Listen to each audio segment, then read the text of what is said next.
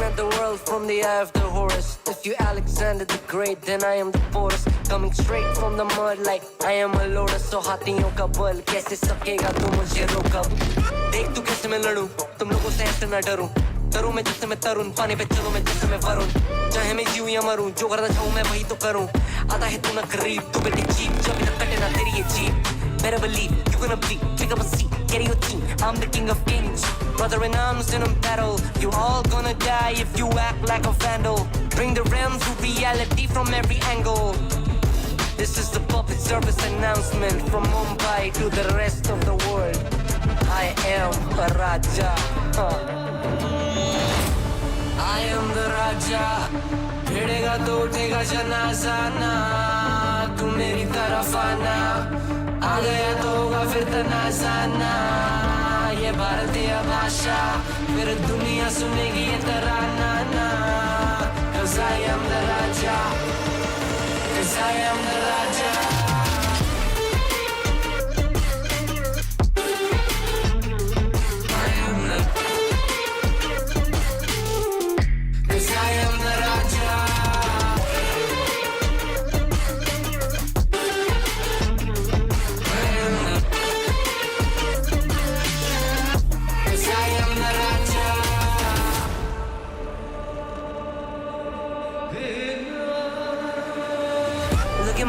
What do you see? I'm more than average man. I'm a maverick, I can grow flowers on a barren land. Break a mountain with my bare hands and step back and cause a literal avalanche. Should've been about us traveling. आज तो बुझाएं मेरी जैसा मैं tarantula. ना है कोई तोड़ मेरा जब से पूर्वजों का ज्ञान मिला. मेरे जैसा मिलेगा कोई ना तू और चाहे जो भी था सबकी कबर मैंने खोदी. क्या तुम लगाओगे बोलियां कम पड़े गोलियां. चंद्रगुप्त में मौर्य या किला तू लोरिया. Come to me and you just gonna die. That's really a given. I am invincible and you are invisible. See that's really a difference. Get out of my way or leave the world. The choice is yours. I don't kill my enemies, I play with them. That's what the toys are for. From Mumbai to the rest of the world. I am the Raja. भिड़ेगा तो उठेगा जनाजा ना. तू मेरी तरफ आना. आ गया तो होगा फिर तनाजा ना. ये भारतीय भाषा फिर दुनिया सुनेगी ये तराना ना. 'Cause I am the Raja. 'Cause I am the Raja.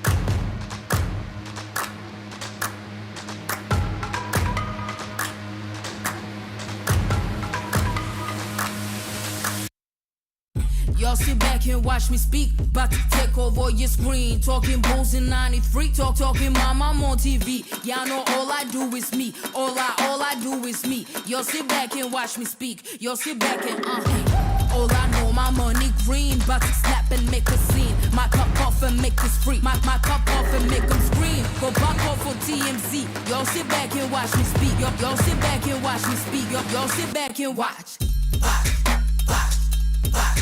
Watch me. Watch me. Watch me. Sit back and watch. Sit back. Sit back. Sit back. Sit back. Money long, nothing on credit. I got style, don't catch no feelings. All this bread, ain't got no lettuce. I got style, don't catch no feelings. Watch me. me. Sit back and watch. Sit back and watch. Sit back and watch. If it ain't got style, I ain't with it. I ain't with it. If it ain't got style, I ain't with it. Look, look. If it ain't got style, I ain't with it. I ain't with it. If it ain't got style, I ain't with it. Look, look. Look, look. Look, look. Look, look.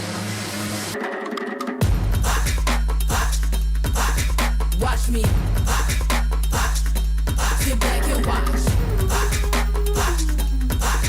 Watch me. Sit back. Sit back.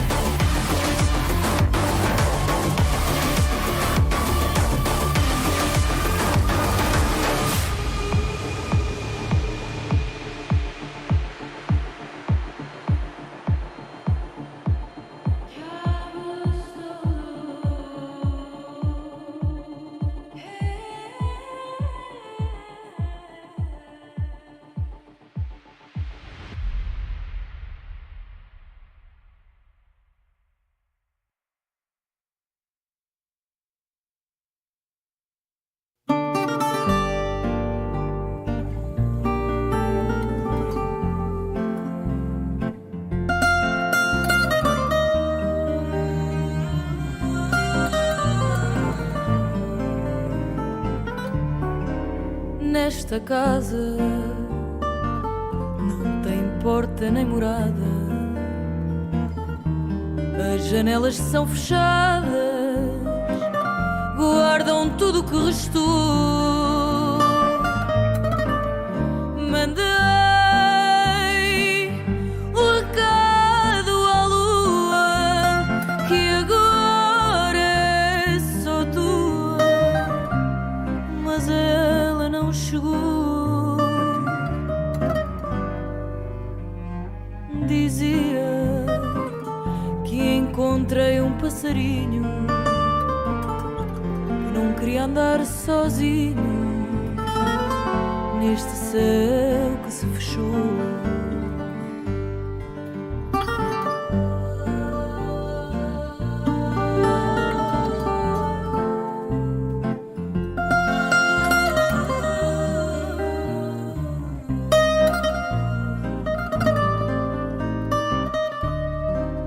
Nesta casa não tem porta nem morada,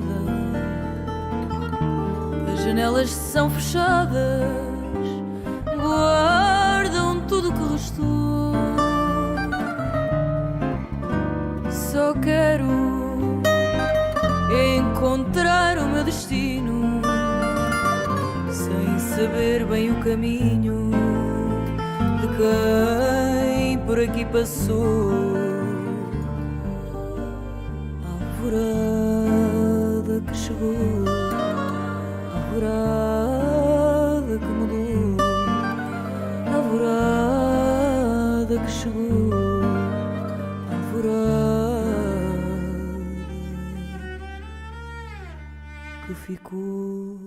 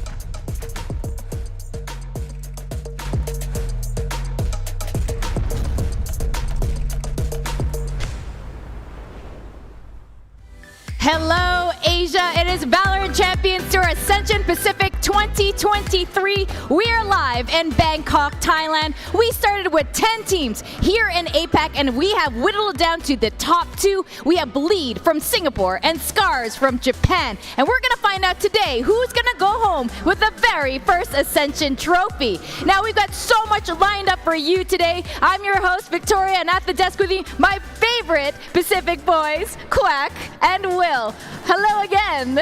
You know, we know we're her favorite because there's no more desk after today. So this is the final statement. Let it be known we are her favorite panelist. But the most important thing, like you said, we're down to 2 teams, and one of them will take that spot going into VCT Pacific. And it's such a big thing, too. I mean, we've been talking about it the whole of yesterday. I mean, even backstage, right? Just thinking about how much this could change so many lives just by making it through Ascension Pacific.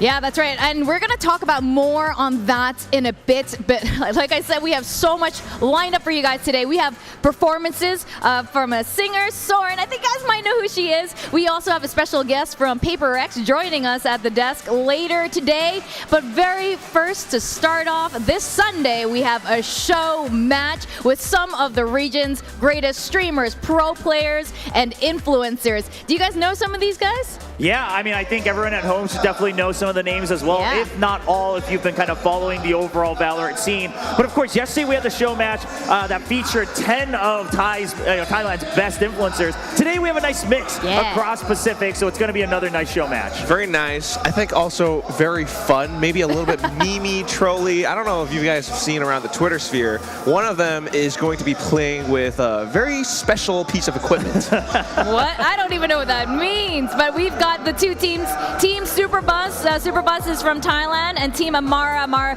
flew in from the Philippines, a really lovely streamer, cosplayer. And yeah, we got their teams here. We've got Sun from Indonesia. He is also known as Indonesia's last hope. We also got Mei Yi, who is actually Indonesia's last hope. So many last hopes of Indonesia. But she's the actual. One's the fake one, and then the other's the real one. She's actually a Game Changers player, and she's going to be part of Open 3 for the next Game Changer split, right, Quack? Yes, which is going to happen really soon after this, actually. The open registrations just went out, and at the same time, you know, she could make it all the way through, and there's where you get your actual Indonesian last chance.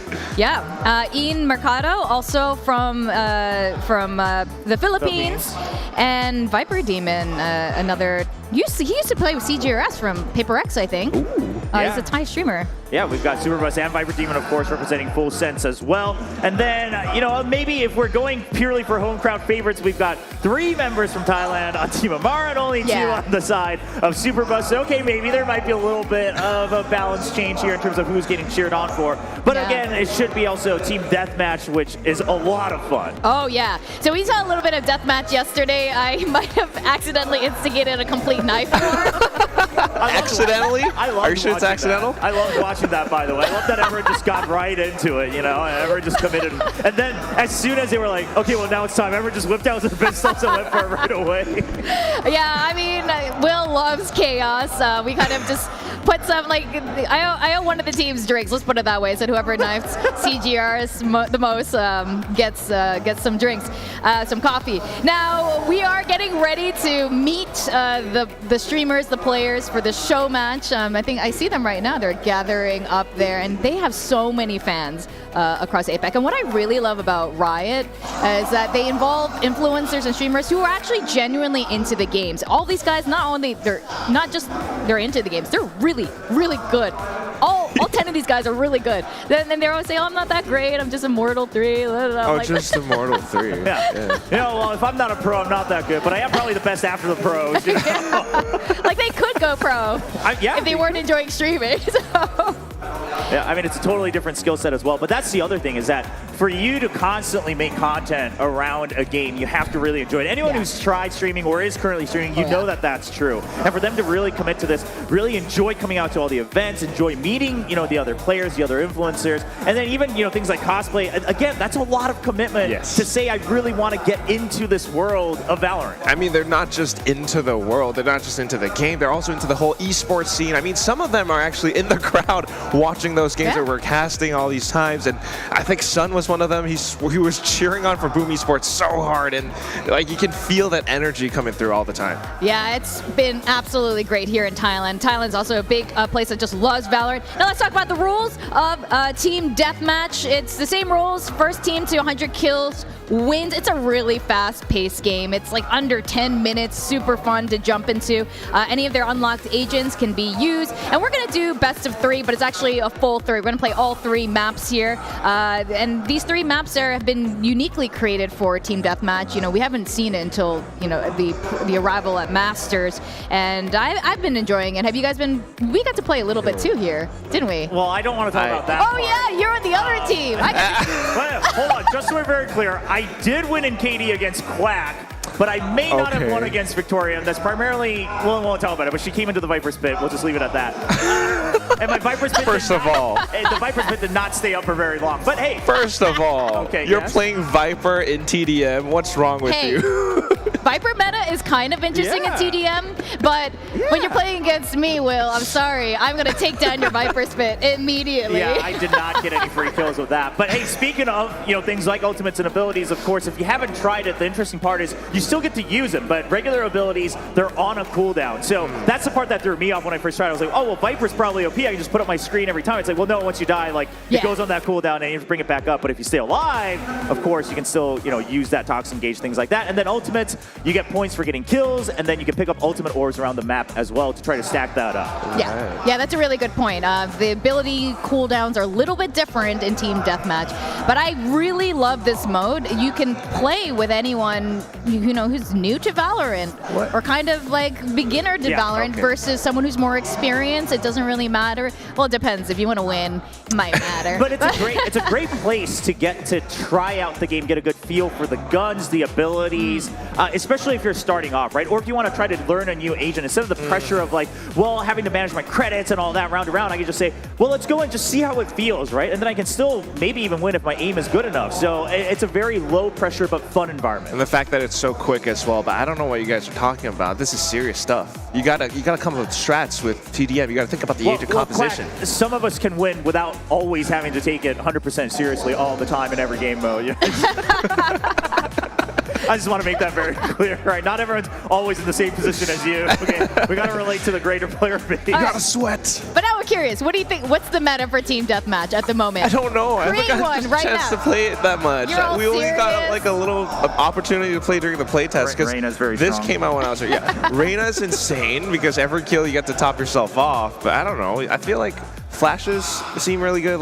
Phoenix probably is another fun one. But get fun with it. I want to see Sage, prop yourself up on a wall, do something insane. You want to know what's fun is using Astra and putting up the Cosmic Divide and then denying also your own team from kills. And the game just stops for a second and you're like, well, okay, I guess nobody's getting kills across the map. I really hope someone plays Sage. Sage, you're right with the walls and the slow up. Interesting, but the res. The thing is in Deathmatch, Team Deathmatch, you get resurrected right away. No, it's almost like a useless. Yeah, because you just get res right away. You can't really run up. You don't have the timing to run up and get that ultimate. Actually, if you get resurrected, I think you still have your skills, so that could be interesting. Maybe there's one benefit. Deadlock's fun to try out here, except that her whole, the sonic sensor's not quite a place for it because everyone's running around. They will just get trapped all the time. And you're probably not getting to stay alive for a lot, but the walls and things like that. And then actually the grenade that she can throw that makes, you can snare you, make you crouch. Again, it's all about speed in Team Deathmatch. You want to run around, you want to get the swings, you want to get the kills, suddenly stops the tempo. Wait. All I'm hearing, this is coming from the guy who said we should have 3 duelists in Pacific. Are you saying 5 duelists for TDM? Well, okay, let's just be very honest. That's absolutely the meta right now. Let's just be very honest. Yeah, that is correct. But again, here's the thing is that like no one's like useful or useless in TDM. At the end of the day, it is a game mode about getting kills with your aim, but the abilities are there for you to have a little bit more fun with. You can test it out and maybe just get used to your own timings for things like curveballs or leers on the Phoenix and Reyna. This is, if you're like, well, I want to learn this agent, this is the mode to go in, because you can just constantly throw that curveball round after round. Yeah, I actually foresee this developing over time. People actually playing as a team and not just running in like any old deathmatch. There are ways to coordinate with this. Obviously, if you're going with an initiator, going with that flash and someone else peeking there, you can totally do it. Are there like orb placements throughout the map and you can pick up weapons? Yes. Right? Yes. So what if you're a Sova and then you just create lineups specifically for those pickups? Think about it. All right, we are going to think about it, but let's go over to the walkout, see the show match walkout. I think it's going to be pretty fun. We saw some good ones yesterday. Over to the stage.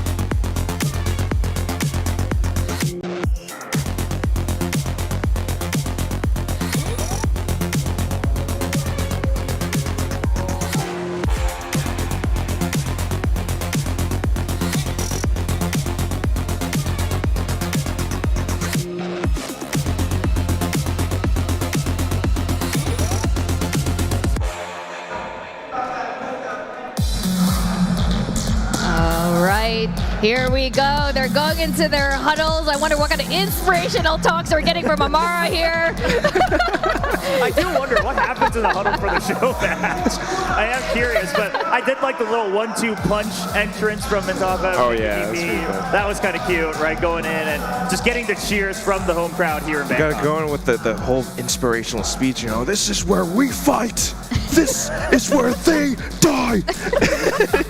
Oh my goodness, wow. Quack. Well, remind me to never try to get on a team with Quack for a show match, because that's not the pressure I want. Our arrows will blot out the sun, and we will fight in the shade. Oh, you've been waiting for this moment. You've been waiting for this moment to get one show match under your belt. I want to play a show match one of these days. Honestly, I think that's my favorite part about this, is that this is a great way to just get more people involved, right? And just onto the scene, get a little chance to play on stage. I mean, everyone dreams about, well, like, what does it feel to play a game on stage, whether it matters or not, you know, whether it's high stakes or not. Like, can I have a little bit of fun with it? And you know, it's just a great way to bring in these influencers and get that chance in front of the whole crowd. Yeah, because it's a very different feeling. When you're playing at home, it's comfortable. You don't have people really, you know, watching you physically, maybe digitally, sure, but like on the stage when your opponents are right, you know, in front of you, it's a whole different feeling.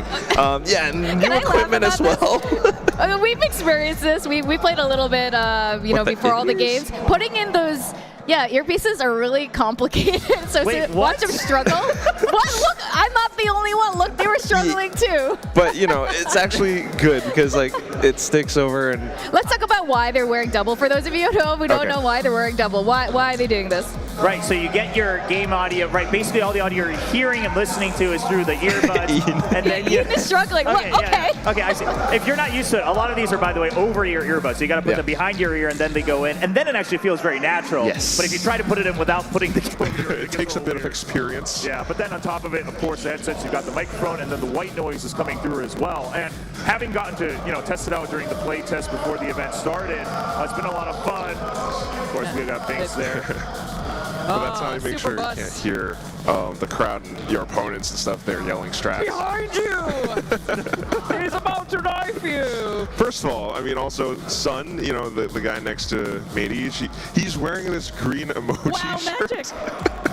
Magic tricks. Yeah, I feel like I like their outfits today. They're definitely here to have fun.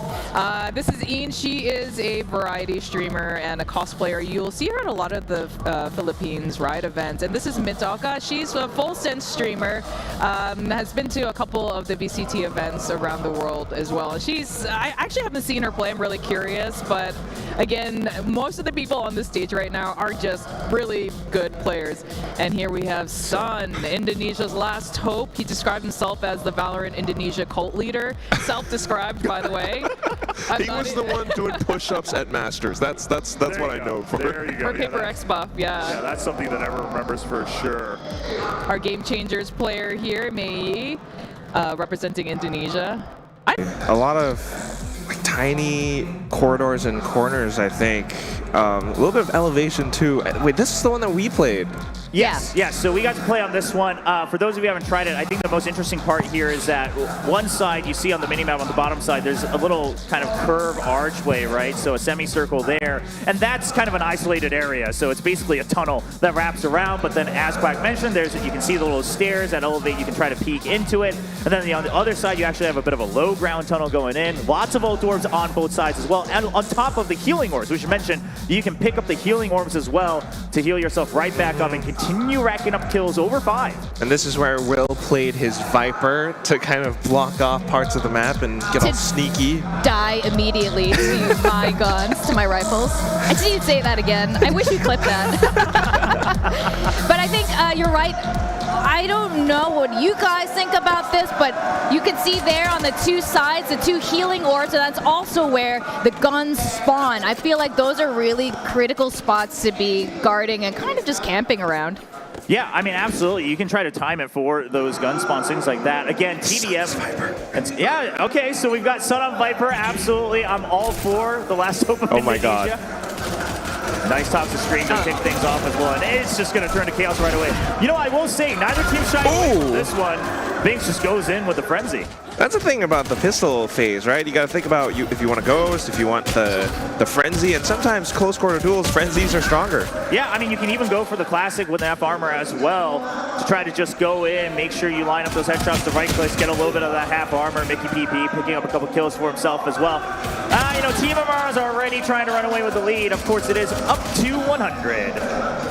And that's a big lead that you want to have as well. The more kills you have, the more you get to chain up, the more map control you go for too. But look at how they're all fighting. Using utility, Sun, damn. He's the one with the special equipment, by the way. So for those of you who don't know, if you have seen his Twitter, he's playing with like some weird office equipment, sort of Logitech, I don't know, like mouse and keyboard. Very basic, yeah, very basic keyboard and mouse. Not gaming, you know, not gaming mouse and gaming keyboard. You can see Team Amara is pushing up really close to their spawn point. I feel that's really dangerous in Team Deathmatch because they spawn immediately. If you want to really win, you could just kind of camp behind your halfway point and wait for them to push. You don't actually need to push all the way to the end, but it's so tempting in Team Deathmatch when the adrenaline is running high. Yeah, and we're already seeing into stage 2, so you get a couple different choices here. Of course, the Sheriffs come through, and then the Spectres and the Stingers as well. And so, for those of you who don't, who haven't gotten to try it, just to help explain a little bit, there's 4 stages, and it's all time. It doesn't matter based on kill number, it's just a timer thing. Once you go into it, you can pick up the next round of weapons, all the way leading up to stage 4, which goes to Phantoms and Vandals. We can also see that positioning is very important in this game mode. If you run too far out in the open, nobody's watching your back, you could get shot. And Binks is actually just like walking all around the middle of the map, just constantly throwing up dizzies, just wreaking havoc with the Stinger here. Eventually, finally goes down to Viper Demon, and it looks like Team Amara trying to claw their way back in. Yeah, a little bit of damage coming up from Mickey P as well, and then now Mubarapa. They're all over the place. I mean, but here's the thing. If you're watching, you're starting to get a feel of like, okay, this is how quick TDM is, right? I mean, you just go in, rack up 100 kills, get out, go into the next game. That's the best part about Team Deathmatch for me. And suddenly, it's going to be Superbus in the lead. Amara kind of dropping the ball a little bit, especially on the left side, because that's where the elevation is, and Binks keeps throwing out that dizzy, right? He's sneaking underneath them. Yeah, I mean, Binks is actually just throwing and taking actually so much space. I've never seen a TDM match of someone taking so much control of the map. Binks from behind takes out Sun. but he will get traded right away. We're moving on to stage 3 already. Siege wall. Yeah, Bulldogs and Guardians coming out as well. Oh, nice Another Dizzy play. The Dizzies have been good. Binks' Dizzies have been good. Sage Wall making everything even more close quarters. Mickey P can't get that kill. And Mendoza just moving on to the Ghost. Looks like might have been out of ammo. And you can run out of ammo quite easily if you're staying alive for a long time. I didn't know that was a thing. Okay. Yeah, I mean, just look right now, right down to the second to last magazine there. Ooh, blades.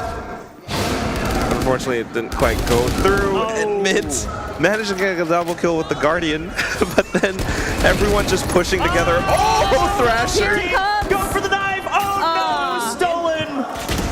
We saw Boomerappa coming to look like apologize for a little bit on that free kill. But look, his thrash is still up. He picked it up. Oh, and he goes down. I was hoping we would get those knife kills in, but it's not going to happen just yet. Superbuzz is way in the lead right now. I don't know if Team Amara can catch up. Yeah, it's actually starting to look like they're running away. The judge pickup. Man after my own heart.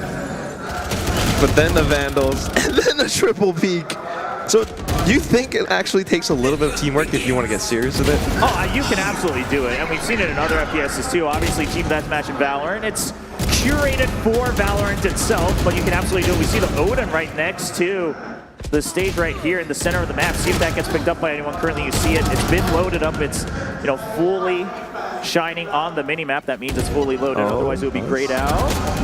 Superbus not picking up just yet. Now, here's the thing. You can, pick that up right before you die to the dive from the enemy team as well if you want to get serious. Something to consider on the weapon spawns. But of course, right now, it definitely seems like the Vandals are the far superior choice. Everyone's going for headshots, of course. Single tap, and that's all you need. Oh, tops the screen, comes back up. See how long this one can stay up. Binks, he's been doing really well, just taking control of the map overall, but this time we're starting to see Superbus clawing back in. Binks. A bit of aim, but now low HP. Yeah, only 9 kills away for Team Amara. And that's down to 7. Oh, okay, not going to be another one. Gets stopped in their tracks for now, but only 6 points away. Superbus, Team Superbus, what can they do to stop that momentum? Oh no, it's not much. 4 kills left. Amara goes for 1 and 2. Only 1 away from the 100. It's going to come from Binks. I thought Superbus was in the lead at some point. What just happened? Yeah, it just got swapped right around on its head, and looks like it's going to be a 1-0 lead for Team Amara. Of course, we will be playing all 3 maps. There are currently only 3 maps here for Team Deathmatch, but trust me, it's plenty of fun with just the 3 already. Surely, but I'm also just going to say that that's Sun's equipment kind of coming into play. Listen, a true master of their craft does not blame the equipment. Okay? You don't blame your tools? No, you don't blame your tools. You learn to adapt. All right, this is what we talk about during all the professional matches on stage as well. You gotta learn to adapt mid-game, game-to-game. Look at that keyboard. Come on. Well, who's controlling the keyboard? Okay. All right. I mean, listen, General Sun, I didn't tell you to use that keyboard. I might have put that like on your tweet, but just to add on to the numbers, but I didn't tell you to use it. I'm going to give Will a bad mouse and keyboard next time and see how okay he is with it. Hey, we know how Will plays, though. Yeah, but here's the thing. When you already have bad aim, it doesn't really change much for me, does it? You merely took the bad aim, but I was born in it. Right? Molded by Yeah, I was molded by bad aim and high sense. For anyone wondering, I'm a true wrist aimer, to the point that it's so high that I don't hurt my wrist at all playing VALORANT. I guess Sun is as well, because his little mouse pad is the kind that comes with the wrist rest. Oh, nice. All right, seeing another Rays being picked up. I'm curious to see if they'll try out some other agents. That's my favorite part, is just seeing how different agents work on TDM, getting to get used to some of their utility. Someone was actually telling me this might bring on Reyna into the meta a lot more as more players get used to playing Reyna. Because here's the thing, you couldn't practice your utility in the training room before because the bots don't have souls. But now you can practice the dismisses, you can practice the heals, things like that, and the reaction time for it. Bots don't have souls? How That's so... KO would really be so sorry, offended. That's true. KO has a soul. Yeah. What's going on here? Because KO was a person before, right? Yeah. Sorry, I'm not quite He's up not to a date on my training lore. bot, so... That's true. He's not a training bot. He's already been trained himself. All right, going on to Casbah. The map inspired by Bind, so we're seeing a lot of that sand in the middle of the map. This one is much more close quarters. Like, all of TDM's already pretty close quarters, but this one, like, out the gate, you're just in the fight nonstop. Is it like a lot bigger? I haven't played much TDM because it came out while I was in Bangkok. Yeah, actually, yeah, you were already here, you're right. Well, it's simply that you come out and already there's like boxes outside of each spawn. By the way, of course, the map is absolutely symmetrical across each side. So no matter which team you're on, like no matter which side of the map you spawn on, you don't have to like get used to it again. The left side, for instance, on Casbah, out of your spawn, will always have the long crate, and then the right side, it will face the other team, things like that. So Casbah is interesting. I think a lot of the orbs are here right in the middle, inside this little tower here. I see a lot of teams try to get control of this central point. I don't know if this is what they're going to do, though, or if they're going to be doing more crazy Viper plays. Yeah, we got Yor and Phoenix up here, too. Oh, Bing's continuing with the Gecko. I like it. Sun just picking up a couple early. Actually, only 2 kills so far. Things have started pretty quiet. That's what you say, but in the matter of seconds, all of a sudden the kills start racking in, and we've got about 10 Sun hitting shots at the Ghost. Yeah, and I'm seeing some Stingers already spawned on the map. Sheriff's in the middle as well. See if those come into play. Oh, it does look like Team Amara is going to maybe pick that up for themselves. No, it's Team Superbus at the top of the map. Picked up a Stinger, but going to drop it right after on the side of Viper Demon. Lost control, because that's the thing. When you go in for some kills, movement in Valorant is so important, right? You got to stop before you shoot, and sometimes on the run, your Stinger just flies all over the place. Yeah, I want to see someone get like over 10 kills in a row. You know what I mean? Like get the ace and move it on forward, because of course, respawns are pretty quick. Oh, they don't suspect it at all. They've all run through, but it's only a Ghost. One. The Blaze Wall wait. Oh, saved by their teammate. Good for a, oh, she dicked him. Mint on fire. Look at her. Yeah, Mintdog with the Sheriff double kill right away. Has that nice new skin line as well, the new Frontiers. Stingers coming in action already, stage 2. Just look at how quick the game mode is, though, right? Like, we're just talking, and already stage 2. Stingers, Spectres coming into play. This skin, by the way. I like it, yeah. Barappa with the new Frontier skin. Especially when you inspect the weapon with it. Some of the animations are just so cool. But Stingers at close range. I see what you mean now with this map. Yeah, Stinger, especially in the central areas, it's a lot of fun, very effective. Oh, you got faked out. Fake. Mara gets 3. Oh, Amara continuing to live on as well. No, eventually the kill feed. Yeah, Main takes Amara out. Bing's just trying to get some control, but not going to happen. But yeah, I mean, you see how chaotic it is. If you want to stay alive in the middle, from the sky. He got PP'd. Right up top of each. Stinger for now. Yeah, the Bulldog not going to do you much good in the middle of the map. That's the thing. I feel like this could be one of those maps where you have the Raze and the Judge, perhaps, and you're just blast packing everywhere. Oh, absolutely. Yeah, you can fly around in the paint shells. There's the Judge. Yeah, mollies and things like that do a lot of good jump from. Oh! Flank. Kind of lined up. Yeah, things quiet down just a bit. I think it's also dangerous to kind of hold a forward position on the map, because that's where opponents spawn, right? And if they all push out together, it's so difficult to, kind of hold your ground against like multiple opponents. Oh, the fake out. Yeah, the fake out works once again. Sun trying to do some work, trying to bait them in with the Judge, but Come on. Oh, Moshman, these guys go. Oh, he jumps. The wingman comes in to support. And while that happened, Viper Demon's flying up in the air. He's getting more Amara as well. Oh, Bladestorm battle. Just letting Superbus Let's go, Amara. Nice kill, waits for it. Oh! The refresh, I mean, this is ultimate you can keep up. The Tailwind's back. One more. Oh, no! Oh, man, so close. Oh, this map's a lot closer, though. 57 to 57. About to go into our rifles. as Bulldogs, the rifles now coming in. This is a much closer match than before. Both teams kind of tied up 61 to 62.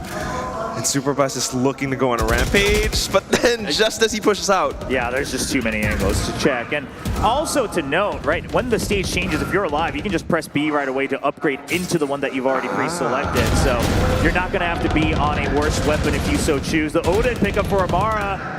She just wants to stay alive with this one. But you can see that Team Superbus is actually coordinating a bit here. They're grouping up together, whereas Team Amara is kind of just running around, spread out. That's interesting. I want to hear their comms. Yeah, you know, it's almost like, it's kind of a preview of the Grand Finals match, right? One team sticking together the whole time, one team taking individual duels. Exactly. You know, if you've been watching, you know exactly which is which. Are we going for this? Are we going for it? I mean, where's he going, though? Where's he going, though? He's gonna fake him out. I don't know if he has this quite lined up. Binks is going to take some kills off of it. Okay, comes out of it for the revenge.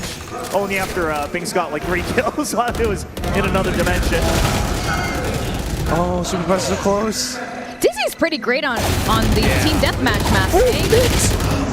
She just... She gets Wow, 4 kills on that fight.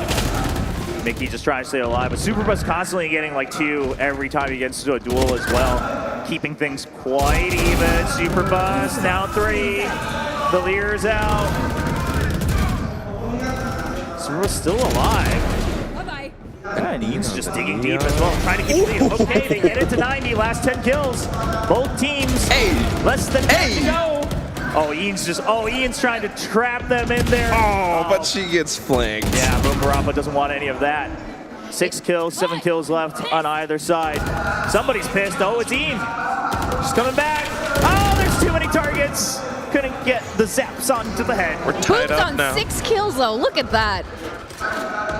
3 more, 2 more. Oh, both teams, 2 more. Oh, 99 for Superbus. No way. Here, no, gets shut down. Oh, son! Oh, man, it's the Yoru. That was so close, neck and neck.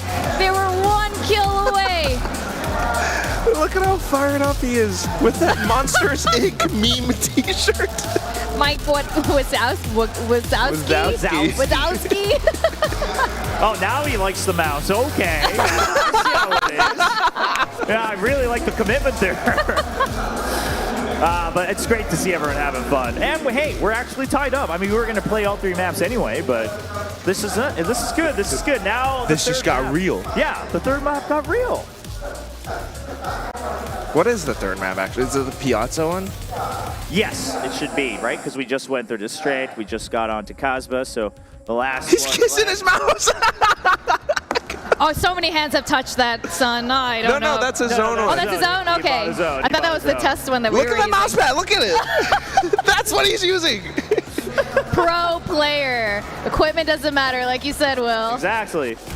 A player that represents the people, right? It's not the equipment, all right?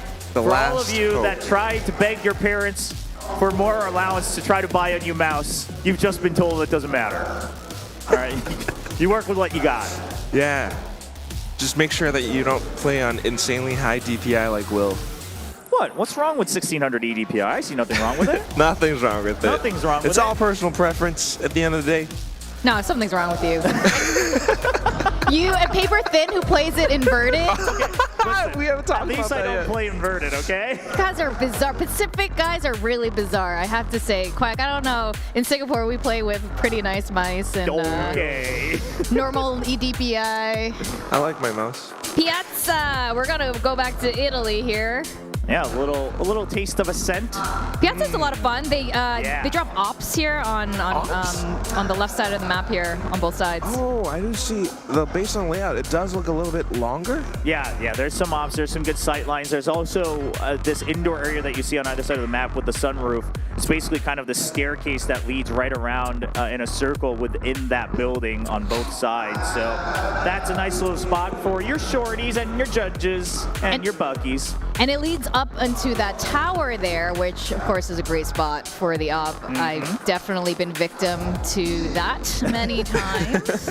Yeah, those buildings, great places for agents like Vipers, Deadblocks, things like that, where you can just trap people in. Oh, I hope we see some deadlock. Yeah, I believe it said that, right? All the agents that have been out are allowed during the show match here for Team Deathmatch, so curious to see. That would be fun.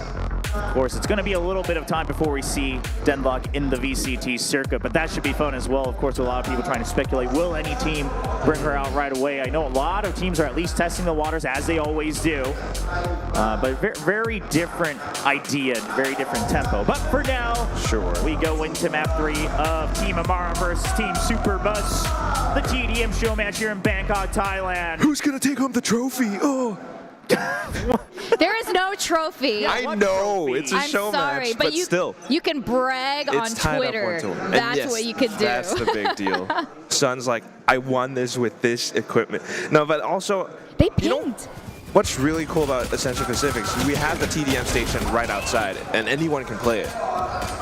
Yeah, that's right. I mean, we got to experience that ourselves. You can see them crowding up in that tower area now. They actually pinged it, and our Team Amara is trying to... Strat? Yeah, they're trying to strat. Mint! Yeah, they're trying to go together, and Mintaka is going to be the beneficiary with 4 kills. Oh, tries to follow the frenzy running gun.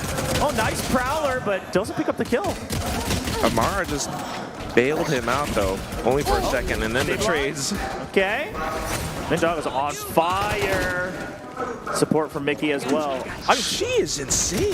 Yeah, and Team Amara, like overall, they're definitely playing as a team. They're setting up for trades like non-stop. Amara now coming out from the side. And just as she pushes up, she doesn't check the back, so May will be able to catch her. All these frags are coming from the ladies right now. They are hard carrying their teams. Yeah, just absolutely fragging out. Ooh, Shorty? 18 kills, the Shorties are out, and Sheriffs are back in play as well. Mint! Again! How many kills does Mint have right now? Can we get a scoreboard check? Or not even? I mean, surely it's quite a few. The Buckies now coming to play as the scene changes. And Team Superbus, okay, answering back as soon as the weapons get upgraded a bit. You know, we've seen some teams that fall trap pistols but get better in the future rounds. It's just about the same idea. And this is where you could also see it's not all just down to aim. Because abilities are in this TDM game mode, you might be able to pick a chamber, but then you get flushed out because of raises, paint shells, and whatnot. Ooh, Dizzy again. The Dizzies have been great to this TDM. You love to see it. Ooh, oh, Sun tried to go for it. Boom Barap has been... Oh, the Sheriff did try to stabilize, but... Let it rip! Why fire only one bullet at a time when you can just hold the trigger the whole time? Oh, the nice dismiss to avoid that boom bot as well. It's things like that, right? Like, this is where you will start to see, like, people figure out their own tech. Well, yeah, in that case, you know which one's the fake. The one staring at the wall for an extra couple seconds. Yeah, the Ares just got stronger than the Stinger as well. We're nearing already the timer for stage 3, so Guardians and Bulldogs will also be in session. The Ares can continue to be bought up with some extra armor. And now he's just getting sprayed through. All right. Okay, there are some wallbang spots. Oh, absolutely. Absolutely. And now surely things slow down a bit. Ooh, Vandal pickup right away in stage 3. On Arena, too. Yeah, Superbus has been wreaking havoc with that rifle a couple times in the past maps. See if he stays alive to make good use of it. All right, across the map, he gets 1 kill, and it's going to be a shutdown from Mint. Oh. Okay, here's a question, though. I haven't played it too much, right? If you die while you have a Vandal, it doesn't drop to the ground. No. It's just gone, which is why, like, you can't just deny it from the enemy team. You have like 5 health, you can just pick it up and die, and then no one gets to use it. Oh, that was really painful. Yesterday's show match, we saw Arena use her ult twice, get killed immediately. It's just gone to waste. Yeah. I mean, hey, sometimes, you know, you spend so much time picking up the ores, picking up the kills, and then you just have to wait another long while. Well, Team Amara's in the lead. Yeah, by quite a bit. You know, that's not the outcome I would have expected. I thought Team Superbus was gonna win this, but Amara's team has proven me wrong. You know why? It's because it's Mint. Look at how many kills. Just keep your eye on the kill feed. Mint is insane right now. She's just fragging out right now. I mean, again, on the kill feed, Mint with the Gecko. And we're hearing that Dizzy popping off non-stop as well. Boom Barapa trying to claw their way back forward. But oh, showstopper. I mean, Team Amara is just staying ahead. They have no plans to let go of this. And Binks is going quite insane as well. Mint's still picking up kills. I just want to follow the Mint. Well, POV right now.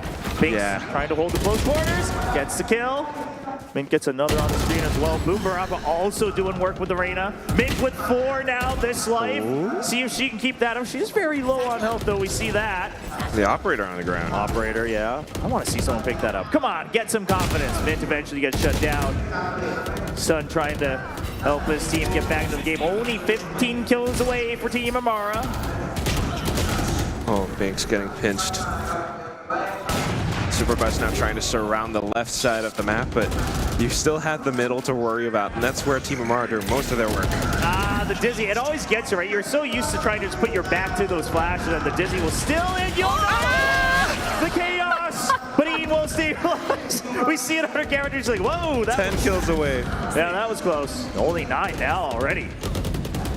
Team Superbus is climbing a little closer now, but I don't know if he can close this out. It is doable. Superbus, Empress, oh no! The cruise continues, Empress can't get extra kills. Only trying 4. to control the map, pushing up right now. Oh! 2 in a row. Amara tried to knife her. Yeah, and he just runs away. He runs away. Mint's trying to close things out. Only 1 kill away for Team Amara. Who's going to get it? It's not going to be Mint, but it will be Binks on the raise. And ladies and gentlemen, when it was tied 1-1, it's going to be Team Amara with the show match win. Both teams look like they've had so much fun, though. Look at the smiles on their face. Team Deathmatch, something about it. It's always fun. Personally, for me, when I'm in that game, it's just absolute chaos. You can't really do anything except laugh about it.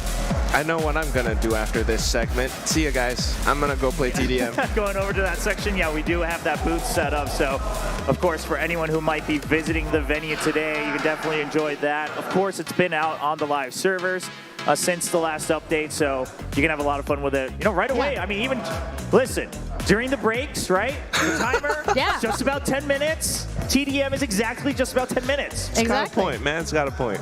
It is. It's super fun, and it's I don't know. I love it. I love TDM. It's just so fun, right? Like I think that's the bottom line. A lot of people that I've heard that have tried it have said, I think this is the best mode that has come out as those additional game modes in Valorant, right? Outside of competitive, you just want to get a little, like, there are days when you want to play Valorant, but maybe you don't have enough time, or maybe you're just a little tired. You know you're not in your best condition to play competitive, and you're like, do I go? I mean, Swift Play's done well so far, but then now you can just boot up TDM, get like 4 games in half an hour. I was just about to say, like 3 games. The development teams are knocking out of the park. I mean, you got these crazy new agents. The skins always look great. And then you got Swift Play, now TDM. Oh, yeah. I want to play. It's crazy. I've been playing much, much more of that than ranked, to be honest. Because it's like, I only have time, it's just 1. You don't feel guilty going to 1, but you end up playing 5, and it adds up to a full game anyway. But look, I love TDM. Clearly, so do all of these players today. We're going to go over to the stage. I believe we're going to have an interview with the winner, or actually both teams. There are no winners and losers today. We're just winners. Winners and winners. Let's go over to the stage.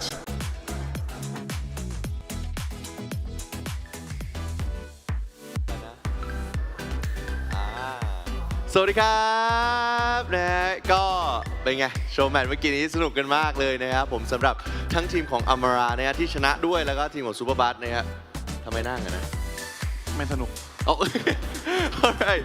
Okay, ladies and gentlemen back at home, we are here now after an amazing show match between Team Amara, who were the victors, and Team Superbus, who just mentioned that it's not really fun to be playing here, but it's totally fine. Of course, guys, both teams, thank you for coming here. ขอบคุณทุกคนมากนะครับที่มาในวันนี้นะครับในรอบ Grand Finals ของ Ascension So I just have a very simple question. But before we get to the questions, it would be very great if we could get everybody to introduce themselves. Starting from the winner side, Amara, please. Hi guys, I'm from Amara. I'm a content creator from the Philippines. คุณอมรานะฮะคุณอมรานะครับให้แนะนำตัวสวัสดีครับผมบูมบุรพาครับจากฟูเซนครับบูมบุรพา from Full Sense สวัสดีครับมิกกี้ครับมิกกี้พีพีปองภพครับมิกกี้พีพีนะฮะสวัสดีค่ะมินูก้าค่ะมินูก้า Hello guys, my name is Binks. First of all, I love this crowd, and I'm a content creator from India. ก็มาจากอินเดียนะครับสำหรับคุณบิงส์นะครับเรามาดูฝั่งนี้บ้างกันดีกว่านะครับผม and let's now begin with this side สวัสดีครับผมซูเปอร์บัสครับจากทีมฟูเซนอีสปอร์ตครับผมSuper Bus from Full Sense Esports สวัสดีครับผมไวเปอร์เดมอนนะครับจากฟูเซนอีสปอร์ตครับ Also Viper Demon from Full Sense Oh my god look at the fans Hi everyone I'm Ian I'm from Philippines สวัสดีครับ I'm Wilson I'm an Indonesian caster and content creator as well มาจากอินโดนีเซียนะครับเป็นแคสเซอร์เหมือนกันสำหรับคุณวิลสันนะครับ Hi guys I'm me I'm from Indonesia แล้วก็จากอินโดนีเซียวันนี้อินโดนีเซียมาเยอะมากนะซึ่งวันนี้นะครับเราก็อยากมีคำถามเล็กๆน้อยๆแล้วกันนะเริ่มจากฝั่งซูเปอร์บาสก่อนแล้วกันนะครับหัวหน้าทีมนะผู้แพ้โดนไปก่อนครับ and I have a simple question for both of the team captains actually starting off from Super Bus อยากรู้นะครับว่ารู้สึกยังไงบ้างที่ Ascension งาน VCT งานแข่งเกม VALORANT เนี่ยได้มาจัดที่ประเทศไทยรอแปลแป๊บหนึ่งนะครับ so the question was pretty much how do you feel having such a big event especially for Valorant happening in Thailand and of course seeing these amount of exciting fans out there supporting the game itself and of course the esports scene I wanted to know how you feel about it ก็คือผมรู้สึกตื่นเต้นนะเพราะว่ามันก็เป็นงานแลนงานใหญ่นะครับที่คัดเข้าแฟรนไชส์ลีกก็รู้สึกว่ามันก็คุ้มค่าดีที่แบบว่ามีแฟนๆมาซัพพอร์ตขนาดนี้นะครับก็รู้สึกอยากให้มีอีกครับผมภาษาอังกฤษด้วยAlright, so Superbus really loves the fact that there's a LAN event. Offline events are really hard to find, so it's really happy to meet all the fans. And of course, this is quite a big deal, a big step for the league going up to the Pacific League itself. So I think it's really good for the ecosystem in general. So yeah, thank you so much, Superbus. ขอบคุณครับ and for you, Amara. ไม่ถึงพี่บูมไม่ถึงพี่บูม For you Amara สำหรับคุณอมรานะครับก็อยากถามเหมือนกันนะว่าโอกาสในการที่เราเนี่ยได้เข้ามาเล่นใกล้ชิดมากขึ้นกับอินฟลูเอนเซอร์ที่ไม่ได้อยู่ในแค่โซนประเทศตัวเองแล้วเนี่ยจากโซน APAC ทั้งอินโดนีเซียทั้งฝั่งไทยอยากรู้ว่ารู้สึกยังไงบ้างนะครับ So the question is about actually your experience being a part of this show match that includes not only talents from your own country, but also talents from all around APAC, including Thailand, Indonesia, and of course the Philippines. Like, how do you feel so far that you have been here? So far, I feel really excited, and I feel really thankful that, of course, me and my friend Ian, we get to represent the Philippines because, we're pros in the Philippines, and I'm super happy to be able to meet a lot of people from APAC, and just being on this stage and playing this show match means so much to us, and we're really thankful to be here.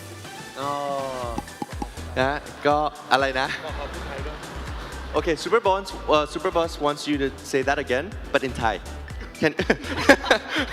I'm just joking that's my job นะครับก็สำหรับคุณอมรานะครับก็รู้สึกว่าก็รู้สึกเป็นเกียรติมากเนาะที่ได้ตัวเองนะครับแล้วก็มีเพื่อนด้วยนะครับที่ได้มาเป็นตัวแทนของทางฝั่งฟิลิปปินส์แล้วก็รู้สึกตื่นเต้นมากที่พวกเรานะครับได้มา participate ร่วมกันนะครับในเป็นเหมือนเป็นครอบครัวใหญ่ครอบครัวหนึ่งแล้วกันเนาะใน region ของ APAC ของเราก็รู้สึกเป็นเกียรติมากที่ได้มายืนอยู่ตรงจุดนี้นะครับผมและสำหรับตอนนี้ครับบอกเลยนะครับว่าหลายๆคนนะฮะน่าจะพร้อมแล้วสำหรับการเข้าไปดูนะครับผม Grand Finals ของเรานั่นเองนะครับแต่ก่อนอื่นนะผมขอขอบคุณทุกท่านก่อนนะครับ and everybody guys thank you so much for participating in this show match I believe the fans loved it and of course I hope you enjoy this experience for the Grand Finals of Ascensions please be there please watch and of course for all of you back at home The Grand Finals is today. It is coming in very soon. So please stay tuned. Don't go anywhere.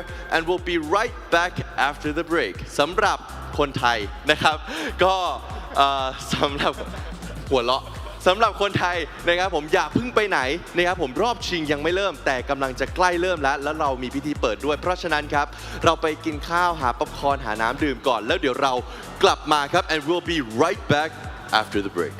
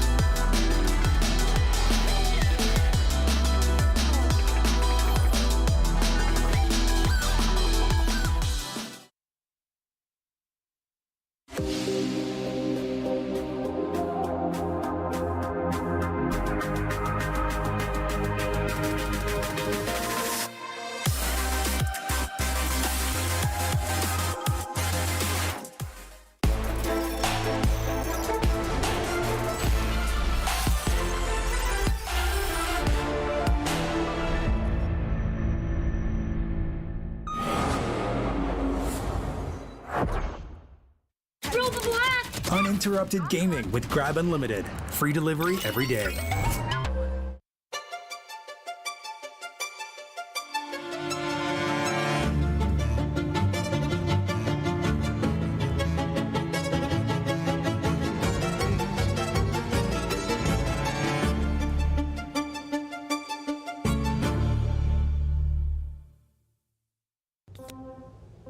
Uninterrupted gaming with Grab Unlimited. Free delivery every day. Welcome, it is VALORANT Champions Tour Ascension Pacific 2023. We are on day 2 of playoffs. We got something special for you guys. We have a show match of 10 of Thailand's most famous streamers, pro players. We got CGRS. I suppose we'll call it. It's pretty important. Okay, Lammy Sex as well here with the Neon. It's going to be able to find that kill. Falls up for a second one. But going to be taken down, just sprinting forward. And Yusuf's on an absolute tear. 3 kills already going to be built up. From the rest of his team, Lammy Snacks getting a quick double. The blast pack up here. Not ready for it is Lammy. I mean, CGRS, one more will do it. The spray coming in, tries the ADS, can't get it done.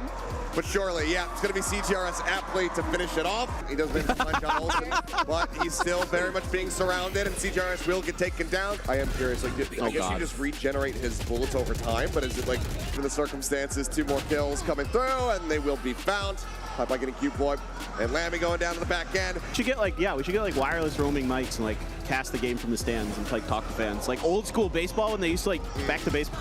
Tied up though, now the lead in the hands of Cute Boy. Starting to walk away with this one. John Olsen on a streak. Gets another headshot, goes for the reload, takes a dismiss. Yeah. Oh, he just keeps dismissing it and they're infinite. Unbelievable. Let's go, John. I don't need to see the Oda. No one needs to grab it. They are just going to rip them to shreds. And Team Cupboy, at the end, they will, in fact, be able to get themselves a round win. So they're not going to be going home completely defeated. Single elimination. You lose and you are out. You don't have a chance to get into VCT Pacific until next year. But if you win, you get to move on to the finals tomorrow for one more chance to get that spot, to take your place. Using the vantage point now, Torneko finds yet another. But look at this spray from Mojer. Just to buy time. He just needs to stay alive, and he's even got to get the kill because he knows Yoshi has to push out. I gotta go back, but he has second thoughts, and he cannot support his teammate. He's all left alone, and Allen will clear up the site, and Scars has finally caught up 10-10. Jemkin could be there. Oh, I like the idea, but Jemkin's also one step ahead. Jemkin's cleared out behind, and it's just an absolute massacre. It's going to be Yoshi with yet another multi-kill to bring the comeback to fruition and take map 1 on Pearl. For this. Oh, they absolutely are. And Allen was not cleared at all. Jaw only looking to the left. Didn't have a chance to quite clear the right side. Allen stuck in front another as Yoshi draws the attention on the other side of the map. Allen with a 4K. They never step foot into A site. How he anchors. He hears them drop. He tries to go for a spray. Get the quadra! Oh, Crystal! He tries to fight back, but that's all you can do. Jaw, you're getting spammed, but he still gets the kill onto the no-commanded KO. And it's another one. Poppy Chulo with the headshot. Now C-Sports keeps the dream alive for the Philippines. Now moving quicker on the retake. Crystal holds down to 1 HP. He can't hear anything. Yeah. Information gained from Crystal 2, dropping out of tower. It's going to be full on. They think it's clear. Can he get more than one? He gets 2 and 3, which will clear out Arcade. Poppy Chulo shut down. Senor Carl. Oh no, the aftershock has tagged him. Allen comes in for another one with the Phantom Wins. Can you do it? And Tora Neko will finish the best of 3. Scars moves on to the grand final, and unfortunately now C-Sports will no longer have that chance to take their place. Just a roar as we're hearing right now here in the stage. Is that gonna throw Boom Esports off? We'll have to wait and see. Bleed versus Boom, a best of 3. Darion gets the kill. You see the shoulder to the Fuser has been killed. Half not done yet, and a headshot for Blaze-King, and that's 3 through the wall. The push from Boom is just too strong as Famous gets the spray transfer, clears out the site. He even goes all the way into heaven. He knows what the mission is. He is feeling it. Famous with 3 in the round already. The spike. Severini creeps 45 and he sprays out for 2. You've still got 68 rounds left, and he goes for another. Not hit by the paranoia. There are just too many bullets as Boom Esports clears the site, and they will be able to take the first map win. The Molly evens it out to 1v3. He finds 1. He finds 2. Can he get the ace? Just playing for time. Famous, you have to hold strong, and he does. Severine goes down. The Empress to push forward, but the COVID just goes down to Shiro. Shiro, he's just gonna try to stick the second half. No! And you can only come in 1 by 1. That's 1, 2, and the third. Scary. 3 headshots in a row. 4 kills for the round. We are going to a map 3. Are they quite aware? Well, now they will be. He tries to jump over and he gets the quick kill onto Shiro. Famous was surely tagged out by the stun. And Nev with the solid extra kill. Open up the site, but it's scary. You can never. They know of each other's position. Shiro with the jiggle, and Scary holds true on it. But Dark covers, cutting up the entire site. He's above them. They do not realize the Blade Storm's good. The Odin continues to grind up all of the members of Boom Esports. And it's only Fame of their day here in Bangkok, Thailand, in front of the home crowd as the last hope moving on to the grand finals of VCT Ascension Pacific. Finally redeemed. And it starts with this one guy, Scary. What's up, Valorant fans? It's Valorant Champions Tour Ascension Pacific 2023. We are live in Bangkok, Thailand, and we've entered the unforgiving knockout stage where we find out who is destined to be the final 4 teams here in Bangkok. The teams are facing off each other for the very first time. Scars from Japan and Fancy United from Vietnam. Before getting taken down himself, Torneko in the meantime, holding it down, nearly got the collapse, but he's got the quick little kill going off that hip fire. Looking to nade, but he's already shifted away, but he strafes. A lot of pressure on him. They're gonna hold the line, and he's just gonna find both of them. Now sends it towards heaven. Does it get the kill? It absolutely does. Give it. Looks like they are. He swings out, and the ace will be confirmed. The Scars get themselves up. A quick start. Showstopper is out, but Yoshi just domes him from backside behind the screens. The flash is through. Doesn't confirm the kill, but Allen certainly does, and in the blink of an eye, there it goes. Start working their way forward. There's the push in, the instant headshot. Torneko finds a third. Drops down to the classic. It's going to be a 4K. As they will not allow for the Thrifty to come through. Scars now moving up by 3. This is possible, but they have to get on this soon. Time starting to dwindle. The swing out. Allen moves his way forward. Yes, I can. Sprays down for 2. Looks for the third. Will get it. Damn close, but Fancy.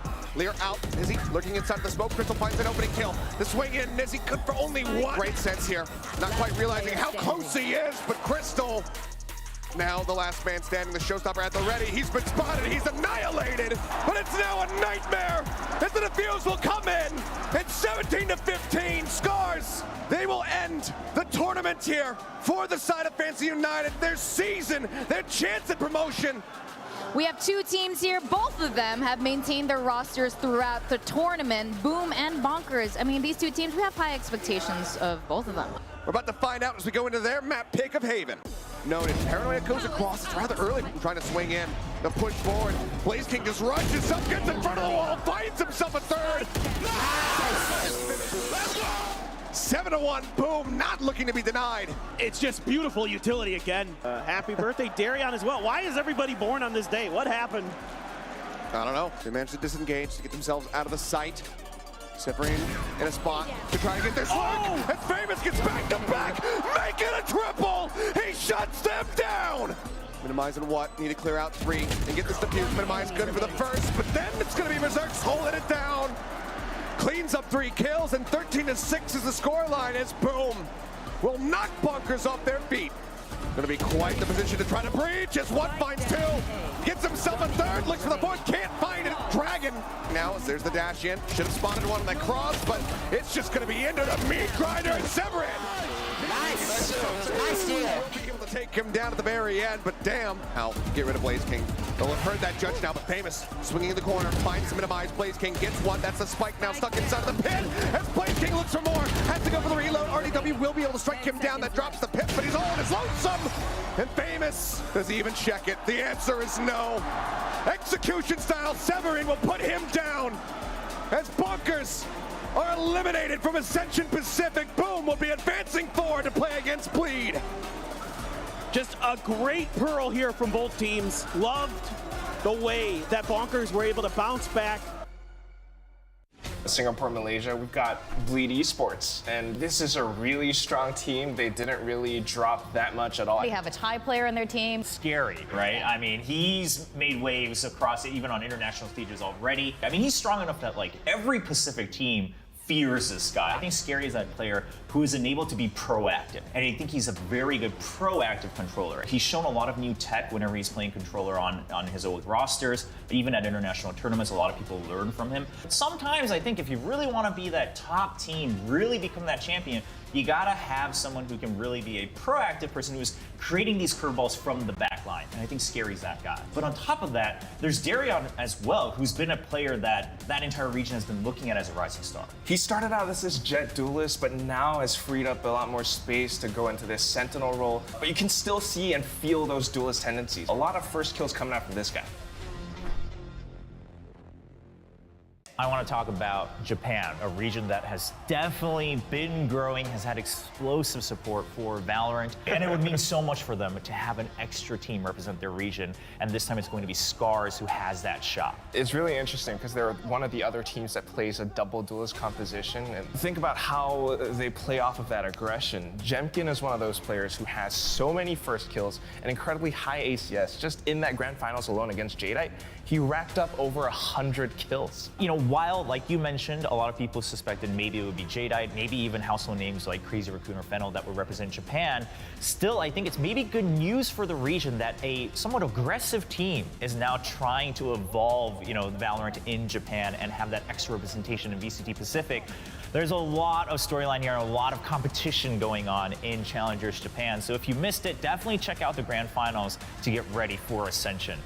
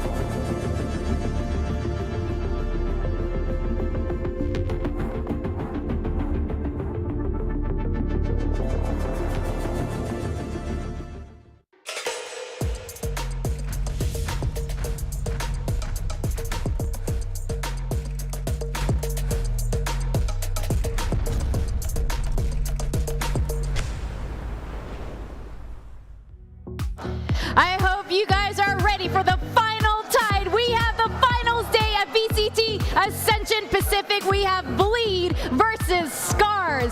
Now, I have something very special to announce to you guys. You may know him. He knows Death really well, so I'm very happy to introduce our special guest here today, Alex from Paper Rex. Welcome, Alex. Woo!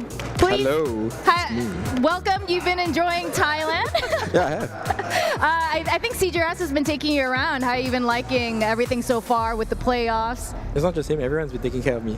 Oh, yeah? Yeah, it's great. But he's brought me some really good food. Pak Krapao, it's my favorite now. Oh, nice. Yeah, he's taking really good care of me. Yeah, the Thai hospitality is really good. It is. So you've been here. The Thai fans love you. I've seen like the crowds and the queues like snaking around the stadium. Yeah, we can see it from here all the way to the other side of the stadium. It's great. I was like, oh, like, you know, the Singapore side is like, well, what's that queue for? And then I was like, oh, it's Alex. I thought it was for club, but I got mobbed. But how have you been finding the playoffs so far? It must be pretty cool to see these teams playing, vying for that spot, maybe potentially playing against you guys in Pacific one day. I've been enjoying it. I mean, I think it's expected it's a little bit scrappy. Yeah. Because a lot of pressure. Like it's so much on the line, you know. It's even more than I think what champions would be. So any teams that really stood out to you as, you know, interesting in some way or another? Scars. I think nobody predicted them to be here. You know? I think they have to speak in English, you know, and it's not a common language for all of them. Yeah. And Jemkin has been absolutely impressive this tournament, so I hope he kicks on again. Yeah, he's been really good. And we have to talk about Bleed, okay? Yes. Bleed is also representing from Singapore here. Yep, that's right. But so, you know, Singapore has been pretty amazing in the VALORANT scene, I have to say. For a tiny little country, we got Team SMG from Game Changers looking really strong. Of course, you guys are champions of Pacific. Then Bleed is now here in the finals. What is it, like something in the water in Singapore? Yeah, it's our ability to hire the right imports. Right? Okay, spoken like honestly. Like me and you. And me. Singapore knows how to freaking good imports. But we have, I mean, just to say, I mean, Darian, I played with him a little bit. He was 15 years old in a different title. I played against Neff many times, and Josie, you know, everyone knows him right now. They're very good players, but yeah, definitely, I think eyes on Scary, right? Yeah. Oh, yeah. I thought yesterday he refused to lose. Yeah. That was absolutely incredible. I think almost at a 1v5, did it? Was it? Yeah, almost. Yeah. That was beautiful to watch. Yeah, he's that player yesterday where we all thought, okay, as great as Bleed is, like if it wasn't for Scary, they wouldn't have gotten to the third map, right? So he brought them over the line. That was the best purchase ever, I think.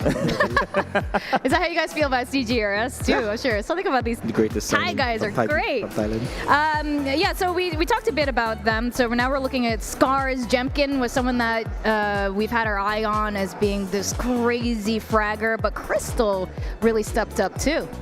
Yeah, I mean, for us following this team now, a lot of people questioned, okay, well, how good can they be outside of Japan's challengers? And two players you mentioned really leading the team, but once Crystal can buy enough time with the frags he gets, we've noticed, okay, Torneko can come online, Yoshi's utility's been good, Alan's been bunkering down. And again, something we talked about a lot, Alex, and I want to get your opinion on this, is that what's interesting is that they're very different from the typical Japanese meta, right? Of take it super slow down to the last 20 seconds. Yeah. A bit more aggressive. I think what they do really well is they take early aggression. So Jemkin's looking for a kill really early in the round.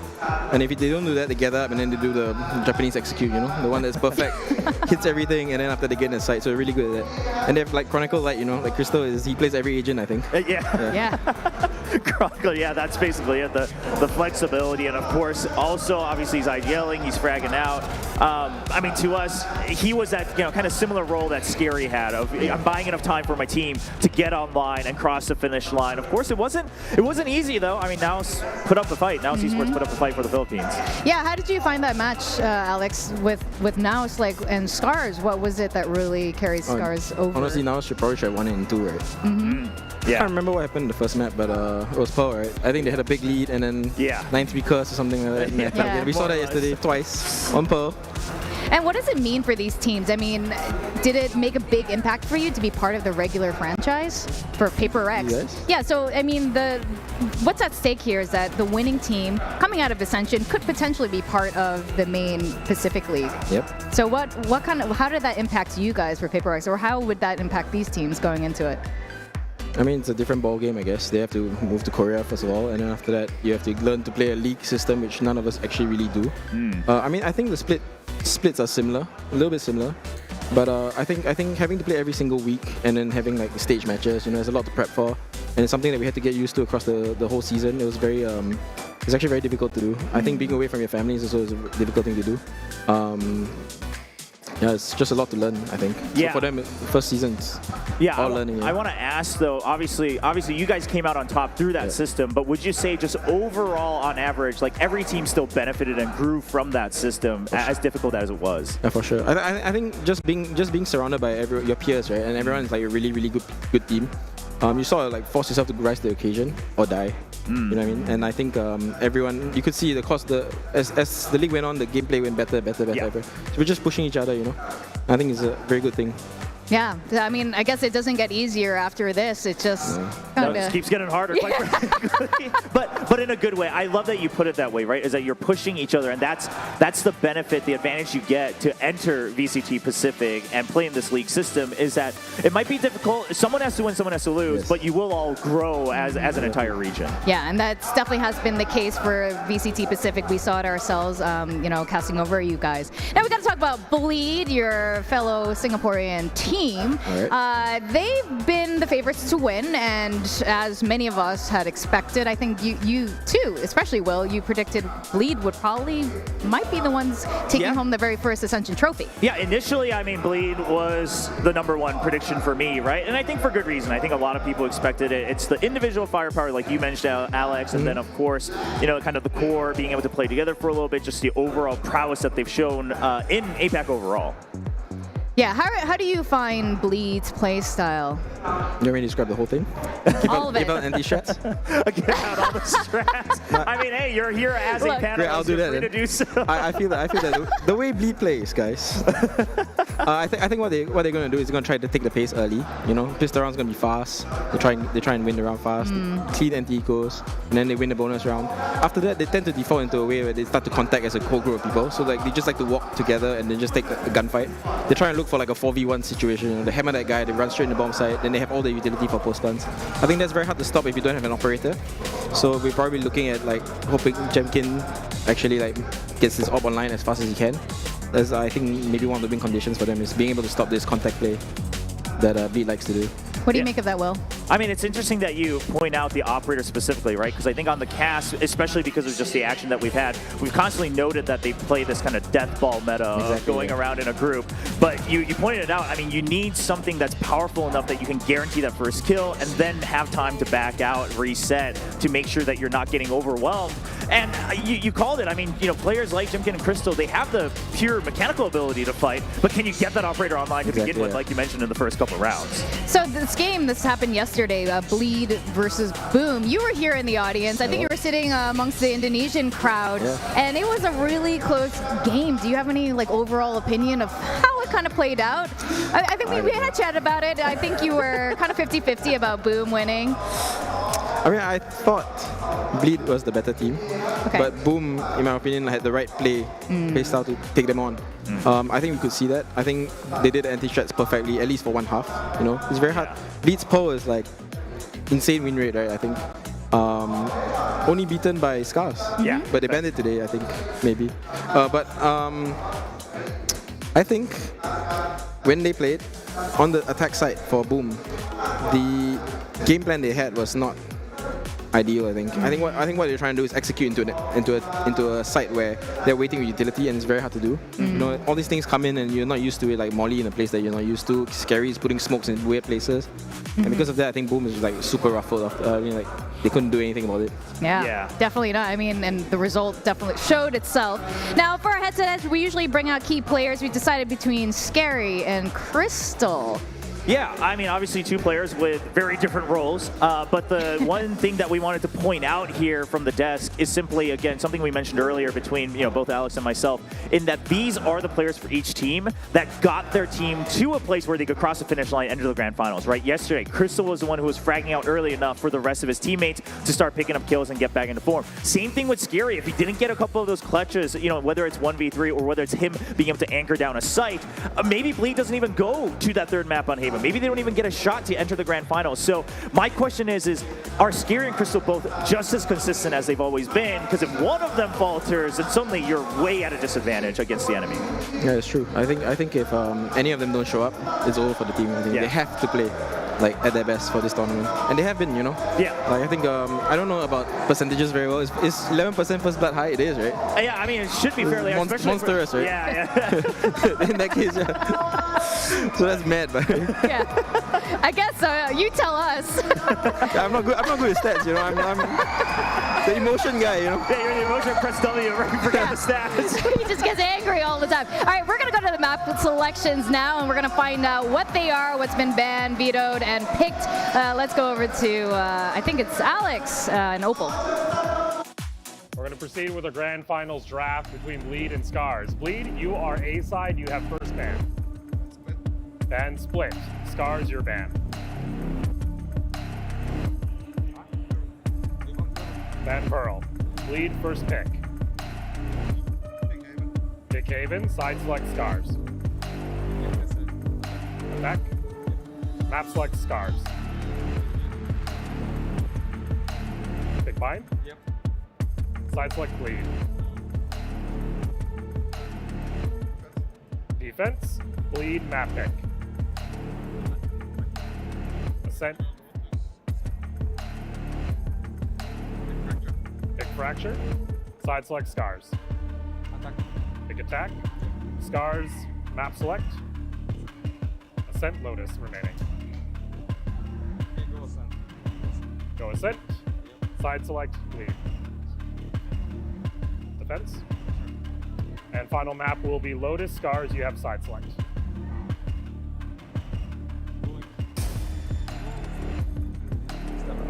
Start attack. All right, gonna review really quick. Split ban, Pearl ban, Haven pick, attack. Bind pick, defense. Fracture pick, attack. Ascent pick, defense. Final map Lotus, attack for Scars. All right, best of luck to both teams. All right, we got our map picks. Alex, what do you make of these map picks? I mean, you called it the immediately banned Pearl. Scars did anyway. Yeah, despite having, taken that first win against Bleed's composition, right? Yes, it was tough. It went to overtime, but they got the win and they still banned it out. What do you make of that? I think it's just respect, right? I think Bleed's a master of that comp. You know, you got to be very, very careful against them. I proved it yesterday. Yeah. Epic comeback. But I think what we need to, what I like to bring up is like Scars is a big attack on every map. You know what I mean? I think in these kind of situations, in grand finals, and there's so much pressure, right? It's good to be able to control the pace of the game, you know, so that it's on you. You know, you can make sure that if things are going wrong, you can speed up, slow down. It's not up to the defense. You kind of play reactive. So I think that's good for them. That's a good sign. That's really interesting. Yeah, I mean, that's a really interesting insight. Yeah. We are going to go to the station. So before anything else, we have to talk about predictions. And do we get Alex's prediction? Is it officially going to go up on the screen? I think we might have to get his prediction. Alex, please. I choose Bleed. Singapore, you know. Bleed. The homeboys. Wait, but is this you talking analytically or emotionally just as the Singaporean homeboys? Both. No, I mean, look, Bleed, the roster has been around. I mean, they've been coaching. Darren has been in the team for like 3 years by now, I think. I played with them enough times to know that they are a good team, you know? And I think that they got it. Okay. All right, you picked Scars. What's the deal? I mean, I think that without even looking at the map draft, I thought they would be able to pick up the pace first. So that's what I was banking on. Now seeing the map draft, I'm actually feeling a bit more confident about this prediction for Scars. Yeah, I mean, it's going to be a tough call either way. Scars has been doing consistently well, but so has Bleed. I did have to go with Bleed in the end, and yes, there is a partial Singapore bias there. I mean, we gotta support our homeboys, like Alex said. With that, we got something really special coming up. I don't know if you guys have you heard Sorn's song yet? Yeah. That she made just for this event. Been on repeat. On repeat. And we've been hearing it here in the arena as well. Yeah, so I'm excited for it. All right, it's called You Already Know by Sorn. Let's go over the stage. We're gonna open the show for VCT Ascension Pacific.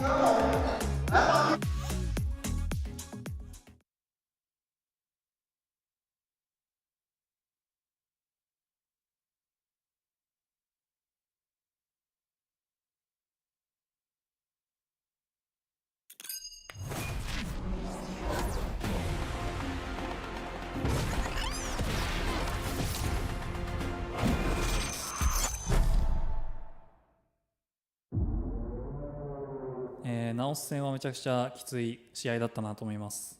Scars has finally caught up, bring the comeback to fruition and take map 1 on Pearl. きつかったんですけど、一番きつい試合はまだ終わってないです。I think it's a bit harder than we expect. As the last hope, moving on to the grand finals of VCT. Even we won that game, but it's still the hardest. 重要なのはどれだけそのパッションを試合とか自分の気持ちにこう取り入れれるかだと思います。We need to play carefully and treat every game like last game. グランドファイナルに向けては重要なことは、何を変えないで何を変えるかっていうのが、めちゃくちゃ重要だと思います。I think they just hit their shot, not anything special. ブリード戦は1回メイングループステージで当たって、負けてはいるんですけど、そこで自分たちのミスもあったし、体調面っていうのは言い訳でしかないんですけど。We just be ourselves, stick to what we have planned for this tournament. We just need to hit our shot, keep ourselves calm. どれぐらいその相手に対して対策ができるかとオーラみたいなのがあると思うんで、それで楽しみにいきたいと思います。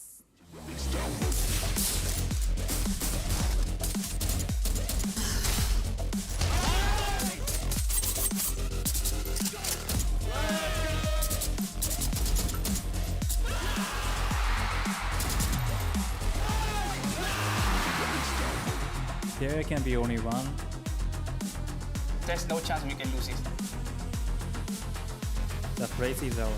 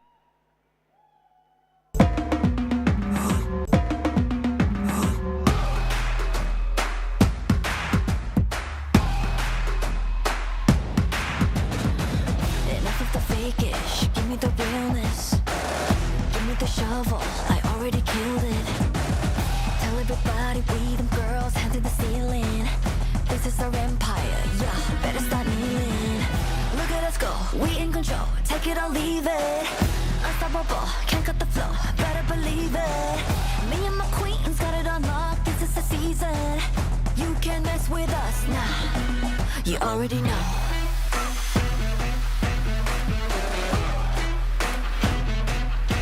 You already know.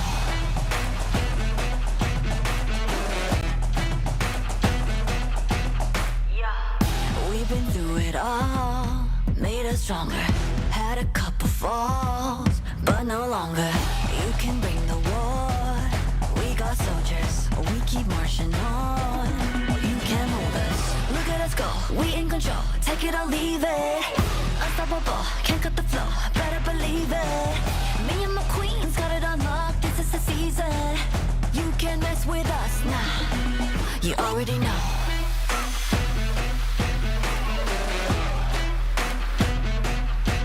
You already know.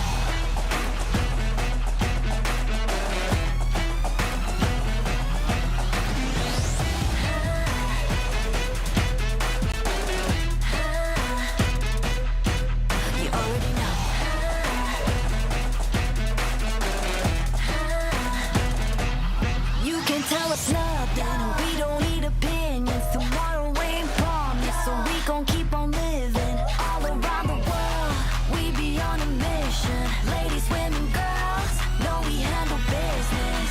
You already know.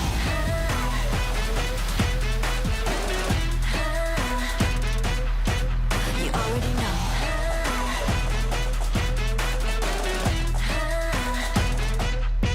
You already know.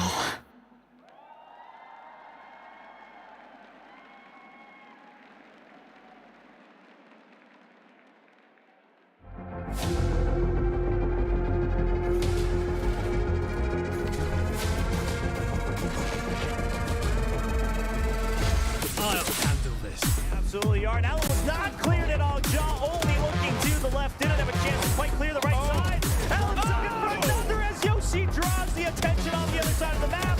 Allen with a 4K to be there. Oh, I like the idea, but Jemkin's also one step ahead. Jemkin's cleared up behold, and it's just an absolute massacre. It's going to be Yoshi with yet another multi-kill. As Green goes down, the efforts to push forward, but the Coven just goes down to Shiro. Shiro, he's just gonna try to stick the second half. No! Dark coverage, cutting up the entire set. He's above them. They do not realize the Flamestorm's gonna be only continues to trying to follow the members of Boom Esports. And it's only been another day here in Bangkok, Thailand, in front of the home crowd.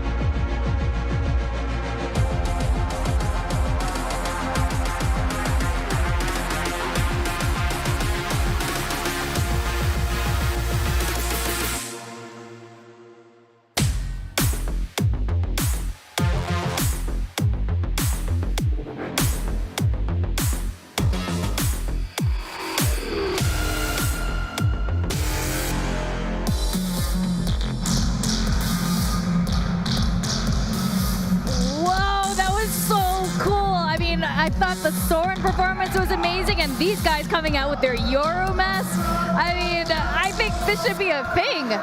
What do they have at Masters? That would have been cool if you guys did that. Oh, I kind of liked it. Yeah, and then adding that nice little flavor, right, with the Thailand mask as well to kind of switch up that skin of the mask that Euro usually pulls out. And then you come into this dimension, and now all 10 players are on stage. But we heard it, I mean, even during the kind of pre-interview from the players, it's just this one shot, and they want to take their place to get into VCT Pacific. That's right. Alex, tell me, what do you guys talk about when you're in this huddle? What happens? No, I think we talk about paper X. We talk rubbish, man. We usually just try and laugh it off, you know. I mean, we don't even know like what we're gonna say when it's a cheer, right? Right. Yeah. We don't know what we're gonna say. You know, we decide on the spot. Hey, I mean, whatever works for you guys, right? I mean, every team's got a different vibe. I'm fine with that. Asparagus bananas. Yeah, things like that. That's how they came up with their team name. Yeah, that's true actually. All right. I mean, the final tide is now. We have the last two teams. We're going to go into Haven, which was Bleed's pick. What do you guys make of that? What kind of team comps are we expecting here? I mean, Alex, surely they don't change anything up. Same old from Bleed. They've been playing this for 2 years. Experts of their own comp. I actually don't know what Casbah run. Same thing? Yeah, they ran it only once, but yeah, I believe it was exactly the same. So the Omen for the smokes, which is usually kind of the only big difference that we see, unless you're doing completely different compositions. And we've seen other teams try to switch it up, but it's just the age-old. Everyone knows, right? The Breach Jet combo. You've got the Sovas, you got the Omens, and then you got the Killjoys. I mean, sometimes we get Harbor Viper, right? Yeah, I mean, Harbor Viper is nice to see here. But I don't think either team, I mean, who knows though? I mean, Scars only played it once. Both of them only played it once throughout this tournament as well. So yeah. they did have a chance if they wanted to pocket something, but I get a feeling probably not. A bit too hard to bring it on the grand stage, you know, the last part. Yeah, exactly. I mean, this has been single limb. Surprise, surprise. Yeah. Here we go. What kind of plays do you want to see? What is very exciting to someone coming from Paper X with a very distinct style? I'd like to see if Jemkin can like move up A-long a little bit more so they can hold the angle. That's what Juicy was doing yesterday, and I think it was like they had all the info where Boom was going. I'm sure they would be very prepared for that this time. You know, the drone's going to come early, you're going to try and tag Juicy, make him go back. Aside from that, I think maybe a little bit more fakes thrown in from Scars would be nice. Because I think Boom went really direct yesterday and they ran into the stack a few times and they had like, was it the 1v4 from Scary or something? Yeah.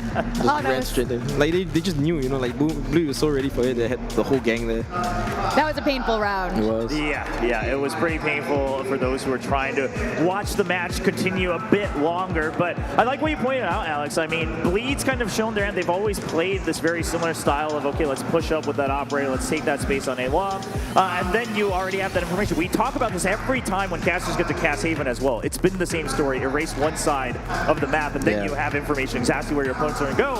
Hopefully Scars either win that duel or fake them out just a bit more. I mean, you kind of have to do that because of the three bomb sites, right? Yeah. Because if you just let them do whatever they want, then you just die. Yeah, I mean, the 2-1-2 default, not exactly always what you want to stick with. So, curious to see. Scary. You know, doing any last prayers here, this is a really important moment. Before we go over to the casters, before we go to the game, thank you so much, Alex from PaperX, for joining us, and thank you for keeping my desk intact. It's been my pleasure. I really appreciate it.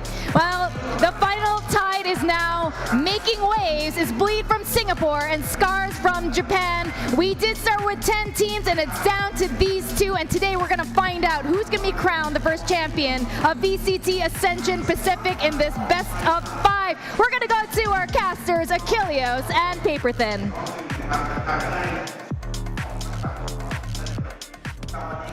Thank you very much. Yes, lovely to see Alex over there on the desk. But now it's time to get down to brass tacks. I'm Achilleos. This is Paper Thin. We'll be guiding you guys through this best of 5 grand final. Everything to play for. Nothing can be left out on the table. You have to give it your all. Winner gets promoted, loser goes home. There can only be one. This is it. There is nothing left here except to move up to the Tier 1 level, to VCT Pacific. And both of these teams have a best of 5 to see if they can get it done, to see if they can be that one team that will join the 10 others at the top of this league. And I mean, it's going to be very close. I have to imagine that, you know, the form that both of these teams are in is very, very strong. Both of these teams touted as some of the favorites that we expected to be here at Achilleos. And now it's time to prove it, time to show that you belong up there in VCT Pacific. Absolutely, and I think it's a bit of a toss-up as far as who it's going to be coming into this one, into this matchup. We've only seen them ever play once before. That was during the round-robin group stage, and it was a 2-1 victory going the way of Bleed. Scars want to run the clock back. They want to now rewrite history and best them as they face off for the first time now in a best-of-5 format. We'll see how they do manage to fare. Bleed with the first pick, a map that they were not showing throughout this tournament until just yesterday. That Haven coming through got pushed to the limits by Boom, but they still managed to come out on top. So Bleed now showing it once more with our first map.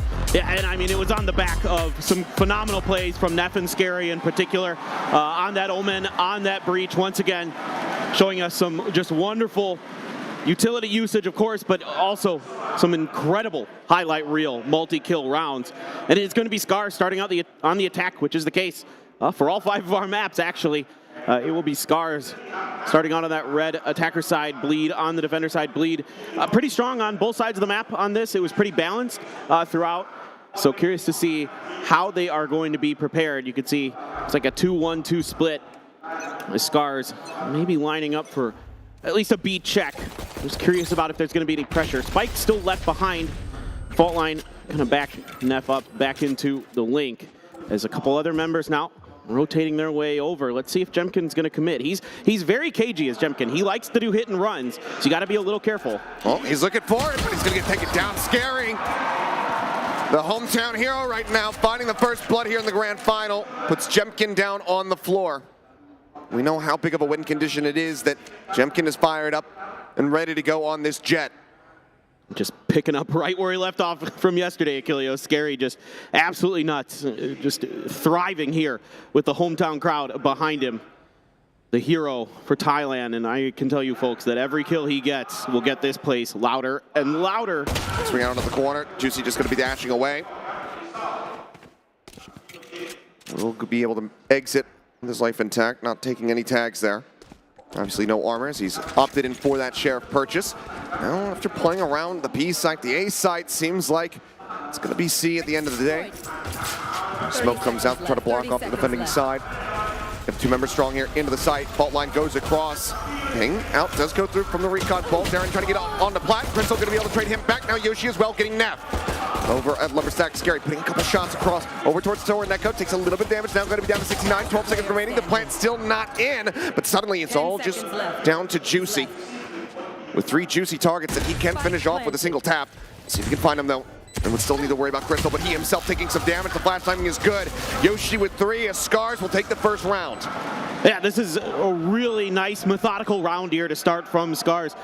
taking a peek at B, don't win the trade with Jemkin, and sensing a lot of pressure there, wisely backing off, shifting their weight back over to A, taking a little bit of damage, noting that there is a Sheriff over there as well in the side of bleed for Juicy, and they're like, let's head over to C, let's make the full rotate where we think we got a better shot maybe coming through here. And Darian had just picked up his turret, was not expecting them to come back over there, so it made things a little bit easier. Than Darian trapped with that utility, opting to use that aftershock behind Platt, seeing a lot of teams making sure that Platt is clear with that utility. And Darian tried something a little bit different than most players would do, where they shift back to the box. And instead, a dart here to check in, confirm Scars' position. A couple gunshots will alert the forces of Bleed that this is looking like an A hit. I mean, yeah, it's a fairly certain rotation coming through from the side of Bleed as soon as they had any little bit of information. Seeing that Recon coming out, getting the ping across on the Crazy Guy, they said, okay, it's likely going to be an A hit, and now they're going to start drifting away. And because of the way that Scars was rotating in that first round, you can already see Bleed has to make sure that they're covering their bases, that they're looking for these rotates from the side of Scars. So they have to move forces over towards the C side, and they're going to send Crazy Guy in B with that Marshall, and then Juicy now pushing space over into C. And a ping out from Scars, so I think they're reasonably aware of their situation and going to use this Owl Drone to push an A. Dash into the corner, shot goes across, into that one's going to be in the link, but Neff is still lingering around in sewers. 30 seconds left. Like he's going to be creeping his way back up, but do they read this is the question. Either way, Plant going to be coming down. Pretty firm control of the site for now here from the side of Scars. Crazy Guy repositioning up into heaven, trying to see if he can get any sight lines. Sends one over towards Crystal, but not quite going to get the connection he's looking for. Neff in the meantime, the trap has been sprung. He finds one, but not for too long, as Torneko will be able to put him down with a Sheriff shot to the face. Jemkin manages to go ahead, take down two. Nice little shot there from Crazy Guy. Will make this bit of a rougher round here for the side of Scars. Not quite as clean as they would like. Recon cleared very swiftly, however. And with 58 HP, will be able to still scope in. Gets a quick shot across on the Crystal, but he's running out of time. I think he realizes this isn't any longer about trying to get the defuse off. It's about doing damage, and damage he is dealing. Crazy Guy working away at him, but the time is just not quite there. Will go down to the spike, but all the same, 4 members lost here in the anti-eco. That is a still very good round for the side of Bleed as Scars move up 2-0.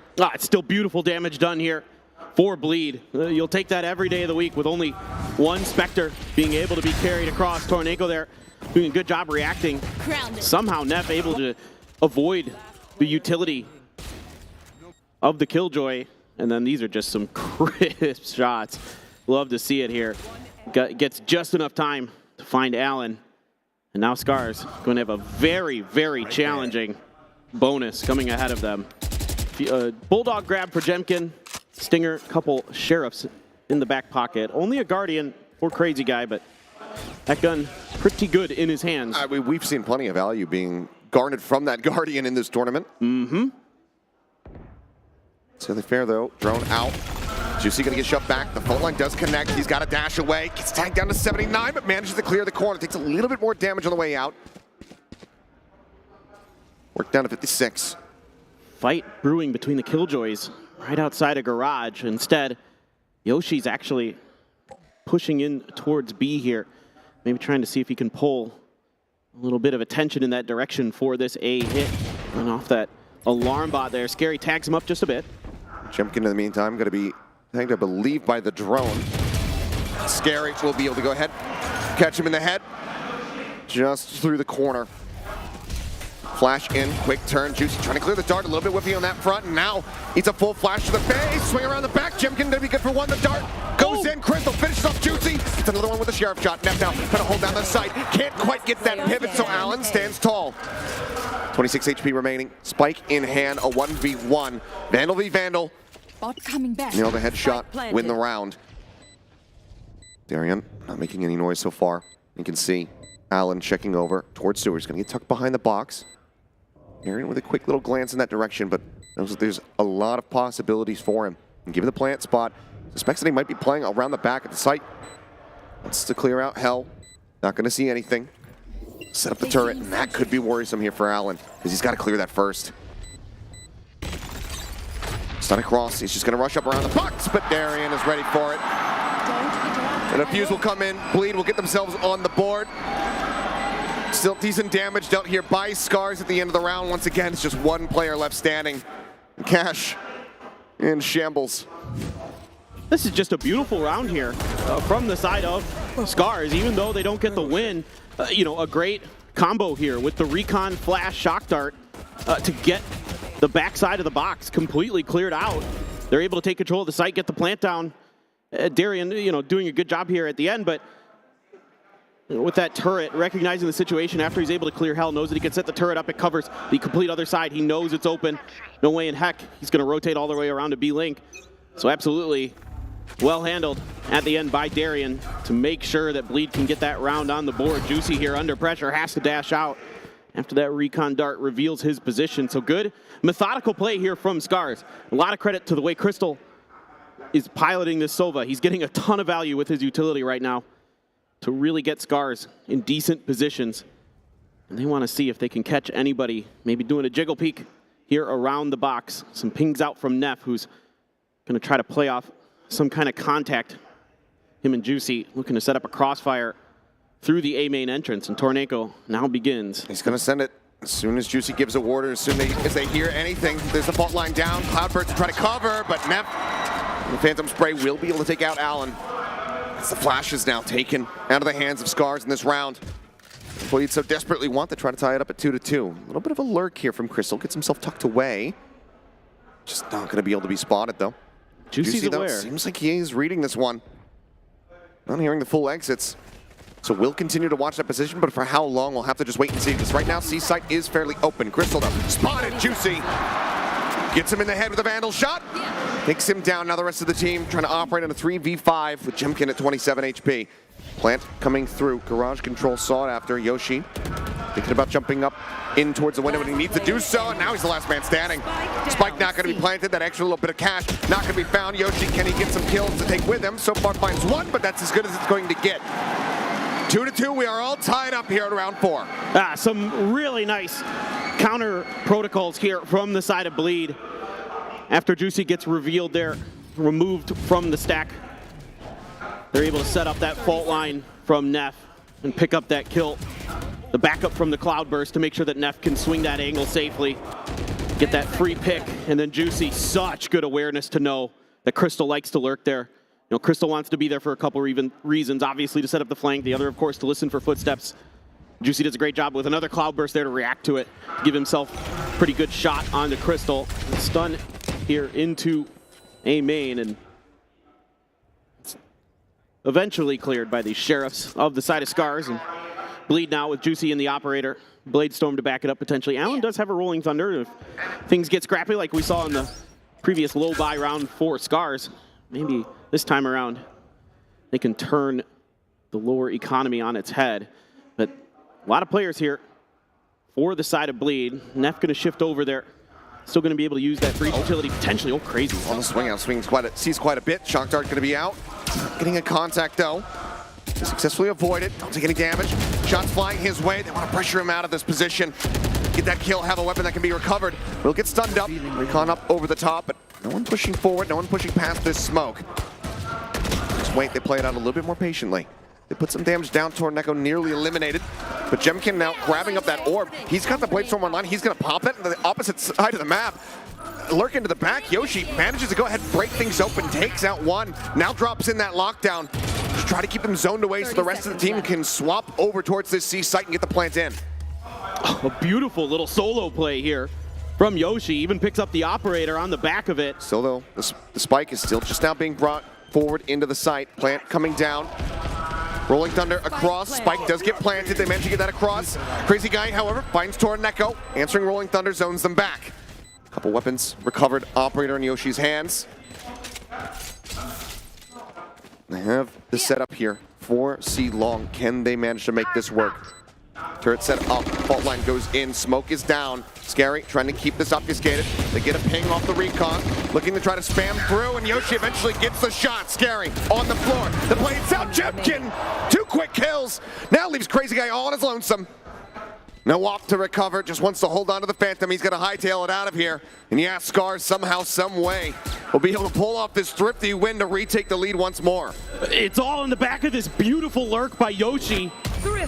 catches Juicy completely off guard on the other side of the map onto C, gives himself the lockdown, and can use that to buy time for the rest of his team to rotate over, to get the plant down, to get into those nice post plants where they've got the op, they've got the shock darts, they've got the aftershock, everything they need to really cover this. And he went through garage all the way, and it was not covered at all here by Bleed. It's a little bit of a breakdown in the protocols for them. And Chemkin absolutely nasty with those blades, but yeah, Bleed here kind of really was looking a lot of their attention towards the A side, so something got left open. And eventually, Yoshi was able to break his way through those defenses. Juicy just gonna hide behind this particular recon dart. It's blades out for him this round. Judge in the hands of Darion. Still got that Hunter's Fury for Crystal. And we've seen that these teams are not afraid to let those rip when they think they can use it. Oh, Neff pushing up, gets Yoshi, clears the turret, will get tagged up at the end, but manages to make his exit out to safety. Hunter's Fury now going to be sent just to try to hound him down, looking for that desperate stray shot off the Hunter's Fury, but Crystal not having the connections with Darion, just one away from that lockdown. That could come back to bite them in a future round, if not this one. Yeah, and a lot of teams willing to invest that Hunter's Fury for those picks, for those executes in this event. Don't need to save them for the lockdowns. They feel comfortable enough with their lineups with the Aftershock and Shock Darts and the Nano Swarms to clear those out if necessary. So now a bit of a maneuver back towards the long A side. Crazy guy there. Only 2 Shock Darts left in the bag. Recon Dart on cooldown. Push potentially coming up, just a bit of a fake of attention to draw Bleed, keep them planted for a moment as they set up for this B hit. Now they're rotating out. Aftershock at the ready to interrupt the plant. Fault line as well as the double flashes. Torneko just getting stunned up. Once they get this on the ground, we'll be able to do so. TP's back out. Jemkin now looking to hold the door, pulls away right as he would have been able to see Neff. And here comes the backstab. Crazy guy comes out. The flash timing is good. Jemkin gets full blinded. Torneko flushed out, and suddenly it's all on Allen. He's been spotted. He's been dealt with. 4 members strong. Bleed will tie us up once again. Just a great reaction here from Bleed. So aware of the situation. They wait just long enough to see if it is an actual hit onto A. And then very quickly, everybody's maneuvering over towards that B side. And then that allows Crazy to go in through sewers up towards spawn and get this window push. Of course, a decent start there, but you can see Crystal caught with Owl Drone in hand and then through a flash able to find another. Just a great reaction here. The timing so crisp for Bleed. Bleed just, both teams really showing us some good rounds here, some good reactions, some good thoughts. Some fakes from Scars, some work, some don't. Now Juicy back on that operator, and it's a low econ buy for Scars. Gets the ping, now the Hunter's Fury gonna be coming through. Allen down to 20 HP, and he's gonna get finished off. Crazy guy finds that kill. Darion now putting that Judge to use over at Garage as Juicy gets the shot. Jemkin gone, that's the hero rifle on the floor. He's got the dash, he's willing to play around a little bit more with this one, but still playing safe. Knows that rifle could still be used against him. The shot is not going to be ready. Quick one there from Crystal. Puts him to 49. Just trying to shock dart him out of that position. Can't make it happen. Now on a 2v5, what do? You would love to deal some damage here. Continue to work down that economy, not let everybody build up the cash reserves. It's going to be sent up over the top. Does get the ping reveal. Neff's going to be in the corner. Juicy just continues to jiggle. Neff's going to be taken out. Crystal finds 2. Decent damage. Now being spotted. Bringing this into a 2v3. Torneko down to 20 HP. Would love to get a gun, have something to try to help out in this round. Taps on that spike plant. Scary swings out of the smoke to find Crystal. The Phantom recovered, but such a rough position to be in. Torneko will fall as Bleed will take the lead now 4-3. Still, for the way this round started, for Scars, Crystal here with some really crafty play, getting underneath that op initially to do a little bit of damage to Juicy. Is a really smart kind of individual micro play. And then he's able to get a recon dart that gets a spot on the right-hand side of this box. And then he's able to kind of anticipate the movements to pick up a double off of that. Able to swing out, get a couple big kills. Still a good recovery from the side of Bleed. Now let's see if Scars back on this buy. Money again in a very precarious position as the pockets get deeper and deeper for the side of Bleed. Jemkin able to sidestep this recon dart, get ahead of it, but Crazy not interested in messing around with Tornaco's smoke there at all. And Neff, you got a double stack with that op onto B. And it's just a spread out formation here for Scars. Yes, the spike is over on the C side, but I don't expect them to really commit to that just yet. To me, this is expecting some kind of aggression, some kind of push, but really with Bleed having the lockdown, you would expect them to be playing a little bit more post-plant. Seems like Jemkin might be concerned that there was somebody who's pushed up behind that brick stack. Sends out the smoke to try to just be able to drift away. But that smoke in and of itself is kind of drawing a hell of a lot of attention here from Bleed. They haven't seen Juicy yet, so they're still not exactly sure. Juicy's getting to the right site right now. They completely leave B wide open. He wants to get onto this hard angle so that he can go for the peak, and he's got it lined up! Jemkin and Yoshi knocked out of the park. Juicy starts things off with a double. How much more can he get? They're just going to be having to back away. Scars left. Now. The alarm bells ringing, scrambling as they just spill out over in towards mid. Ping into the corner. They're wary about it. They're trying to go for the spam now, knowing that that angle not going to be occupied. But what do they do from here? 15 seconds, it seems like, with the drift back, moving over towards attacker side. Okay, they will be able to get this lockdown. They're using this as a bit of a tempo play to just try and dissuade them from going for B or C, knowing that they cannot get to A in time. Scars already having made the commitment to the save. We'll look at that as a bit of a consolation prize, but now they're letting Bleed drift away. 5-3, no members lost. Jemkin and Yoshi losing out on their weapons.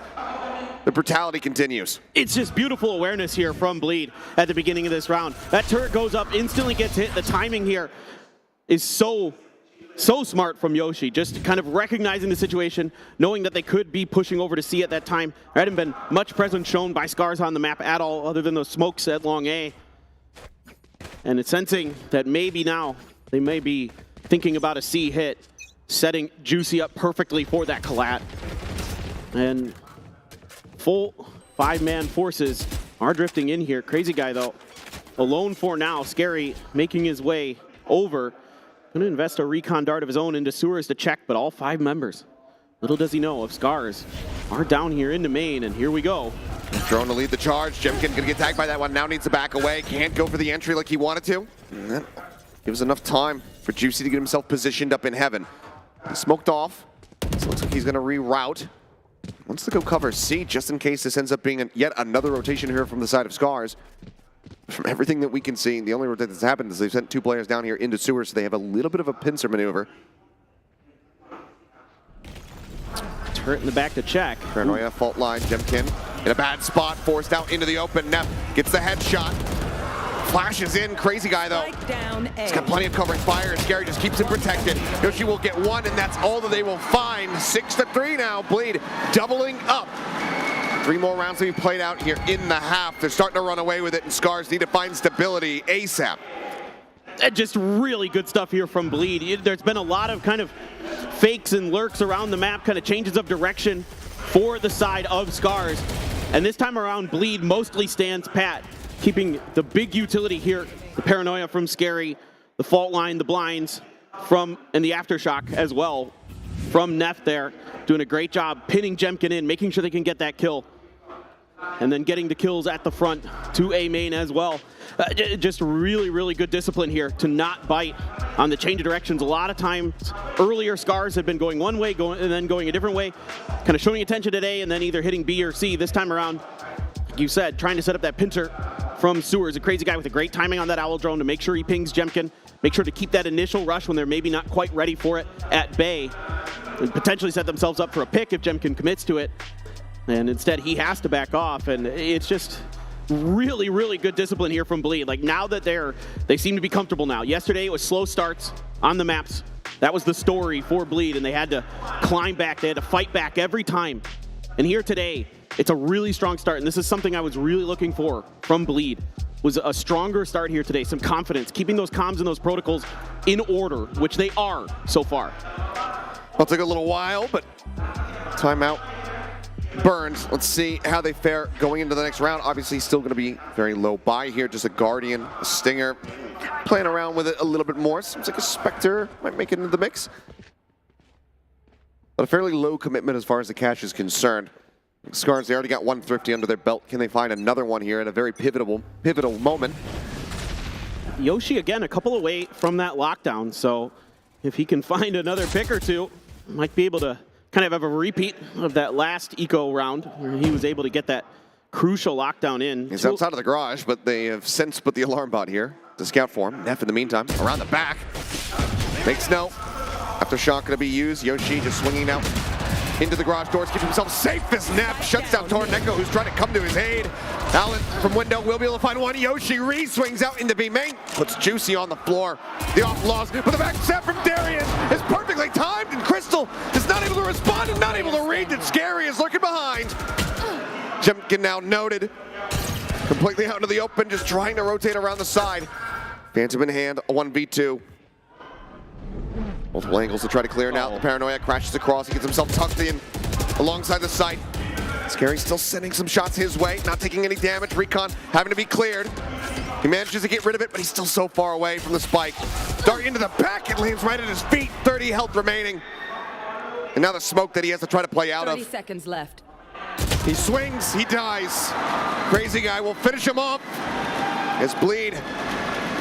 A close round for certain, but the op is recovered. They've got plenty of cash, and they move up to 7.5. Yeah, Bleed doing a really good job here, identifying that in the last eco round, it was Yoshi on his own on the garage side of the map. And this time around, they send 2 players through Long C to come through spawn. They're able to smoke off the alarm bot from Scars to make sure that they have no idea that it's coming. They're able to dodge that utility to get through the back lines completely undetected. Beautiful, beautiful work here from the side of Bleed, and Juicy dodges that fault. Oh, shoulder seen. Warning shot sent. Allen down to 40 HP. Already a good start with 3 players getting worked lower and lower. On the entryway though, the Rolling Thunder, Jemkin goes crashing into it. As Juicy will find another over at Sewer. Bleed are not backing down, they are not letting them back into this game. The drone to chase forward to try to spot him out will get cleared. It's a ping across, and Allen flushed into the open as the util here from Neff has been absolutely immaculate to watch. Spike in hand for Torneko, but in a 1v5, thinks about going for the TP forward. But Darian just silently waiting around the corner, now swinging up into him, is not ready. Will end up falling. Torneko going to be sprinting. I thought maybe to C, but no. Just goes for this left side plant into the B site. Stun across the smoke. Set up. Thinks about TPing up top. Instead pushes into the smoke, but it's already too late. Before the Paranoia comes across, Neff spots him out. The Shorty will do the job. And that will be 8 rounds now confirmed for Bleed. And again, it's just great reactions here from the initiators of Bleed that allow them to just completely smother these attacks from Scars. This time around, it's Neff. We've seen it from Crazy Guy. This time they work together in tandem once again. The fault line, the Rolling Thunder, everything coming together for Neff. Gets the spot from Crazy, and Crazy able to find 2 off of his own utility there. And of course, Neff at the end with that Shorty, very well prepared for somebody to be trying to hide in those smokes. You do have Hunter's Furies on both sides. Lockdown for Yoshi, so Crazy Guy. You know, again, don't be too shocked here if Crazy Guy just looks for a pick in A main or something off the rip. They do try things like that if they can get the info. Like if Crazy Guy, you know, senses that he has the opportunity, or maybe just on the plant itself. They don't always save these Hunter's Furies for lockdowns like you see so often. So really got to be aware of that. Juicy with the blades, of course, in the back pocket if things get really dicey for him. Okay, there's the tailwind forward into the site. Darian just playing respectfully, backs away. Plant now confirmed. That'll draw Juicy off the hard angle over at C. You should run. Here. Lockdown going to be used. Down to the sewer. Hunter's Fury. Going to get drawn out. Jemkin looking for the punish. They crash that. Rolling Thunder across, but Juicy! He finds another! Jemkin and Allen now on the floor. The pop of the ult that he got off that spike plant, that spike defuse, I should say, in the last round, ends up being invaluable. But the drone is not scouting him. Torneko around the side, pushes into the smoke, finds one. The call comes in. Darian turns, gets the kill, and it's just the one. Found for Scars. They get the plant. They try to make the play, but it all comes tumbling down. The covering fire from Bleed is too damn clean. They set themselves up now at a 9-3 scoreline as we get ready to swap sides. This is just a great rolling thunder, but the updraft up and over from Juicy is absolutely beautiful. That gives them the ability to make sure they can use that Hunter's Fury, the protection there, to keep Crazy Guy alive. They just knew. They just knew, dude. They saw the tools, and they knew exactly what Scars was going to go for, and they counteracted it to absolute perfection. Now here's the question. It seems unlikely, but it felt unlikely yesterday as well. We saw 2 3-9 recoveries just yesterday during the semifinals. Can Scars pull it off now? Sure. I mean, I don't doubt them at all. I think once they kind of get their feet under them, once, you know, Jemkin gets comfortable, you know, we've seen him have mostly good performances throughout this event. So as long as he doesn't have kind of a shaky one like he did early on a couple days ago, other than that, he should be fine. I think for sure. I'm not counting Scars out of this at all. But right now, Bleed is so well drilled. I mean, every reaction they have is just beautiful. And this is huge credit to this Bleed coaching staff. You know, I had a chance to talk to them a little bit yesterday, and they just said, you know, we just weren't kind of playing our game, essentially. And I know that sounds very basic to say. A lot of teams will tell you that. But you could see it in the way that they weren't reacting to things as they would like, and kind of all over the place. Maybe comms were a little shaky, but today, completely different story. Completely cleaned up. All the protocols in place with this utility. Again, huge credit to Neff and Crazy Guy, who just made that A site unassailable for the side of Scars. And over the defender side we go. A 2-3 split here. B site, just the Killjoy utility to keep an eye on it. It's like a full send here from Bleed. Everybody stacked up outside of A lobby, but there's 3 people ready to try to fight them over this space. As Bolt line, get a quick little stun and slow up the advance. Jemkin sits back, sees one. Multiple shots flying his way. Gets the chest shot there onto Scary. Continues to peek. He doesn't have a dash, and he's got nothing to bail him out. He ends up falling. Allen now swinging on the corner, but they turn the flash. They shut him down. And even Crystal tagged to 10. No hope here, in desperate need. Some reinforcements, but he will get finished off. Juicy chases him to the bitter end. The plant now coming through. Push in. 1 kill going to be found. Yoshi walks away with Crazy Guy's life. They need to do that 4 more times. Turret set up. Tries to push out. Instantly going to get knocked down at 55. It just feels like Bleed have a chokehold not only on this round, but just the game overall. Push in. Backs turn. Neff guns down 3. See if he's going to be able to get a rolling thunder here in this half, but so far it looks like it's just going to be speeding by. Bleed move up to double digits. The question now becomes Scars going into this next one. A 7-round deficit. Do we see the force up? Yeah, I mean, we've seen it a fair amount in this event so far that these teams are comfortable to try to go for the force ups. So certainly it could come through here again, but gosh, the utility usage, it's crazy.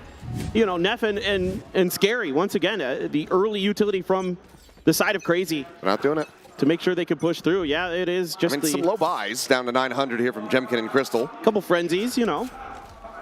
Trying to have some bit of firepower as they go for a full 5-man gamble stack on the A site. But man, Crazy there with that owl drone to make sure they chase down Crystal, to make sure they get that kill, the recon to follow it up. And then Scary there at the end, just holding that paranoia for that push out from Link and just nails it. Makes that post plant so easy for them. When your utility's on point like this for Bleed, it feels easy. And they're making it look like it. Turret cleared, still sticking together as a group of 5. Spike now working its way through long. In the hands of Neff. Complete gamble stack here on A, Achilles. They've just been sticking with it until they hear a spike plant go elsewhere. They're not rotating. Smoke down onto the site. Flash goes out. Dash in from Juicy. Spots one. The swing in. Crystal going to be good for one. Torneko going to be taken down. Now Neff gets into the fight. Finds one. But Yoshi will shut him down. Gets right in on top of Crazy Guy as well to find an additional kill. And just like that, the gamble stack, it pays off in spades. A thrifty win. The follow-up after dropping the pistols, Scars. They will keep themselves afloat. Man, Yoshi is so smart. This guy's utility is something I was really impressed with throughout this tournament, but this time around, it's just his timing, his movement here, able to get through the back lines undetected. Gets one right around the corner, catches Crazy Guy looking to clear some utility. And instead, Yoshi's gonna pick up 3 to keep Scars very much alive in this now. That is a breath of fresh air for sure for our Japanese team. And second thrifty for them here in the map. And timeout called. See which side it is that wants to pump the brakes, and all likelihood going to be Bleed. You can see a hell of a lot more discussion happening on the Scars side at the moment from the coaches. Well, I think for Bleed now you're talking about making sure that you're not walking into traps, making sure you're being a little bit more diligent before you pull the trigger on a round like that, right? Like just double checking, you know, saying let's try to bait some utility, let's try to confirm positions. Oh, it is Scars. Okay. Okay. They say, well, the plan worked out. This is what we do now for the rest of this map to try to set us up for a victory. It's a long road ahead of them, but if they can pull it off, what a comeback it would be, and in a grand final nonetheless. Well, and again, we've seen plenty of them already here in the playoffs, so I am, again, never in doubt of any of these teams at this point, these two in particular, to have the ability to just come back and, you know, fight and claw their way back through these events. These two on the back of a couple heroic rounds from Yoshi, setting Scars up for a potential run back where they can keep this attacker side of Bleed in check. Smoke out to cover the turret here. So you can see that, you know, Bleed has to be a little bit cautious that maybe there's a push out of some kind, or recon just to check that corner as well. I mean, yeah, this is pretty interesting here. From the side of Scars, you're going to get a little bit of utility out of this. Nano to clear window. Yeah, Nano in the window, but another one to slow them up on the advance here in a garage. As Torneco doesn't want to hold close, ends up backing away, wants to make sure that this isn't going to be a split push coming through from C as well. She's sending some shots through, just looking to dissuade them. And this is going to be sending pretty much everybody from the side of Bleed over in towards A, where there's still 3 members waiting patiently from Scars. First contact here from Jemkin, not getting too much of anything. Reswings, gets a headshot right as a fadeaway. As he dashes out, the reswing in from Juicy, unable to find it, as Jemkin will just go ahead and scoop up 3, puts the spike on the floor. One enemy Allen will find another, it's all on Crazy Guy. He won't be able to find a damn thing. Flawless round here from Scars. They string 2 together in the second half. They're halfway now to catching up to Bleed. I mean, just phenomenal stuff from Jemkin. This is what we're used to seeing. These fadeaway shots, these hit and runs that he's so brilliant at. He has just unbelievable senses of timing with those dashes and making it so painful there for the side of Bleed. But Bleed tried to bait a little bit of attention to the other side of the map, rotated over to A. Again, no bite from the side of Scars. Now we move over, one away from the Rolling Thunder for Neff. That's the big ult, and I'm kind of keen on here for Bleed. Could very well get them right back into this one, take the momentum away from Scars. A little bit of a cash build up here for them. So it will be okay, but obviously they want to not give up any more ground to Bleed. Oh, Darion's so wise to this. He's watching for it. The question is, how far does Torneco push it? So now seems like he is more than fine to just stay put, keep holding that angle, while the rest of the team operates as 3 over here towards A. So if they can dissuade this push into A, find a pick or 2, might send them rotating back right into Torneco's open arms. This Jemkin again playing up on top of the boxes, waiting for the swing. Juicy, does he read it? Spots it, but no, will end up falling. Jemkin gets the headshot at the very end. Dash at the ready, fault line being held. Neff pulls back away. I think the orb might still be up, but a quick shot across, aftershock to try to clear out Sewer side. Not gonna be able to get the connection though. They managed to stay put exactly where they want to be. Scary, able to find one, the headshot in. Neff comes up with 2. Rolling Thunder now available for the post plant. Nano Swarm gonna be chucked in. Yoshi, not sure if he's able to set that one off in time, but Scary either way, now down to 5, 85 remaining health here on Neff. And Torneco with a backstab will make sure that Rolling Thunder cannot come into play. It's Scary, everything to play for. Finds one, but cannot get the last. Torneco just too damn healthy, a bit faster with a shot. The defuse will come in, and Bleed are going to be kicked back once more economically. The tremendous patience here from Torneko completely bamboozles Bleed. They're never even able to apply that rolling thunder. A heroic play from Neff and Scary to get onto this site. Good hold initially from Jemkin, picking up 2 big kills. But the swing out from Sewers, I think maybe kind of turned it off in Neff's brain that there could be yet another player coming from that direction. Thought he had cleared that flank angle well enough.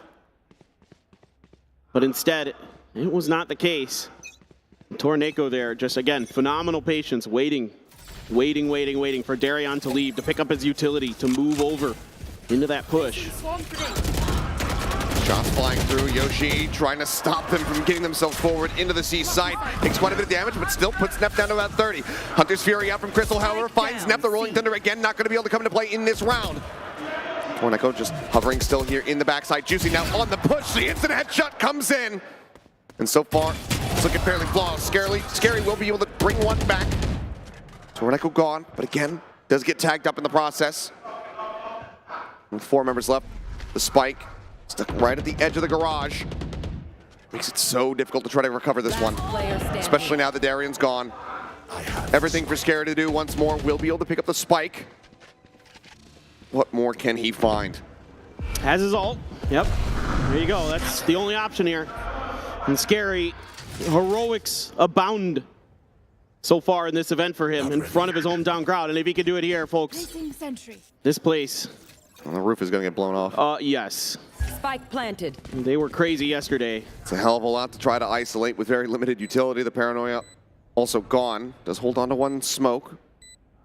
But again, checking from behind. Wants to make sure that there's not going to be any flank coming through. Not seeing anything. Does he just stay here? How does he pilot this? 3-man move up into heaven. The drop down, just eating some fall damage. We'll see if that comes into play. Scary still just looks like the call comes in for him to save. Want to have at least that one rifle. It's just too much to try to do. Yoshi will survive the round with 1 HP. Carrying that gun forward, further stacking up some cash as Scars now are 3 rounds away from tying this up once more. 4 in a row. Still no Rolling Thunder able to be used. Crystal here finding that pick to prevent that big ult from coming into play in that round. And now things start to get very, very scary for Bleed. And I don't mean the player. I mean in terms of their mental here. Absolutely going to be a little bit rough to try to come back on this. And let's see what the coaches want to do. It is going to be Bleed's for realsies timeout this go around.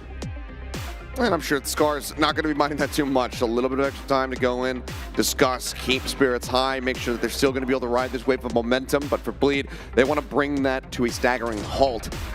Not happy with how close they've been able to make this one after that 9-3 initial half. And I posed the question. We saw the 2 runbacks yesterday. The 9-3 curse striking twice in the semifinals. Is it happening again? Still have to wait and find out, but Bleed coming back through. We'll see what they can get done. That Rolling Thunder still sat there. Neff not being able to utilize it whatsoever so far. Yeah, and it almost feels like you have to just kind of, you're having even a tough time getting to the sites for the side of Bleed. So that Rolling Thunder may just have to be kind of a fast hit somewhere where you're able to just clear sight, try to get a plant down, try to avoid this lockdown from Yoshi, from Scars. Just try to play deep post plant potentially. They do have enough come through with that buy for Bleed, but after this round, only Crazy Guy sitting on any money to speak of. So a challenging one here as Bleed is continuing to spread the map, take their time. Another push out Look from at Torneko again. Yep, exactly, Achilleos. Tucked away against the wall. Do they read this? How patient is he going to be? Pretty damn patient so far. There's 2 juicy targets. Crazy Guy and Neff gone. He's going to be looking for more. Nearly gets juicy for that matter. 8 health remaining as Yoshi looking to do the same. Jemkin will get the pick. And it seems like the timeout very much working against them. TP knows exactly where he went. There's only one way out. Scary now just going to be sat in the corner once again, hoping that he can save this weapon so that they can have, maybe 2 hero rifles going into the next round where everybody else is just going to be working with pistols. And you can see they're willing to give him as much space as he wants. Yeah, here's the C site. Take it. You have it. We don't want any of this. You don't want to even give Scary the hope, the opportunity to pull off that 1v4. What a complete undoing 30 seconds the left. game plan here from Bleed. Torneko just steadily walking forward, gets in there, shows the perfect amount of patience. I thought perhaps a TP out after the second kill, but goes for a little bit more. But at the end of the day, the guy's got money. His teammates have money. He can play a little bit more greedily to try to find that kill.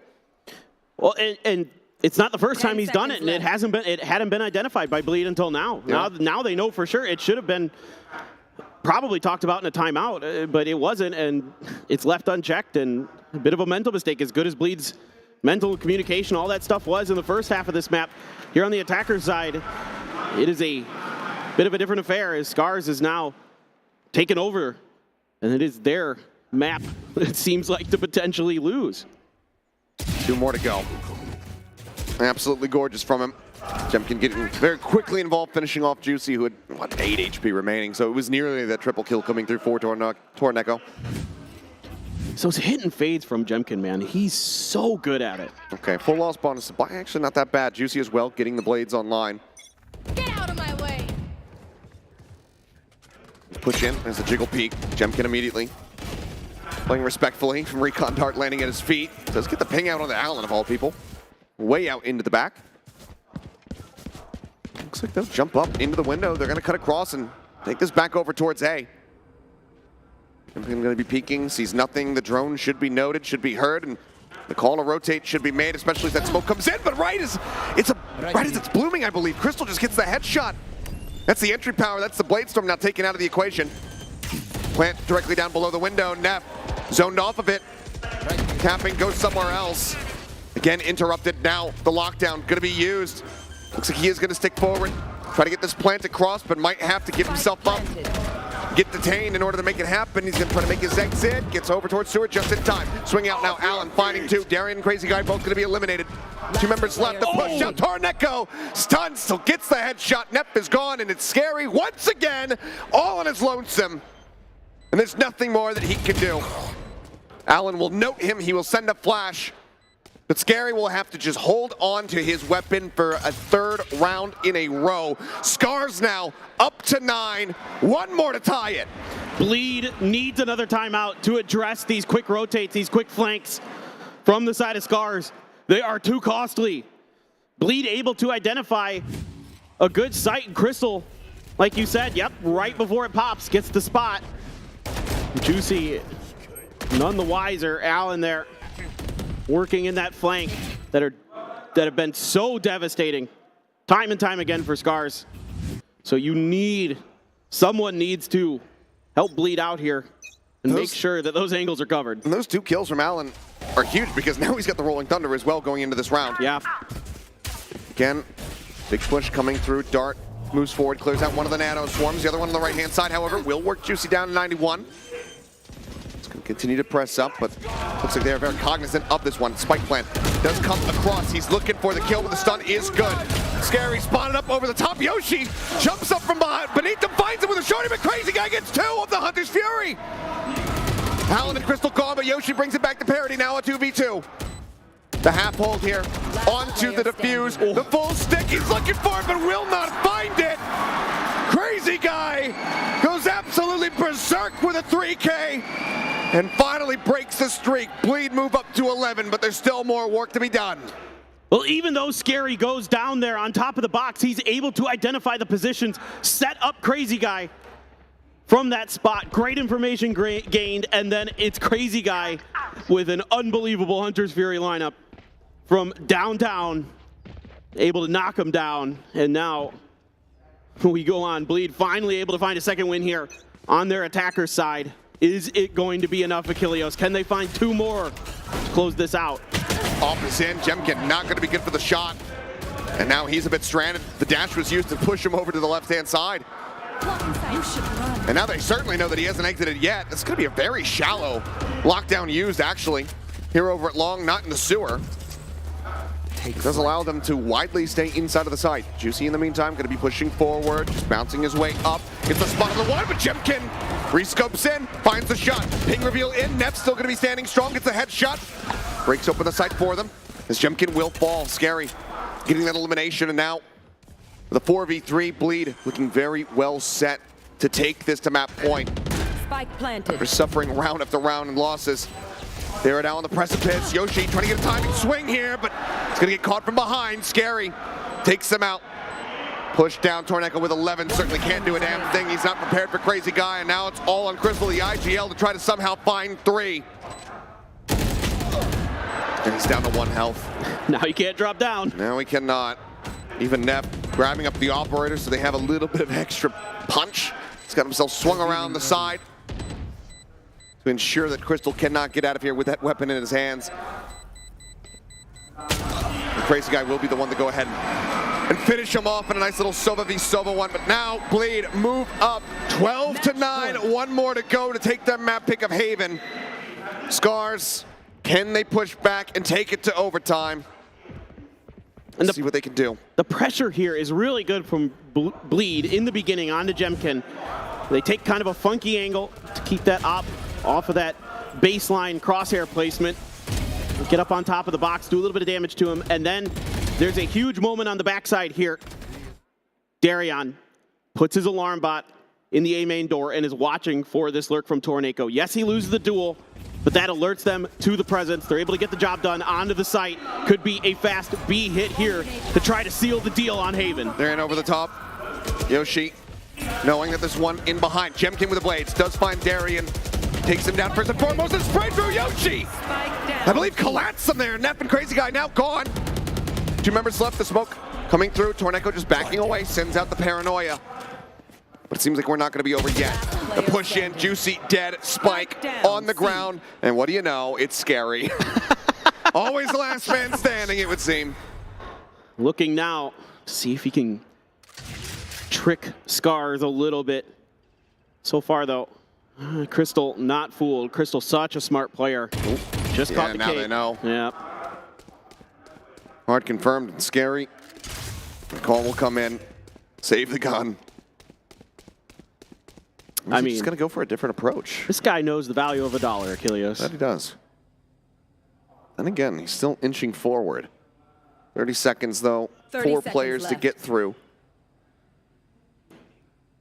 It seems just so impossible, so improbable.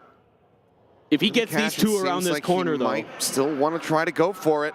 The push out, time on a Crystal. Plays it patiently, he swings back in! But 12 seconds, and they can just scatter to the wind. The fault line will connect. He's got the spike, he's gonna TP across the map! Can he get it in time? It's gonna be so damn close, but I believe he has it! It's Scary! He might just be able to bring this back from the brink. I believe he wanted the TP up into heaven, couldn't make it happen. Sends down the smoke. And my God, what a position to be in. Unthinkable! Certainly not, Achilles. Certainly not. Ooh, counter TP here from Torneko. Oh, but cancels it. He's gonna check one. Gets the headshot. He gets the ace! Scary! The hometown hero! Drags it across the line in an impossible round! 13-9, he gets it done! And the crowd goes wild! I am lost for words, Achilles. What a way to end our first map here in the finals of VCT Ascension Pacific in front of the hometown crowd here in Bangkok, Thailand. None other than Scary, the monster lurking on this map. Absolutely brilliant stuff. Unbelievable. Added to the history books. Perhaps one of the greatest clutches that we will ever witness. Tier 2, Tier 1 does not matter. That was absolute perfection. The ace to put them down, to deny them getting closer to an overtime. Scary has just sent one hell of a message. He's just, it's unreal how many times he's able to do this. Time and time again, the guy is a mastermind. You'll never see anything else like it. The way that he's able to maneuver and read his opponents, to buy his time so perfectly. The big brain calculus as well. Unreal, Achilles. Unreal. Well, if that's what we have to look forward to across potentially 4 more maps, then by God, am I so ready to feast my eyes on the rest of this series. But that is certainly going to be a map that hurts a bit more for Bleed. Yes, or for Scars. Not their map choice, so can at least brush it off in that regard. Say, okay, you know what, we've got Bind coming up next. That's our selection. That's where we're going to get on the board. Tie this up at a 1-1. But the fashion in which they ended up losing that last round, absolutely brutal to recover from. So we'll see if Scars is going to be able to do it during the break, because not that much time. Try to reset the mental. Absolutely. I mean, just good stuff here from both teams on their defenders' side. Good adjustments at the very end here for Bleed. And of course, the heroic play from Scary gets him over the line. Yeah, well, there's many, many rounds to choose from, so I'm curious to see what Komodo has for us, but he is going to be standing by with a illustration, so we'll send it over to him. Thanks, guys. Yes, I'm here to break down a thrifty round that was navigated quite well by Scars in the early half of the first one. Round number 5 to be exact. So we're going to start off over at the A side of the map for Scars, where they're on an eco. They're looking to try and draw presence to the A side on Bleed, and they've quite managed to do that successfully. But where this issue actually arises for Bleed is the fact that old mate Yoshi has gotten through the garage pretty much unseen, and in just a moment in time there's actually going to be a little window check that he sneaks by. So I'm just going to fast forward very slowly, and there's that window. You can see with this split cone here that doesn't actually catches him, he's able to get all the way in towards the C site where they're not known where he is whatsoever. So I'm going to play this one and keep an eye on it. So he's going to go up through just off the screen to get that kill, and bam, with that kill he actually manages to get his ult, the lockdown, in towards the C site. And remember, this is an eco round to come through from Scars, so they're just going to completely book it over towards the C site, and with the lockdown going in, we know that has to be respected by Bleed. That's going to buy a lot of time for the team to rotate on over to get the plant. But as I go to the next clip, we can see the lockdown as it's about to expire. The plant actually hasn't gone down just yet, and there's 20 seconds to go before that is actually going to happen. So what we're going to see is a dark cover placed over by Bleed, and the plant aimed to go over towards default. Now, the plan of attack for Bleed is actually to utilize a rolling thunder that they've got here on the exit of the lockdown, as well as a paranoia to catch any of the members of Scars off guard here. And we actually see that when the plant does go down by Toroneko, he gets caught off guard by this. So we'll just wait for that one to come on up. It's actually going to be in the picture here, and you can just see as I slow that one down there, the plant goes down, he gets blinded, and then he actually gets taken out by Crazy Guy, who manages to get his recon bolt online at the same time. So whilst they do wait for that one, the recon dart's actually going to go in, and that's going to land at the side wall here, clearing essentially all of the front of sight and majority of the back of side as well, with the kill that we've already gotten before. So that's going to give Bleed the essence to get in towards this site and almost force a full long hold by the side of Scars. So as we do see that, the operator's picked up by Yoshi. We're going to see 2 aftershocks actually exchanged in towards the cubby, and luckily enough, that's probably the best bit of utility that could have actually gone Scars' way, even when you think it might catch them off guard. So as I pause it here, you can see it forces the wide swing out of the cubby and through the dark cover that actually lands on the default spot where that spike is. We're waiting for Yoshi to get something happening with the operator. The shots, the pot shots, they're missing here, but stop. Alan, with this spray that he's actually doing towards the right side of the spike, it leaves Yoshi open to only focus with the operator on the left side of the spike, where he's able to get the kill and essentially shift the rest of the round for Jemkeen to close with the Blade Storm. So this is a cool, thrifty round with a little bit of luck, a little bit of timing that Scars was able to navigate to get a round on the board. That's it for the map number 1 breakdown segment. Time to go to a break.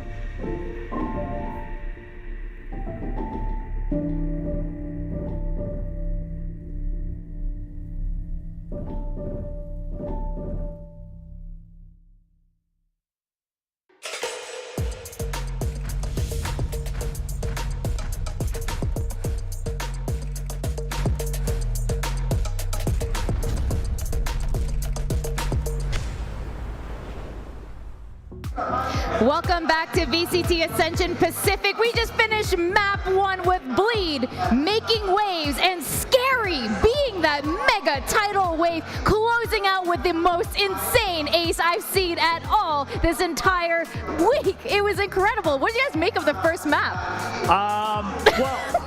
Clark's face. I think that sums it up, right? Because we had some other things we wanted to highlight and talk about in terms of like strategy and everything. And then Scary's like, no, you guys have to talk about me. Like, you have to talk about me. You have to look at me because we're in Bangkok, we're playing in front of the Thailand fans. And he just takes the spotlight. I mean, he just took his spot, literally, in that last round. I mean, yeah, we were backstage kind of watching it happen. Yes, the first 2 kills, kind of spectacular, and then from the shadows, you get the spike planted. We were kind of joking about it too, like, surely this is not going to happen, right? He misses the shrouded step into heaven, and we were like, he's human, but then he's not. You know, the crazy, Alex, who was backstage with us, thank you for joining us back again. Quack, I hope you enjoyed the team deathmatch. But he called it. He was like, well, Scary's going to clean it up. We're like, well, that's not going to happen. And then bit by bit, in isolating those kills, we thought he accidentally missed that TP, and he just it didn't matter. It didn't matter. I mean, he just knows how to isolate those 1v1s. I mean, look at that KD, right? We're not even counting assists here, and he's still 20-8. Just an absolute incredible showing. And here's the thing, is that in the very beginning, Scars looked like they had a decent idea. It looked like they had a good read on how to power through Bleed's defense. They knew how to combat, that A main area. We talked about that with Alex before the map started. And Scars had some good plans, and it worked, but then they started overthinking things. They felt that they needed to adapt even further. They felt that they needed to change it up. And then once those started failing, they were like, well, wait, then where do we go back to now? Because all these counter stress are falling apart one by one. And you can definitely see some of that, especially in the first half. They just couldn't find a site. They tried to break through. Second half, better comeback. Jemkin was starting to hit some shots. Yes. However, that's where you also started to see that one tiny slip up, just trying to rotate around, trying to get a little bit interesting with how they pushed out front. You saw some interesting moments with Torneko kind of sneaking into positions and catching people with trigger discipline, but then, it's still not quite enough to bring them back into the fray. The 9-3 was just such a big lead for Bleed. Yeah, it was, and it could partially be, you could see a little bit of shakiness coming from Scars, like actual nervousness. You can even see it in the wavering of their crosshairs coming from Torneko. And I hope they've warmed up now going into bind. But one trend has definitely been going on with Scary being the last man standing every single time. I mean, even a couple rounds where he was forced to save, right? Because it was like, well, I know you can maybe win these 1v4s, but right now we don't have creds, etc. And that last one, he's like, well, if I get 1 kill, I have to from the shadows, which is why he goes for it. And I think that's the other thing that perhaps Scars actually kind of forgot about, right? We saw them pushing out on a timer out of Garage in that very last round, and you start to think, okay, they think they have enough time, but of course they didn't account for the from the shadows. Now, this is what we originally wanted to talk about, was the Jet players, right? Jemkin versus Juicy, because Jemkin starts to bring up some of these numbers in the second half, but in the very beginning, he looked heavy. He was the very first death of the game overall, and Juicy, once he got the ops, he was able to lock down that A site. Yeah, I do feel like this is still a great talking point, because Juicy definitely knew how to pivot around certain positions, especially on the A site. Just watching on a bit of an, well, not necessarily a full-on off angle, but just around the left side of the crate, you know what I mean? Like trying to push up A long, they couldn't break through because he was always watching that. And then you have Neff on the other side supporting Juicy as well with the fault line, maybe a flashpoint or two. Anytime that Scars would try to push out, they will get contacted. Yeah, so while Scary obviously closes out the map, I think now looking at the stats and looking at the final scoreline compared to the first half, which is 9-3, we can still go back to the whole point we've been trying to make all 2 weeks here, in that if Jemkin gets started faster, then maybe that first half isn't 9-3. Maybe it's 6-6, and maybe that's just enough rounds for them to win the map. But if he starts to slow again on every map, I don't know if that's going to be enough time. That's the thing, because you're thinking about Jemkin, and yes, he's pretty good on those 1v1s, but this is now playing against a full squad from Bleed. You have to think about how you get get him into those positions where he can start chaining more kills together. And you say it's full squad, but if you actually look at the kill record on Haven, looking at the head-to-head matchups, Jemkin was 1-5 against Scary. He could never get through that last line of defense that Bleed had. I mean, if you can't get through that control, it's going to be rough. And now we're looking at Bind. Okay, both of them bringing out the compositions that they've had. The Chamber comes out for Darian, so it's really this Chamber versus Reyna setup, right? So you still have these, I guess Chamber's kind of a semi-duelist, you could say, semi-entry here for Bleed, but of course Scar's on the attack once again. We know how the Reyna Sky Raise works, but the big question is can Jemkin get those early kills against the Chamber? Yeah, I mean, that is definitely the question and something that we're keeping an eye on. Again, hopefully he's warmed up and shaken off some of that nerves here because he needs to get those picks, but Bleed is always together as a posse here. It's hard to get those individual picks. On a map like Bleed, maybe a little bit, a map like Bind, well, this name's just in my head now. If you can actually find some individual duels because of how the map is laid out, maybe you have a certain Bleed player just watching certain sight lines, you could find that heads-up duel, but it's not gonna be easy. You need a full setup from the whole team of Scars. Yeah, and of course, in terms of kind of the defense, I think, again, you can work around that side of, okay, Bleed style is to deathball it together. However, it's about that first half. You're given this opportunity to take that attacking initiative, take the flow of the game, of the map. They tried to do so. It didn't last very long on Haven. Hopefully, Scars can drag it on just a bit further here on Bind. All right, the question is Scar's gonna wake up and take this Bind map so we can go into a full 5 mapper? We're gonna go to Achilleos and Paper Thin going into map 2.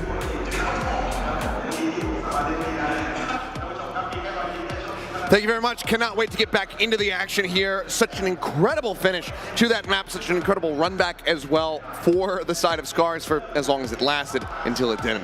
But now I have to see, do they have the mental resilience to be able to bounce back from that devastating ace clutch handed to them by Scary and pick up a map when on their selection of Bind? Yeah, absolutely. And I like what the desk was talking about. Absolutely, my eyes are on to Jemkin's Reyna here to have some more impact than the last time that we saw it out. He had some struggles, especially in like that showers area, controlling that part of that map with the Reyna where he's left kind of to his own devices. So again, a very different way to play Reyna than maybe you'll see with Paper Rex, for example. But still, Jemkin, if he can heat up, if he can have some of those crazy shots we saw in the second half, then certainly he can start to take this map over. Reyna is so snowbally. Everybody knows it. Everybody that's played it or played against it knows that once you start heating up, once you start to feel it, once you start to get those dismisses flowing, things can get very, very difficult for the other side. And then I also, again, really wanted to key in on this Chamber for the side of Darian, for Bleed. A phenomenal agent in the right hands, had a little bit of a struggle with it against Orangutan when they lost in overtime on this map, the only other time they played it, but they've had some time to workshop it, some time to practice it. Let's see now if we're going to see an improved performance from Bleed and Darian on this map. The Chamber coming out once more. See how he does fare. As William was kind of pointing out on the desk, does lend itself to be a little bit more like that double duelist. So do have that firepower. Looks like for now, every now and then we see some differentiation in the opening selection here for the Chambers, but he's going to be opting for the Headhunter, sticking with the classic. I think that's a wise decision here. Throws it up. There's one. He can't quite get the second one, but makes a quick exit. But Crystal gone off that race. That is so much firepower eliminated. Was a wise decision indeed. Gets instant value out of it. Takes a scrape of damage himself as the forces of Bleed fall back now. Start shifting over to the other side of the map. Kind of anticipating that after that early pick, that maybe that would send Scars packing towards the other side. But in fact, Scars grabs their spike and begins maneuvering in. Trademark just around the corner here for Toroneko to deal with. And that will alert Bleed to this presence. Neff tucked in the corner. On the other side, Darian still 2 more bullets in this Headhunter. Plenty more work to do, but he spots Jemkin. Just waiting for that swing to come in. Staying trained in this position. Trailblazer as well, not heading his way. Does help clear it out. Gets the instant headshot across on the Yoshi. Allen will find one. That's gone. The push out of the smoke. The help of Scary takes him down. Allen will be the last one to fall. Does get himself 2 kills for his trouble, but it is going to be another pistol going over to Bleed. Hey, you can see how comfortable Bleed is on the defender side of the map so far today. Just great reads here. The triple push into showers to make sure they can get this early kill secured, get Darion fired up, and then an instant TP out. The dog never really able to identify, other than the classic shots, the position of Darion. That headhunter put to good use through the box, gets the kill onto the sky, and then the crossfires rain for the side of Bleed. Scary gonna opt for that judge, a bulldog for Neff. Darion, just a ghost. Crystal's still gonna be going in for the Bucky. Wants to try to maybe just double blast pack his way up here towards Lamps, and that's exactly what's gonna happen. Up over the top, Juicy. He's like, well, yeah, I'm playing Raze, I know how this goes. Finds him, finds a second. Yoshi now gonna be cut down. Allen, as well as Torneko, both taking damage from that explosion.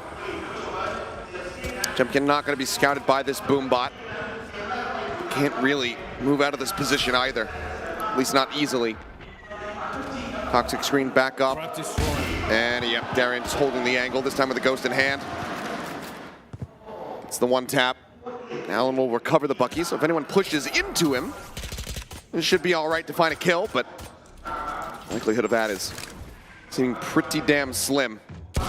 Sheriff in hand, Torneko now gone. Spike out in the open, and Allen, not much else that can be done. Blinded, killed off, a flawless round here in the follow-up. Bleed now move up 2-0.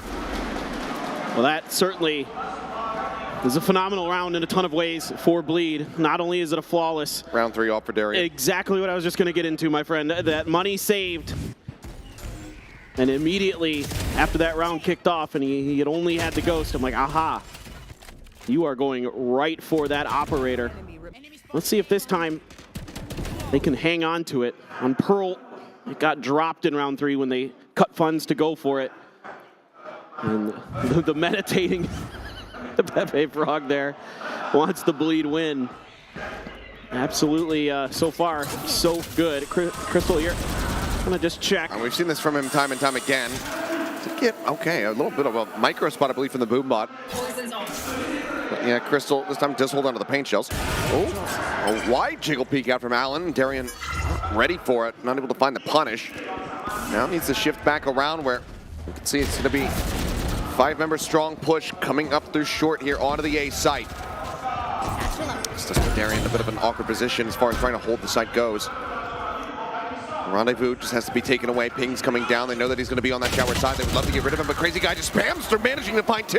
Jemkin and Allen taken down, and suddenly this bonus is looking very good for the side of Bleed, who would love to move up. 3-0. Crystal around the back will find one, trying to punch a hole here into the Bleed members, but Scary just going to be lurking for it right around the corner. Crystal now completely trapped. Site is open though, while Scary is paying attention towards this Raze push. Swing on the corner, but we'll be able to get it. Gets the weapon upgrade as the plant comes down over onto B. All 4 members of Bleed going to be working their way through spawn in towards this. Torneko going to be taking contact. No utility left in that back pocket. One flash left. Juicy gets Torneko. Now on to Yoshi. And the orb timing is just perfect. Right as they push in, suspecting, yeah, he might be an elbow. We'll just go ahead and obfuscate his vision. Not give him any chances. The defuse comes through. Question is, do they allow him to hold on to the guns? Juicy certainly does not want to. And Crazy Guy, he'll be the one to finish him off. 3 kills for him, 3 rounds for Bleed. Bonus is converted. And Scars in a very awkward position. And this early push out by Darion, even though he doesn't find the kill, it gives them firm control over the shower side, and that allows Crazy Guy to rotate out of Lamps. Once he feels the pressure from the blast packs, he pieces out. He says, no, I'm gonna rotate over. We know we've got the eastern side of this site completely to our control. So I can get over there, get myself into a position where I can play on the other side of the smokes and do a phenomenal job getting that double kill and really putting that round into Dire straight for Scars. And speaking of which, probably the most stressed I've ever seen Scars coach there. He's normally a pretty stoic character. I mean, dropping Dropping that bonus, definitely a bad feeling, and draws out a very early timeout. So they look to assess what they can do to get themselves back into this game. And I believe two Thrifties in the first map. So, you know. For Scars? Yeah. Have that going for them. So there's always that potential. Can never underestimate them, so we'll see. Find another good Yoshi lurk, maybe a Torneko lurk in there, and turn things around pretty quickly for them. Absolutely. These guys are capable of it. We know that once they can steady, they can string rounds together. So I will never count this Scars team out until that final round, one way or another. I know that they're capable of popping off. I know that they can bounce back. We know they could face adversity, defeating the favorites in the Japanese League and Jadeite to get here. Sure. See if they can pull it off again now for a third time. Sheriff's Spectre and a Stinger to try to get themselves on the board for the first time. And Jemkin and Torneko so far just 0-3, haven't been able to find any kills for themselves as Darian's just right up in front of Crystal. And that's that Spectre down on the floor. Crazy guy gets a timing shot. Jemkin's gone. And well, hopefully the timeout is for the next run and not this one. Couple shots through, just again trying to catch a timing. 3 players strong now inside of the smoke. Popwatch goes out, does get the full blind here on a Crazy guy, and right before that would expire, Yoshi finally manages to finish the job, gets the kill. Swing out on the backside. Darian gonna be good for one, ends up falling toward Neko with a headshot, takes out Juicy, but Neff will arrive just in time to finish him off. A good amount of damage dealt, but the off is gonna be recovered. The cash is still very much stacked up here for Bleed, so 4-0 as we get ready to go into the next buy round. Yeah, a good early crossfire setup for Bleed. Just punishing, kind of reading this aggressive hit, but Scar's able to get just deep enough. They can get this pop flash around the backside. Position that had worked really well for Crazy Guy in the previous round. This time around, it's able to be identified and isolated by the Scars players, by Yoshi. Great flash. And then a great follow-up flash for Neff. Just a hawk to confirm there. Neff once again just wants to see if there's any presence over on the B side of the map. A lot of A pressure had been shown by Scars. So now you want to see if they're going to try to take some space, keep track of the positioning, of course, with the reset on all that. Is what it is. Alir as well now. And the Trailblazer out. So now Bleed keeping their 3-man stack onto this B side. Some of that utility being used to... Ooh, Crystal, he's just staying tucked, trying to see how far they are willing to push. And getting ready to swing right into him. There's one, looks for the second, and he's gonna get it. Right through the corner of the wall. That's the finisher. So go ahead and they TP across. Now 5 members strong, moving their way up here onto the site. Things looking good so far here for the side of Scars. What a play. What a read from Crystal. Spike planted. He's so smart. Question is, how far does Bleed want to push this one? They have tools like the Seekers, like this orbital strike. Is Crystal, okay, gonna get chomped there by the Trailblazer, knocked down to 23 health. Look at all these ults, these post-plant ults for Scars for days. Plenty to work with. At the very least, if you Bleed, you would love to just draw these out of them. Scary sending a bite. Torneko just gonna be getting a bit of that damage. Full flash does come in. The swing onto the corner. They find the first kill. 4 more to go with time running low. Jemkin watching around the back. Just pulling away from the side as Crystal will get himself a 3rd. Looking for a 4th, and he will be able to confirm it. On for an ace, but Crazy Guy not going to give him the opportunity. Just throws down the stim to get himself sprinted out of the blast radius in time, and Scars will find themselves a round win. And a very important one. Again, the confidence flowing for Bleed. And Crystal able to read this on this off angle. Darian gets caught through the wall there on that spray. Crystal here getting some backup, even though Yoshi goes down.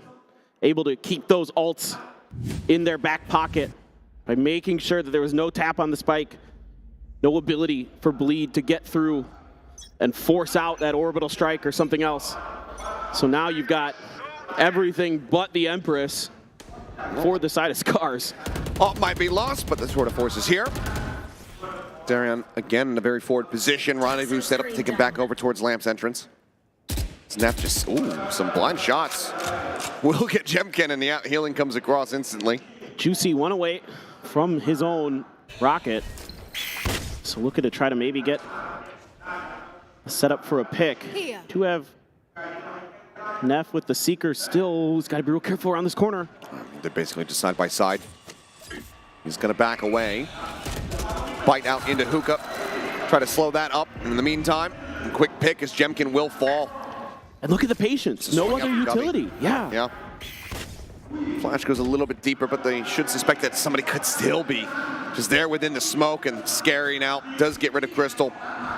Entry power completely gone with both duelists on the floor. Seeker's gonna be let loose, two of them gonna be cleared instantly. Some shots flying across, Scary tagged down low. Trailblazer on the chase. Get the stun across. Bite down, Scary, 1 HP. So very close, 1 HP and vulnerable out. Orbital strike sent just to try to slow up the further advances. Now the Molly in, he's spotted, Scary! Puts the spike down on the floor. Even at 1 health, this man is still an absolute nightmare to deal with for Scars. Yoshi now gone, it's all on Allen. No time, he'll just back away. 10 seconds left. Takes the TP out to safety, but will they try to rush him down? No flash available from Neff. They're just outside of the TP. Seems like they might want to try to fish for this one. The shot flying. Allen will be able to catch him. Finishing him off now, waiting just in case, but no further pursuit coming in. But for Darian, he does not mind. He didn't have to buy into the round. Just pop the ult. Exactly. And just right on the back. Minute timings, right before the blooms. Yep. And this is just a great smoke setup here for Scary to play off of. You know, suspecting that maybe someone had snuck into the corner on the other side, knows that he has the angle if he gets up on top of that box. I mean, that's Scary's world, and we're all living in it. I believe that was Lou from Bonkers.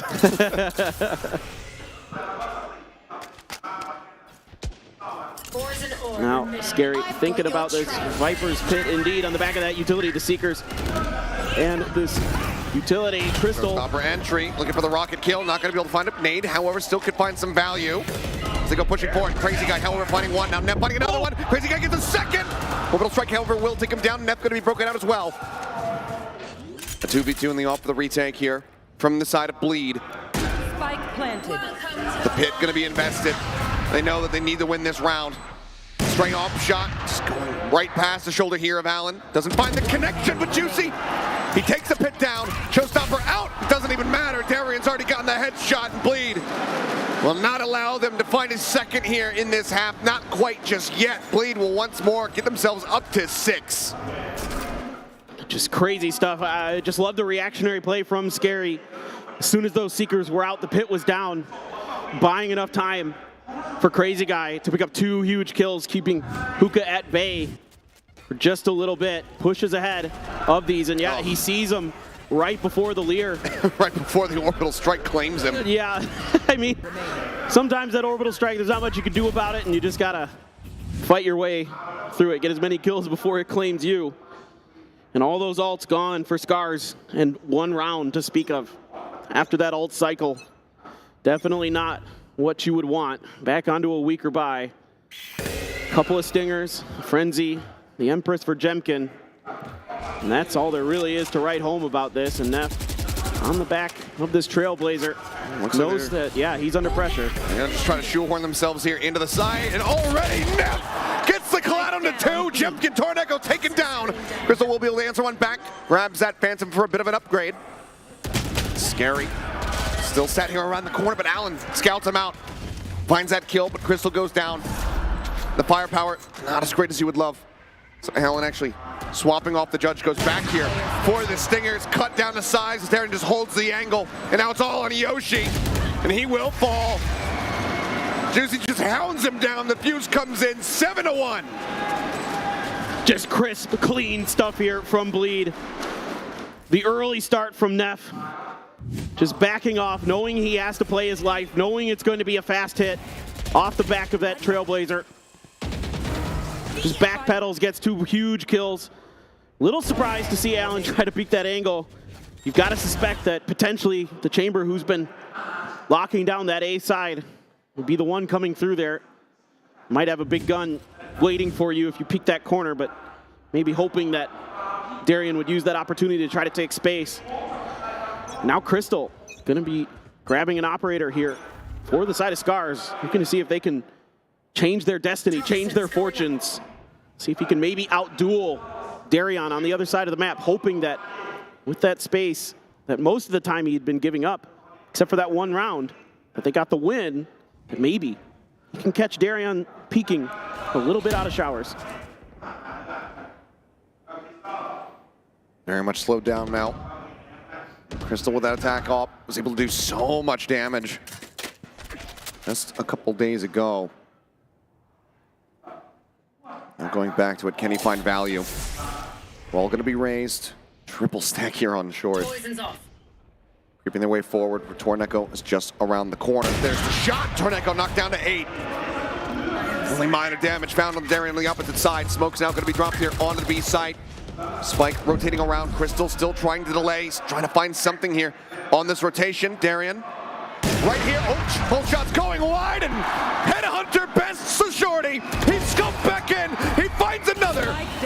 Lear goes forward. He backpedals. He gets the shot. A triple. The pop flash. The disengage. Scope it again. Can't quite get the flick, but the damage is dealt. And Yoshi will fall as Bleed move up 8-1.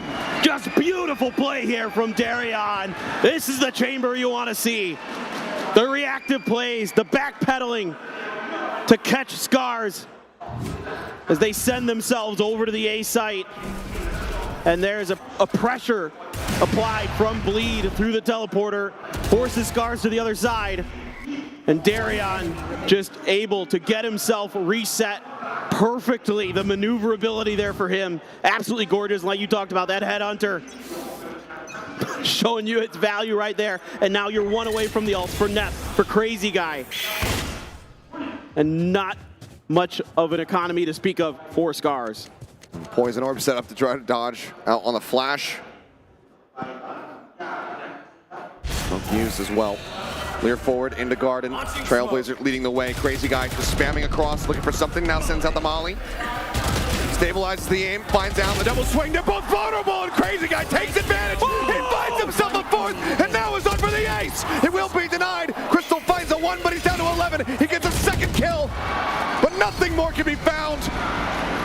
3 members still strong. The bank's just absolutely brimming with cash as Bleed continue on their reign of terror, now 9-1. So many times for Scars, these fast pushes come on the back of these Trailblazers. So as soon as that dog comes out, Crazy just starts spraying. He just starts going for it. The utility comes flying in from the rest of his team, from Scary, to get those vulnerables like you're talking about.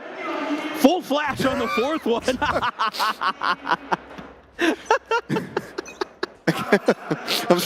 I'm trying to keep it together. It's a grand final. It's a grand final.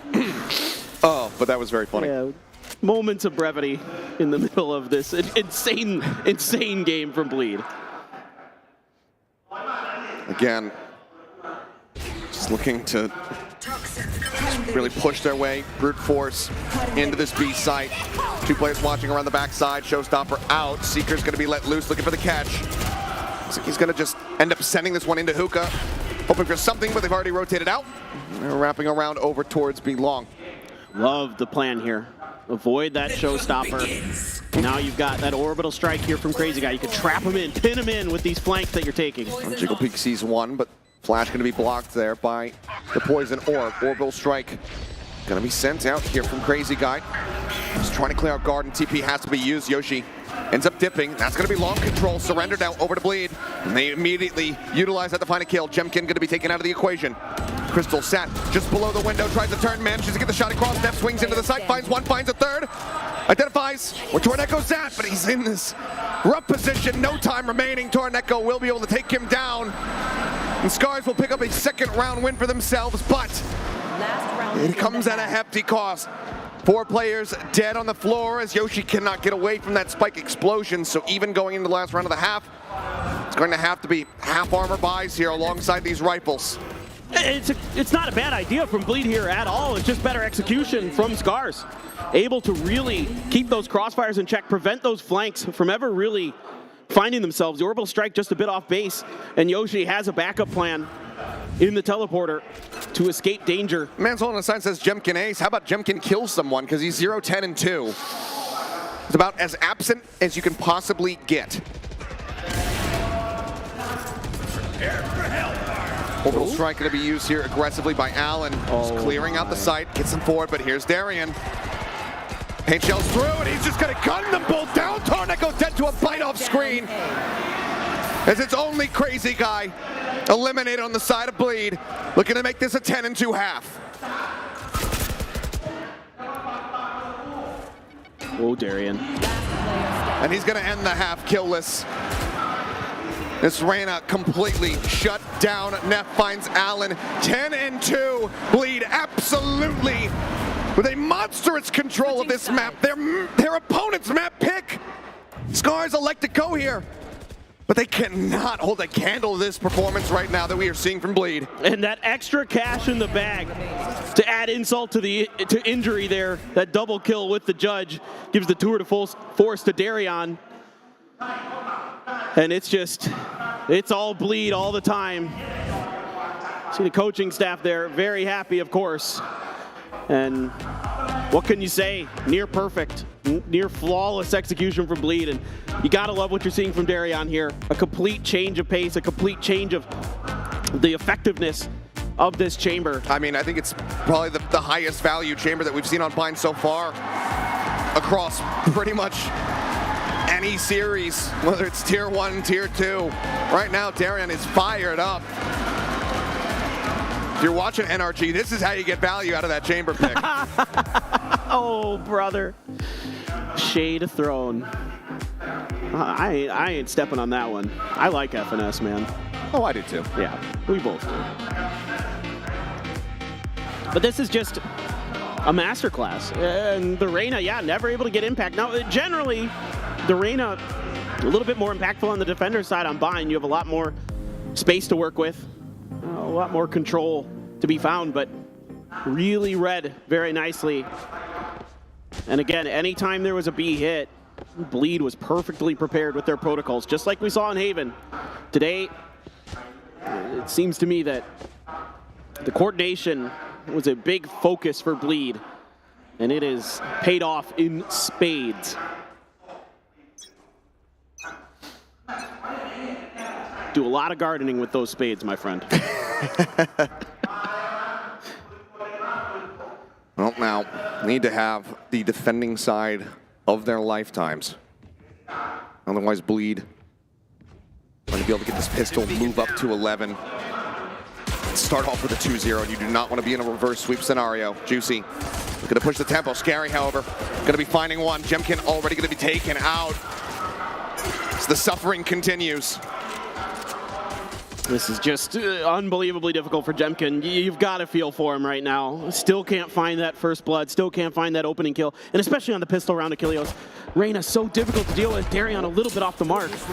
Not quite snappy enough to find the headshot there. Sends up 2 of those bullets, takes a bit of damage, but now the TP just going to be a full send here. Bleed shifting back across now into the very open A site. Smoke set up. Crystal, potential spot to try to get this jump, and he absolutely needs to. You can see how suspicious still Darian is. Slow creeping back. Spots him now and will end up falling. Shot into the shoulder.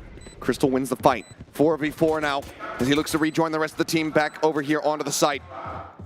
The push coming in. Scary, unable to line him up into the corner, however, is Neff, and he's going to be able to find them both. Advantage established. Yoshi all on his lonesome. The molly down here onto the spike. Juicy on the hard angle.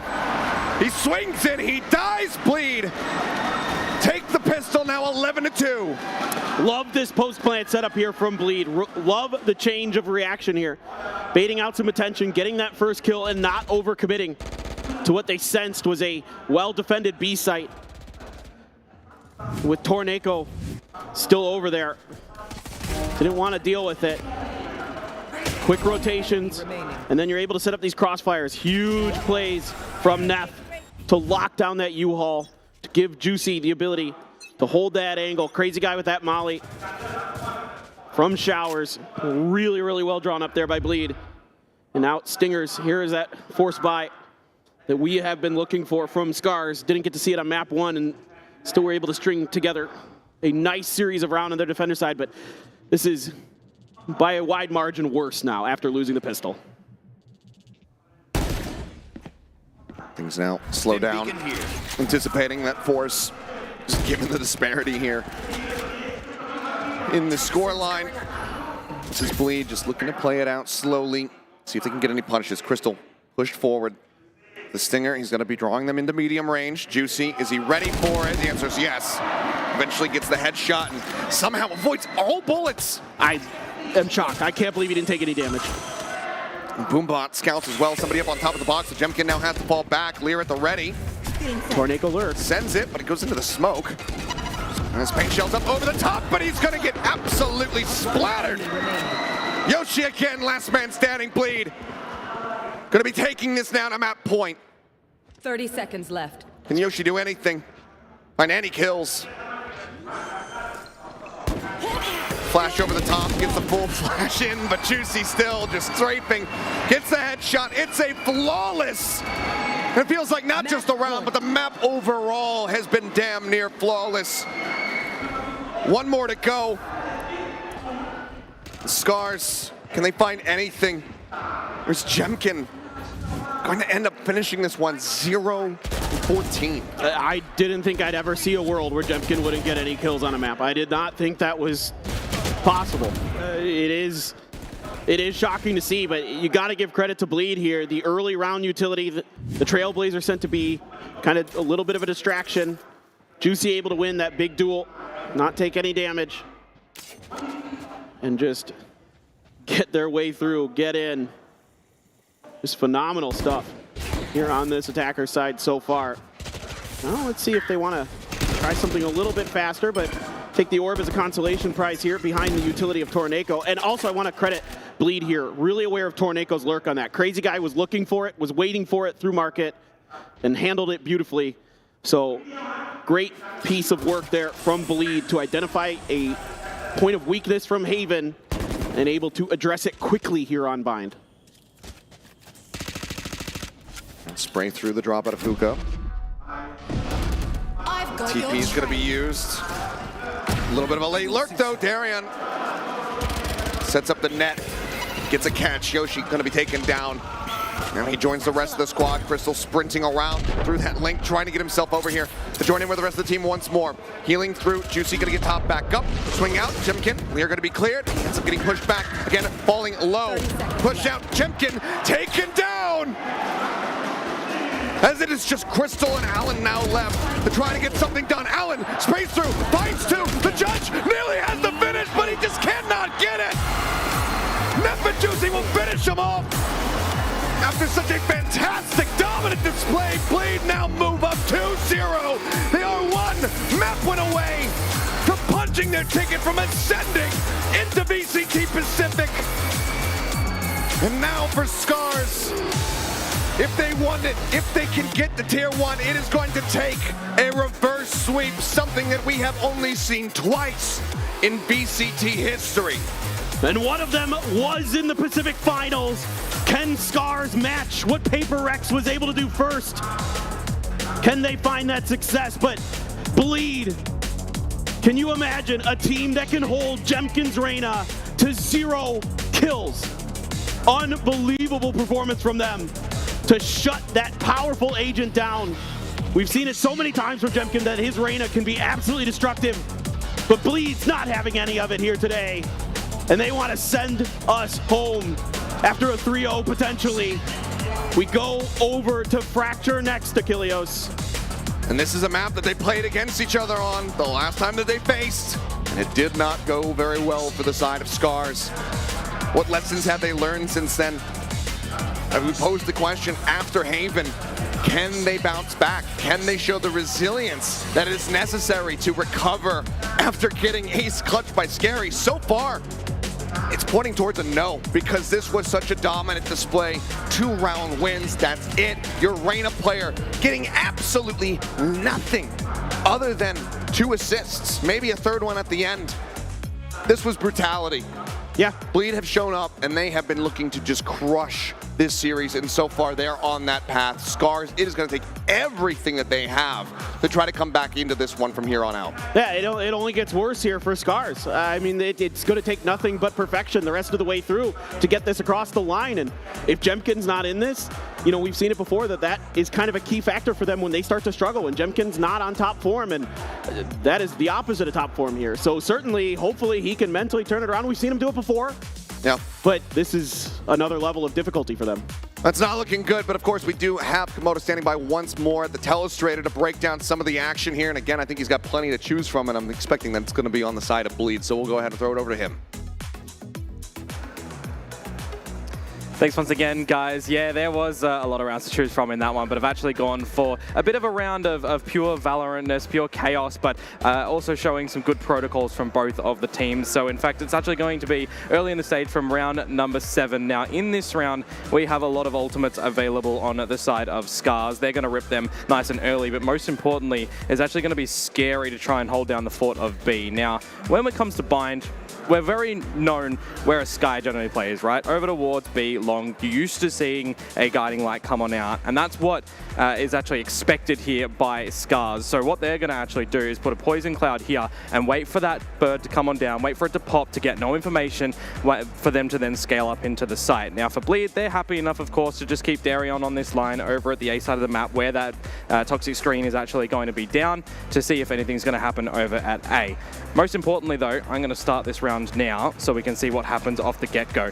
And what that is actually going to be is there's that poison cloud. The flash, or the guiding light rather, actually goes over towards short instead to try and confirm some information here.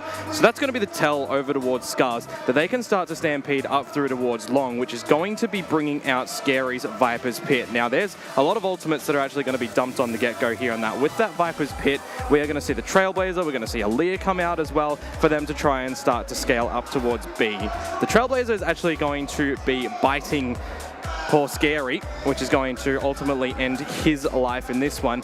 And off screen on the radar again, we can actually see that Crazy Guy is starting to make his rotation over. He's going to be dropping the Stim Beacon here to get a little bit more speed because he needs to get a smoke over towards Hookah to try and help out the guys over on B. The difference, though, is that for the attackers, there's only one smoke that they throw towards Elbow because they then want to use their combination of utility with their own bird to get into the site and actually place an orbital strike on the site itself. So with all of these flashes going around, with the Trailblazer going up with the Seekers trying to confirm some information, a whiff on the rocket as well, we do start to see that Scars are getting into the site. Now there's that smoke that I mentioned, and that is a problematic one for Scars because it forces Crystal to try and work with his team coming out of Long and Garden to get into the site. He actually walks into a bit of a crossfire as well.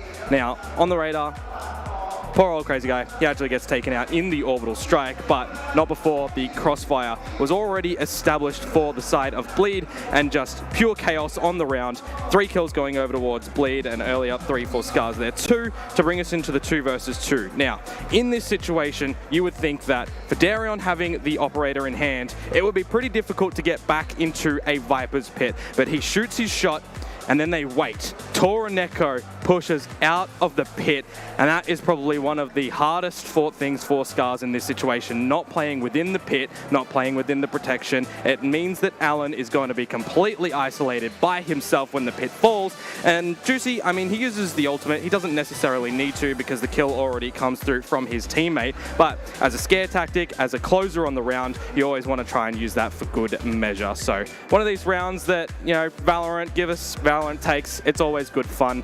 Map number 2 is done. We're going to go back to a break.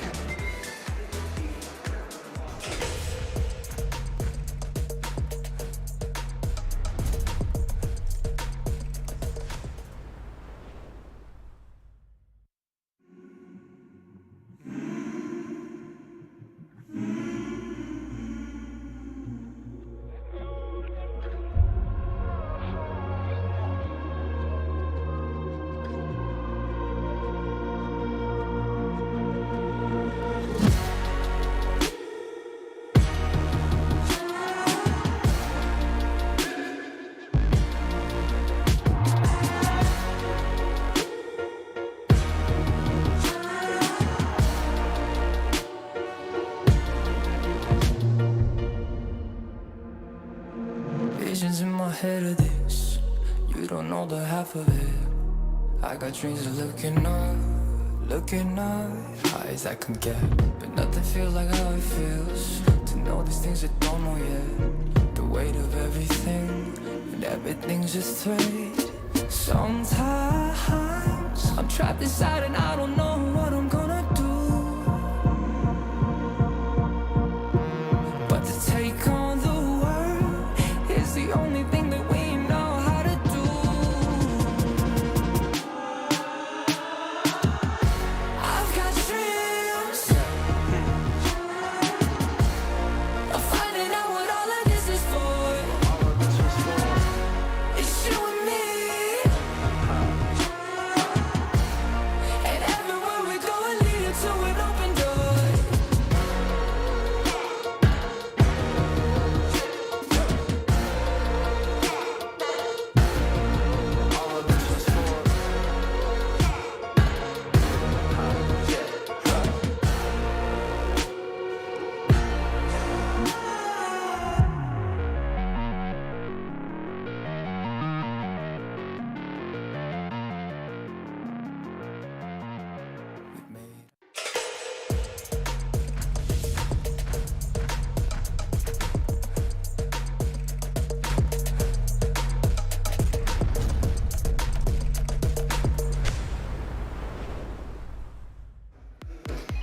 Welcome back to VCT Ascension Pacific. I'm Victoria, and at the desk with me, we've got Quack and Will. We just finished map 2. This is a really intense day. Whoever wins is going to be crowned the champion of VCT Ascension. But Bleed has been looking really strong right now. And gentlemen, what is going on?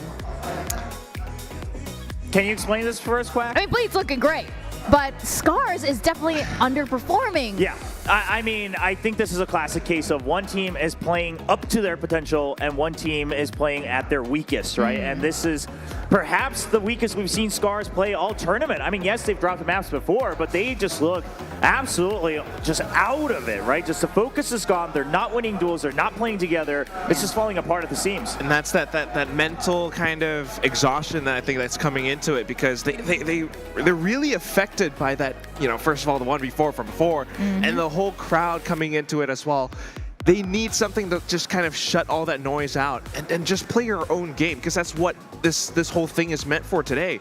But you can see that it's not coming through the way that they're coordinated. It's all falling apart. Jemkin, yeah, you know, that's the biggest point. Well, we had Alex on the desk before, and I didn't quite realize Saisho was invited here as well to VCT Pacific, because we did find an egg out there on Bind on that map too. But I mean, listen, you pick Reyna, and now with this kind of scoreline, his KAST, right, kills, assist, survives, trades, was 33%. But that's what happens when you pick an agent like that, because that agent, you literally have to get kills to find impact, and you get 0.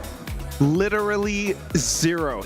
You just have 0 impact. Maybe some assists, but that's about it. You can't use any utility, any abilities at all. And I just want to say, I mean, this is partly, yes, Jemkin also definitely not playing up to the potential that we've hyped him up, but he's getting red, right? The Reyna positioning, etc. We'll talk about this a little further when we highlight one of the players, but it was very clear that Bleed knew, okay, these are the angles the leaders come out on. This is how we prepare the crossfire. This is how we make sure we don't all get blinded by it. Things like that. And then at that point, you need the rest of the team to support, but they were all trying to just win individual duels. And if that even doesn't work out, at that point, you're just throwing everything out the window. And that also happens because of how well Bleed are playing that defensive half. I mean, you look at some of these open kills. Yes, you expect Jemkin to go in for some of these duels, and you expect him to go for greatness, but then you got Darian on this chamber. I think that's something that maybe they didn't really know how to play against or how to expect.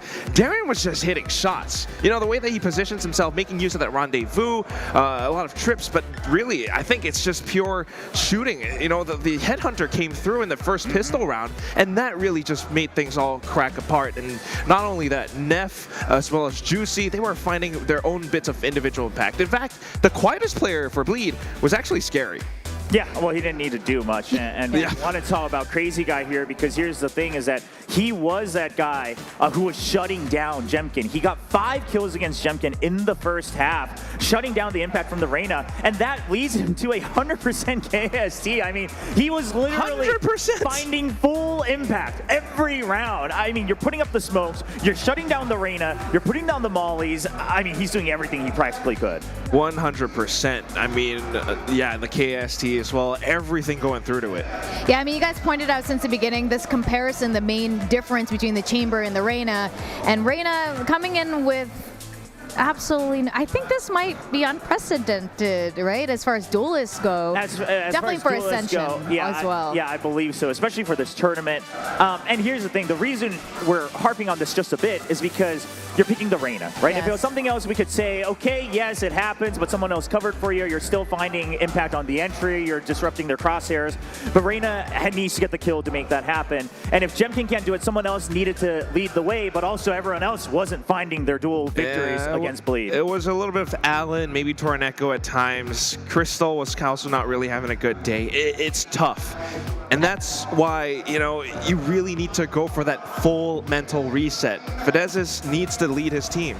Look, it's all or nothing at this point. If they don't reset, this is it. It's very, very clear that something is going on in their nerves right now, and they just can't get over this mental hurdle. Now, we are going to go into Fracture. Scars has a pretty good track record on Fracture. In fact, they defeated Nows just the other day, 13-3. Yes. But the last time they played Fracture against Bleed, it didn't go so well, and I don't know if it's gonna go the same way again. How are you guys feeling about this? That's what I'm scared about, right? 13-5 against Bleed the last time that they played. It was their own pick. It didn't go great, and that is why Bleed are picking it again. You need to see that same performance from Crystal, the same way that they played yesterday. Well, you say that, but again, that's the point I wanted to make, is the only reason they won against Nows Esports on Fracture was because Crystal was dragging them across the finishing line, right? 22 kills, 5 deaths. I mean, an absolute monstrous performance from it. If you can do it great, I mean, that's fantastic that you can extend your lifeline, but this is a best of 5. It doesn't end just here, so even if they do win Fracture, I would still be worried here for Scars. Exactly. You know, the next couple of maps as well, yes, maybe Scars has a bit of a lifeline, but how long can you really extend it? You need to make it happen right now. And you remember how Crystal actually had that performance. He sneaks into smokes. He makes use of his positioning to get behind enemy lines. I don't know if you can do that against Bleed, especially a Bleed that is feeling this whole crowd, this whole event. Well, the intensity is definitely at its peak here in the stadium right now. We have a lot of Bleed fans who are very happy seeing how they're doing, and of course a lot of supporters for Scary, who is from Thailand himself. With that, we are going to go into map 3. I don't know if this is going to be the last map of today. I certainly hope not, for the sake of Scars, and honestly just for good games. We're going to go to our casters Achilleos and Paper Thin. Thank you very much. Yes, it's time to go into what could very well be the final map of this series. Bleed, they have their fate in their own hands. One more. They will be our Ascension champions. They will be the first team to move up to be promoted into the Pacific League, and they will have swept Scars. Something that we did not anticipate coming into today. No, absolutely not. I thought this was going to be a very competitive back and forth series, but who knows? Maybe it was that Scary ace clutch that really kind of set this series into a destined path where it is going to be Bleed coming through. But can Scars turn around? Their mental has been really good this event so far. They've really been able to bounce back after some difficult losses or some difficult maps or difficult halves. But now I have severe concerns because Bleed looks really well drilled here today, especially on their defender side where they start on Fracture. But yeah, Fracture generally, again, in our region is more of an attacker-sided map. So certainly I feel like this has to be a statement now from Scars. They have to come out swinging here on Fracture. They've got to find a way to reset mentally, particularly Jemkin. It goes without saying that after a performance like that, you hope that a player of his caliber, who has been so good throughout this tournament, that he can get it done. And we are moving over to Fracture, Bleed Esports versus Scars, the deciding map potentially. Scars cannot allow for that Scary ace. That 0 and 14 performance from Jemkin to affect them now. They have to abandon it. They have to play with confidence. They cannot play with fear. Fear is the mind killer. And in that last map, it certainly looked like their mental was boomed. Let's see if they can, in fact, bounce back, though, and how they are going to fare now. Starting off on this attacking side here on Fracture, the desk was teeing it up. Did not go their way the last time out. And the last time, it was the defender side for Bleed that was so good here on Fracture. 8-4 for Bleed on their half. An alarm bot right around the corner. Darion not moving a muscle off that contact. Instead, Scar's gonna opt to take the orb, use the haunt to check sight. A little bit of a crossfire potentially, but the smokes are down. Sight is open here. Nano try to buy a little bit of time for these rotations. A long lurk through attacker spawn for Neff and Juicy. And here we go.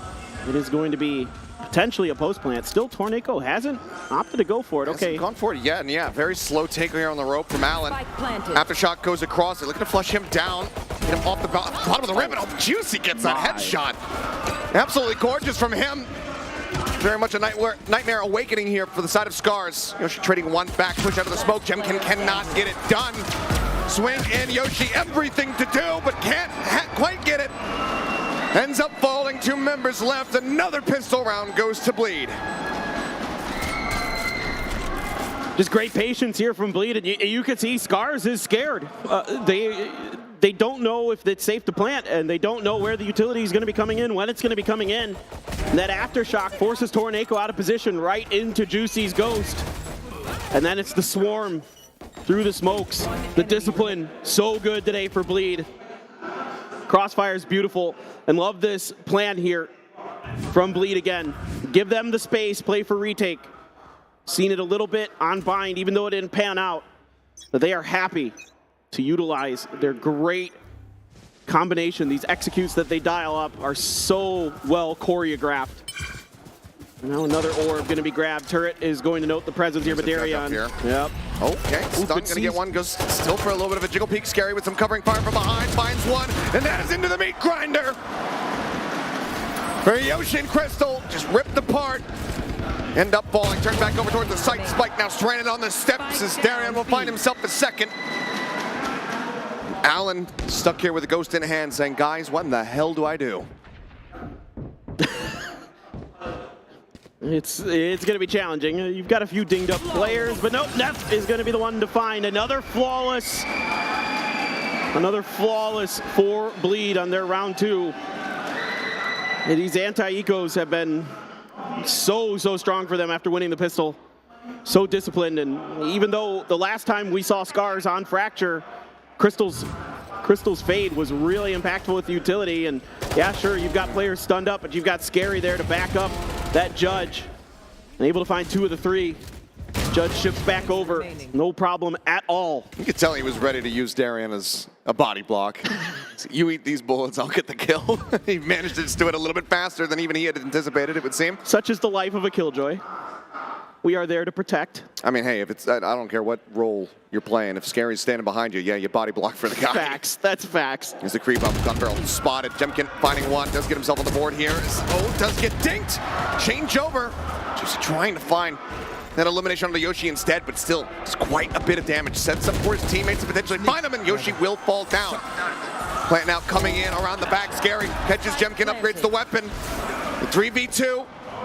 Torneko taking just a little bit of damage. Drone up over the top. Should have spotted his head so they know where one's at.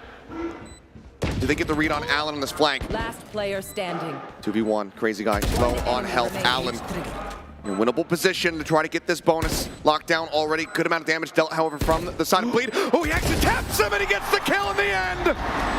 Crazy guy with a 3K, puts them on the board for 3. The bonus is theirs, and Bleed look absolutely unstoppable. And just like the desk was highlighting, Crazy Guy in between maps, he comes up big again. He was so formidable on that Brimstone, on Bind. And now back onto that Sova here, popularized thanks to Calm from EG. You can see Bleed is happy to let Crazy Guy do his thing, and that he has done today. Already 1 away from the Hunter's Fury. Darion 1 away from the lockdown. Yoshi right there with that Rolling Thunder as well. So let's see if there's going to be any orb congestion potentially. It's an A crunch from Sands. On the dart lands right at Jemkin's feet. 71 health. Bolt line, Crystal so very low that nade would kill. If he can't get out of the blast radius, then he does. Jemkin as well, trying to escape. They all somehow jump across, but the damage is just staggering. 3 players with 45 health across them. Torneko as well, chipped down to 77. Bleed not giving them any space. And they're so aware of the situation on the map, knowing that they can really punish these positions. Now, with the trap wires already set up, they can drift back over, knowing that their flanks are relatively clear. It looks like Allen's going to be going for a bit of a lurk from Dish, potentially, or at least watching for lurks. Still scary. Set up and spawn. Over towards B is the classic position here for a Killjoy. Darian. Rolling Thunder is available. Darian again with the judge. I mean, he's going to be able to one-tap so many people. Spike now stranded in tower. Have to shock the zone and back, but it only buys so much space. The spike will be snatched up here by Yoshi. But from here on out, what do you do? Do you just go for the save? You do have Allen in a backstab position. They rotate through the spawn, could potentially do some damage, but with 10 seconds remaining, they're just not going to be able to get to the A site. They will not be able to get this plant down. It's just a grab on the orb for Crystal to try to get closer to the Nightfall. And everybody else forced to save. Bleed will yet again find another flawless, as they are not even giving them a molecule of oxygen to breathe. There's just no space. They are absolutely suffocating them. It's a vacuum. You're absolutely right. Bleed has created. And it is nigh impossible for any room, for any breath to be found. And the damage done once again at the beginning of the round comes back to haunt Scars. 4-0 start. And this was the side of the map where Scars absolutely obliterated Now C Sports. As a near villainous grin spreads across the coach booth. Torneko pulling the trigger on a very early orbital strike. Will be able to find Crazy Guy, but Juicy in the meantime catches Allen. Look at Scary. Like getting the read. And he loves to look at that position, and you have Scary. Swings out of the smoke, guns him down, blink and you miss it. You got 1 kill, but it's nowhere good enough. 5-0, the onslaught continues. He's an absolute monster. Just when you think that position's clear because of the orbital strike. Right after, Scary just no fear. Here in Bangkok, just sets this crowd on fire once again. It seems now that Scars is going to have to really dig deep. 5-0. On a side of the map where they were so good previously. Look at Juicy. Just gonna go for it. Yep. Blast back up over the top. They should have a read on this one, but they don't want to spam out. They don't want to give their position away. Turn to the flash, no. Juicy. Bounce back in, finds Jemkin. Scary, cleans up Yoshi as well. Space given. A weapon can be recovered here for Torneko to join in alongside the 2 Guardians, so maybe some more damage to be dealt. Scary down to 5 HP. This round, aside from the pistol, feels like the most possible one for them to try to pick up a win. What do you do with all these ults? Hunter's Fury, Orbital Strike, Lockdown. You have nothing to counter them. Cage is thrown down to try to block off. In the meantime, they're just trying to buy some space and keep everybody locked on this A side of the map. Now, shot goes across. Torneko does find Neff, bringing it now into a 3v3. Spike can be planted. Launching smoke. Very good little linger there from him, and good distraction set up from the rest of Scars to at least enable them to get the spike down and have something to defend. Thinking about the molly, decides to save it. Crazy Guy here in the smoke, the lockdown. Committed in, the push into the smoke. Crazy Guy snaps onto his head. He takes him out, and now they have to respect this. They have to pull back away, but Scary gets the jump before he can escape. Lockdown expiring, the orbital strike. He's absolutely demolished. He just knows. 6-0 once again. Bleed, plow forward. An unstoppable force is Bleed right now. There is no friction against their movement. The vacuum they've created allows for this smooth, effortless flow. And it's just, again, these ults make it way too difficult. It's a pretty solid read here from the side of Scars to get into that position, to work the map like that, to allow that space to be created over on the B side to get the plant. But what do? You don't have any answers. The only answer you have is to try to push that lockdown. And Crazy Guy's too good right now. He's too fired up. And Scary's just so aware of the positioning, how to find those perfect moments to punish off the back of not only Scars' utility, but in this round, Bleed's utility. Jemkin here, fast hit with... Showstopper in, but everyone's zone back. Yeah, there's nobody home for this. They just give them the space. The drone will come out. The Showstopper actually did clear it, but there's Fury now. Crazy Guy just fishing around, trying to spot the plant spot, but won't quite be able to get it done. Yeah. They had a spot on the, I think it was Crystal up here towards Dish. Yeah, one was darted. Yeah. Just wanted to try to catch somebody in the side itself. Boombot going to be cleared out. And now there's going to be 2 players here. Sun goes across. Scary guns them down. Torneko off screen will find Crazy Guy. It's into a 3v3. Time still dwindling. Darian arriving to swing out. Neff going to be dealt with. A 20 HP Scary. And Darian here to try to hold it. And Torneko just drags across and will be able to get himself a third to pick up the first round win for Scars. It's deja vu on to Bind. When the Showstopper came in, or the ult just was completely left to its own devices by the side of Bleed, and they just play for retake. And this time around, once again, Scars able to hold the line here. Some good setups, some good shooting from Torneko to make sure that they don't even need to get into that post-plant utility there. Try to cover that spike. So well handled, a good stun to get a couple kills for Scary towards Dish, but Scars now beginning to find some level of atmosphere. Maybe they can find some kind of landing for themselves to get back in this Crystal event. watching around the back. It's just not good for the shot where he normally is. Juicy finds it, suspects there's going to be some more players nearby. Showstopper at the ready, does get cleared out, up over top of the box. Where does he send it? Because if it's going to be close around this corner, oh, he might have been able to find something, but no, just sends it out blindly. Well, they look to start pushing back into Juicy. But Darian, he's backing off. He can probably hear some of these footsteps around attacker spawn, and they know Allen. Oh, Crazy Guy. Yep. All the info that they needed. Says, wait a second. Cage triggered. And again, the double cage. Last time he did this was the fake over onto A, but they can just leave Darian to continue to watch that spot. Here. Now the smokes get set up to try to prevent the site take coming through. Rolling Thunder gonna come crashing across. Juicy taking out Jemkin, does manage to find him there with the paint shell, but gets a parting gift to Yoshi. 30 seconds left. 4v3. Site access just continuing to look like it's going to be denied here. Scary maybe Caterpillar his way up, but no, Scary turns back, spots him, guns him down, and now it's just Jemkin. Last identified in the halls. May just be his final resting place, whether it's a save or him dead. Backs away from that 10 dart. seconds left. And they will just have to let him go his separate way. Bleed not going to be too bothered by it whatsoever. 7-1. Now we're here in the opening half. Oh, they know. Oh my God, they know. Oh, oh dear Lord. Yeah. Well, this is just... It's like when you wake up from a nightmare right before the monster's about to kill you. That's exactly it. Exactly it. Cold sweats. Yeah, you're locked in there. You have no other position to move into. Certainly, Scars is sweating.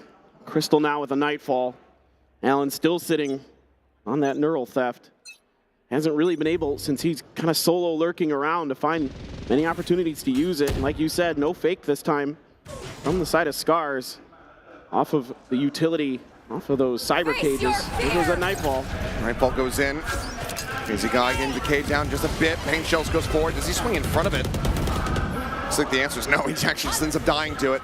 Jemkin starting things off with a nice first kill. Sights turned over here towards this rope, expecting that somebody's going to come flooding out of it. Darren just waiting for the smoke to dissipate. Spike planted, the disengage comes through. Find you. Haunt up over the top. Ends up getting cleared. Blast pack entry. Juicy finds his way onto the side. Darian swinging out against both! Can't quite draw down the finish off Torn Neko. Jemkin will be able to find Scary. But Juicy now swinging around the opposite side. Tap in onto the spike. Torn Neko. Oh, the timing is absolutely perfect for him. Now leaves Juicy in the 1v2 clutch. Both players tagged up. 21 health. There's the jiggle. He wants to hold it to half, but Torn Neko threatens him off of it and finishes the job. Again, Torn Neko with a 3K. Scars get around victory. Now a second one locked in, but they need to run this back to a 7-5 half if they want to have a hope. Yeah, absolutely. Another beautiful post plant here from Torn Neko. 9-7-3 on the stat line, and he has been a big part of why they've been able to get these rounds. But this time, Scars is looking for this push out of ropes. That's why they've got two players there. Darian just kind of pumps the brakes, waits a little bit longer. Last time, Scary kind of pushed that space very quickly. So it was an adjustment from Scars to kind of read that kind of post play, or excuse me, that retake setup that we've seen from Bleed so far. But even despite all that, they're able to hold on just barely off that initial kill there off the Nightfall nade combo. Little Jemkin able to dodge any of that utility, able to get up into the tower. Yeah, a bit of a higher tempo push here coming through from them. Drone goes up over the top, gets a spot on the Torn Neko. They're just looking to spray him down, and he's so very low, and that's going to strand the spike as the dart goes in. Crazy guy shuts him down. Here she sprints across. Plant coming in, but the molly burns him out of it. And Bleed are just so fast on the reply. Juicy now working his way forward. Jemkin will spot him, will kill him. Band advantage is still there, and Juicy gets knocked down, 45 health remaining. Scary, one more to go, and he's gonna, okay, never mind. He has the orbital strike. Oh no. Ice Beak, he makes it happen apparently. Swing out, Crazy guy getting a bit whiffy. Allen finds that kill. Now the Neuro Theft gonna be used. Darian and Neff both going to be revealed. We know that they are just squatting on top of this spike. Pivot over to the flank. Allen, the quick turn, finds the kill. Turret set up. Darian, it finishes off Allen. Now he looks to reposition. Spike is going to be nabbed. He doesn't have any nanos to try to get him out of this spot. So the plant can come through. Showstopper at the ready. He's noted. The rocket goes flying and the kill comes in. Scars get themselves up to 3. You may want to pump the brakes a little bit here if you're Bleed. A few overheats, few players that go down. This one's fine. You can trade Juicy there. But especially with that ult from Scary being in play, gets caught peeking around the corner. And that was devastating. That gives them the hope, the opportunity to win this round. Showstopper comes through off the plant and able to secure the round. And you see Crystal trying to rally the troops here, trying to keep them in this. 2 rounds, a couple more. If they can swing this to a 7-5, certainly they're right back in this map. 13-5-5, that orbital still held. Neff rushing forward. Now, we're talking about pumping the brakes. Bleed saying no. They try to press it even faster. The punish comes through. Flash is now gone. The fault line as well. Most of what you would have to slow up a take on a site has been ripped right out of Bleed's hands. I think hoping to try to set up Juicy for a pick there off the back of Neff's utility to get that Showstopper in hand. Not going to happen this go around. Instead, they have to back off. Still have Scary's orbital strike in their back pocket. Torn Neko one away from his orbital strike as well. Pinging down on Dish, suspecting that there's going to be some presence there. Clear out close, push forward as the smoke drops down here. As the Molly, just to try to lock somebody out of that cubby position. And we'll be able to do so. Scary showing his hand just a little bit as far as his positioning is concerned. In the meantime, Darian still sat back on B, has that judge, and is hoping that the pressure that his teammates are exuding is going to be enough to flush them into his opening arms. Oh my. As Juicy gets himself forward, spots one, gets the kill. Showstopper at the ready, but he's going to be burned down first. Now Orbital comes through. Scary sends it, looks for the kill. Paint Shells will finish him off though from beyond the grave. Jemkin gets the elimination, and now it is all down to Darian. Spike in Crystal's hands. Gets himself over to the site, lingering for a little bit longer. Plant now through. The dart set up. Beautifully done here from Allen. Now they know exactly where he is. Well, this is near impossible for Darian, and looks like he's just going to have to save the judge of all things. Yep. Scars are going to get themselves now up to 4, 7-5. very possible on the horizon, given the cash and the lack thereof here from several players on the side of Bleed. Yeah, this was a pivotal round here for Scars. Able to... He wants that Phantom, but there's a trap wire in the way. He's going to hear it. And knows it now. Could just wait for a very last second, sprint, clear it, and go before somebody is going to be able to play off the back of it. Or did they just drift into him? He might get his wish after all. The end of this one, shot starting to come through, manages to come away with 2 of them. So damage dealt, softening up Scars a bit as we get ready to go into the last round of the half. Still should be able to string together pretty decent buy. Lockdown, that gives Darian his lockdown as well. Torneco's got the orbital though to go ahead and completely take it out of the equation. Exactly. Yep. So the counter's there. And how many from the grave paint shell kills have we seen? At least Couple? 3. Yep. 3 in this map. Still crazy though, 1 away from his Hunter's Fury. So another big ult potentially coming for Bleed. If they can get this to 8-4, it'll be deja vu from the last time they played this map. The exact same scoreline. Can Scars claw closer, get one on the board, get one more on the board. Little slow push over towards Arcade. Look at the stack here onto this B site. Yeah, just scary right now. Oh, Juicy on the jiggle. Does take a couple shots there. Scary thinking about, at least for a moment, the swing out. Now he's going to go right as the Hunter's Fury comes in to distract him. Yoshi taken out. Crazy guy gets Torneco. The orbital's gone. And now with the lockdown, there is nothing they can do to deny it unless he plants it, where a paint shell can land at it. It's devastating, Achilles. I mean, again, 1 away from that Hunter's Fury. The space found, the orb taken, and the setup so nice. Off of the contact from Juicy. Able to line that up. And Crazy Guy, so far for me today, maybe the most impressive player for Bleed, despite so many impressive performances across the board. Crystal gonna find him though. Okay, speak of the devil, and Crazy Guy will go down. Now they're going to be shifting their way back over here towards B. Lockdown used just to really ensure this, but already committed to it are Scars. Scary holding down the spray, finds one, 18 seconds remaining. They need to somehow get themselves into this site. There is nowhere else to go. Right up the rope, Ellen needs to win the challenge. She does manage to do so, but can they still get the spike planted within the next couple of seconds? Jemkin finds one, but Darian will drop the remainders. The Guardian for the 2K, and it's an 8-4 half with Bleed out in front. Switching sides. Well, there you have it. Bleed there with such a nice setup. So well ready to play off that contact. Just beautiful. Knock that orbital strike out of the round. You can then use the lockdown when the time starts running low to know that you are going to force them to the other side of the map. Allow Scary, who knew Crystal was down potentially in that sewer, ready for it. A little bit whiffy off the rip, but able to readjust and find that kill.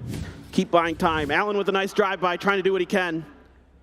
But at the end of the day, it is still Bleed on this defender side. And they will be, by the way, if we keep going, on the defender side to start every single map. And this has been where they have done their heavy lifting, where they've gotten their reps in.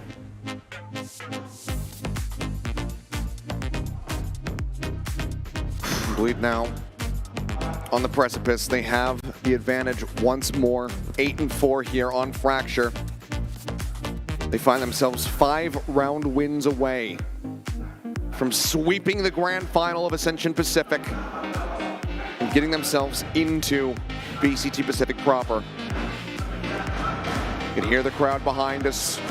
The cheers, the Thunder Six rallying here to cheer them on, to try and complete the task. It's up to Scars to do whatever they can, throw everything in the kitchen sink at this round here to gain some momentum, to try to start to bring this back, much like we saw from them in that second half of Haven. They can just take those initial couple steps. Perhaps they can extend this into an actual series and fight back and try to pull off a reverse sweep. And this is a pretty interesting setup from the side of Scars. The Cypher, heavy B hold, looking directly for some of this arcade push. A recon dart out to check. And it's going to be on Darian to hold the line at attacker spawn. Big push coming, turret to back him up as it looks to be a pinch towards this B side. Suspecting some trapwire setups here, none to be found. They are set up a bit deeper here in towards B. Juicy watching the smokes. The rotations now coming through. All 5 members from the side of Scars in position, ready to strike when necessary. Trap wires noted here by Juicy. Aftershock goes through. Spike is going to be planted over into the corner. Jemkin gets a kill here on the Nep, starting things off with the paint shells. Prowler over towards Arcade. Checks, sees nothing. Boombot right into the face, and Jemkin will find yet another util kill. A second nade built up, gets sent straight at Crazy Guy's feet. He tries to set up the recon dart, will be able to do so. Gets a ping on a 3, but still has to back away. You know, Swarm thrown up over the top, a little bit of damage found, but Jemkin has 3, and the defuse will come in. Scary, not in position, not nearly fast enough. Looks for something here on the back end. Will come away with 1 kill before falling, and Scars will at long last win a pistol round for themselves. Huge pistol win here for Scars, and it looked like it was going to be a tricky one to get through. Able to settle in behind the trap wire was Juicy, but that boombot around the corner caused some problems for him. Not able to clear it. There was a shock dart in that direction, but I don't know if it was a little bit off or just aimed deeper in towards spawn. Now Jemkin gonna grab the Vandal. Bulldog for Torneko, Spectres otherwise, a Ghost and a Sheriff. Gonna be the big investments here for Bleed on this round. And certainly, Cam quickly dealt with. Just trying to get the wire and sending it just in case there is one locking off this position. But both darts used, wire's not cleared. Slow things up a bit, now start moving forward once more. Allen pulls back away, not watching the cross. And they're being so quiet about this. There isn't much other than those shock darts. I mean, look at the rotations to A. Yep. They leave Allen alone. Exactly. Darian pushing up, but now with the smokes coming down, I think they'll start to realize the reality of the situation. Here. Well, now they're rushing in. Spike is going to come down. Allen's trying to spray through, gets a little bit of damage onto Juicy. Oh, another trap wire. Yep. Caught again. Backs away, tries to rush into the smoke, will get cut down. Allen finding the kill. Drone being sent forward, coming out of Arcade side, looking to get the pin. Sits across on the 1, Nep has to back away, nearly dying to that aftershock. Molly's still here at the ready from the side of Scary. He's holding it. But yeah, they're just sticking to this one. They cannot clear him off of it. Now they'll look for a little bit more. Darian, okay, they will do him a mercy and actually finish him off. I thought for a moment he wasn't going to die either way.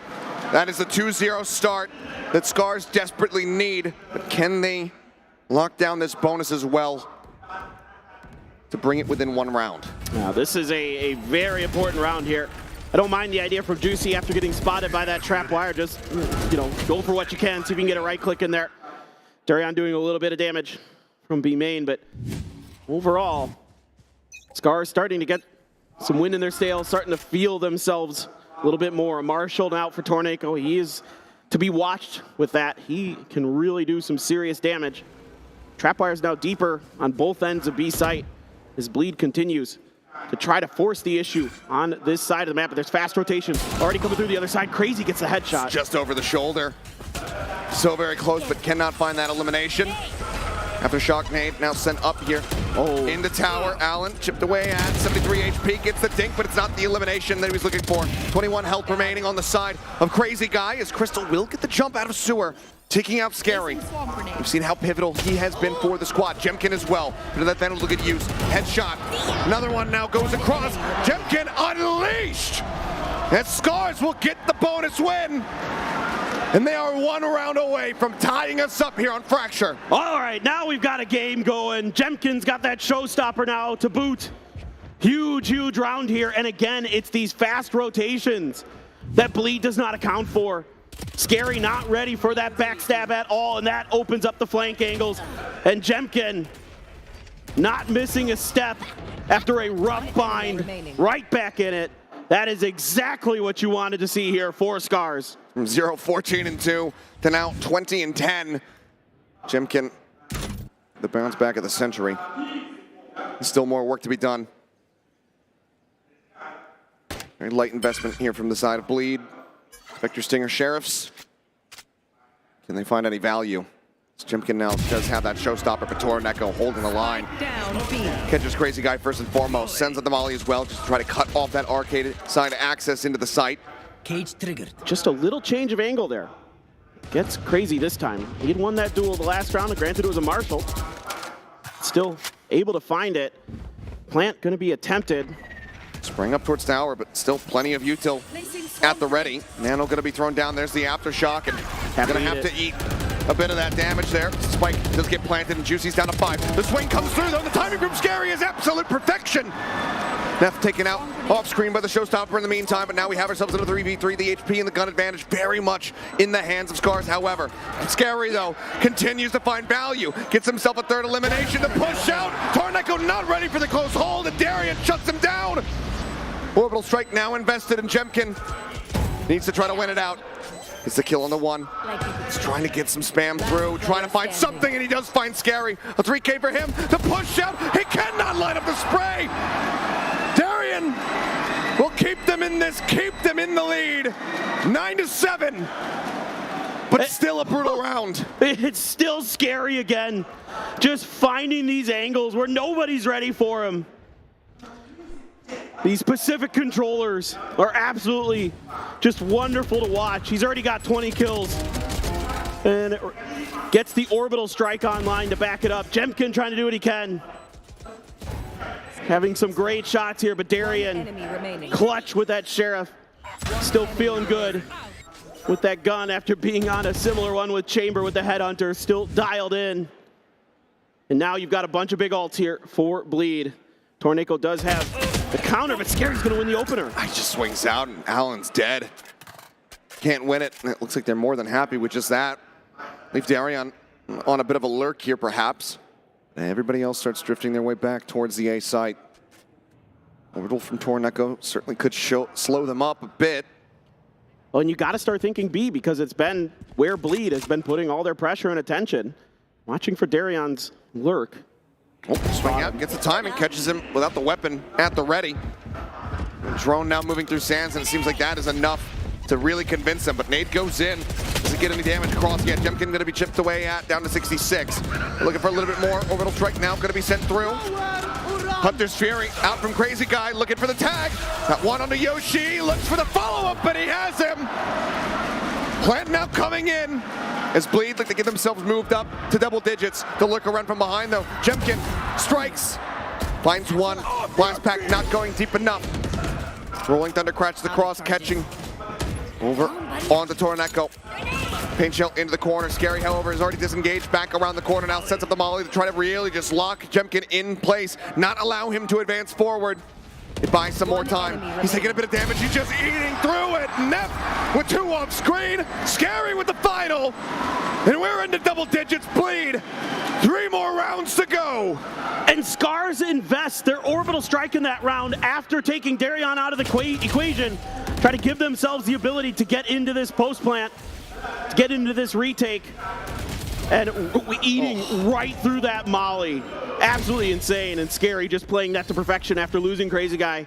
Great reaction from him to backpedal, set himself up to make the angle so much more difficult for Jemkin. And Jemkin, look, having a whale of a map here, Achilleos, 25-12. He is.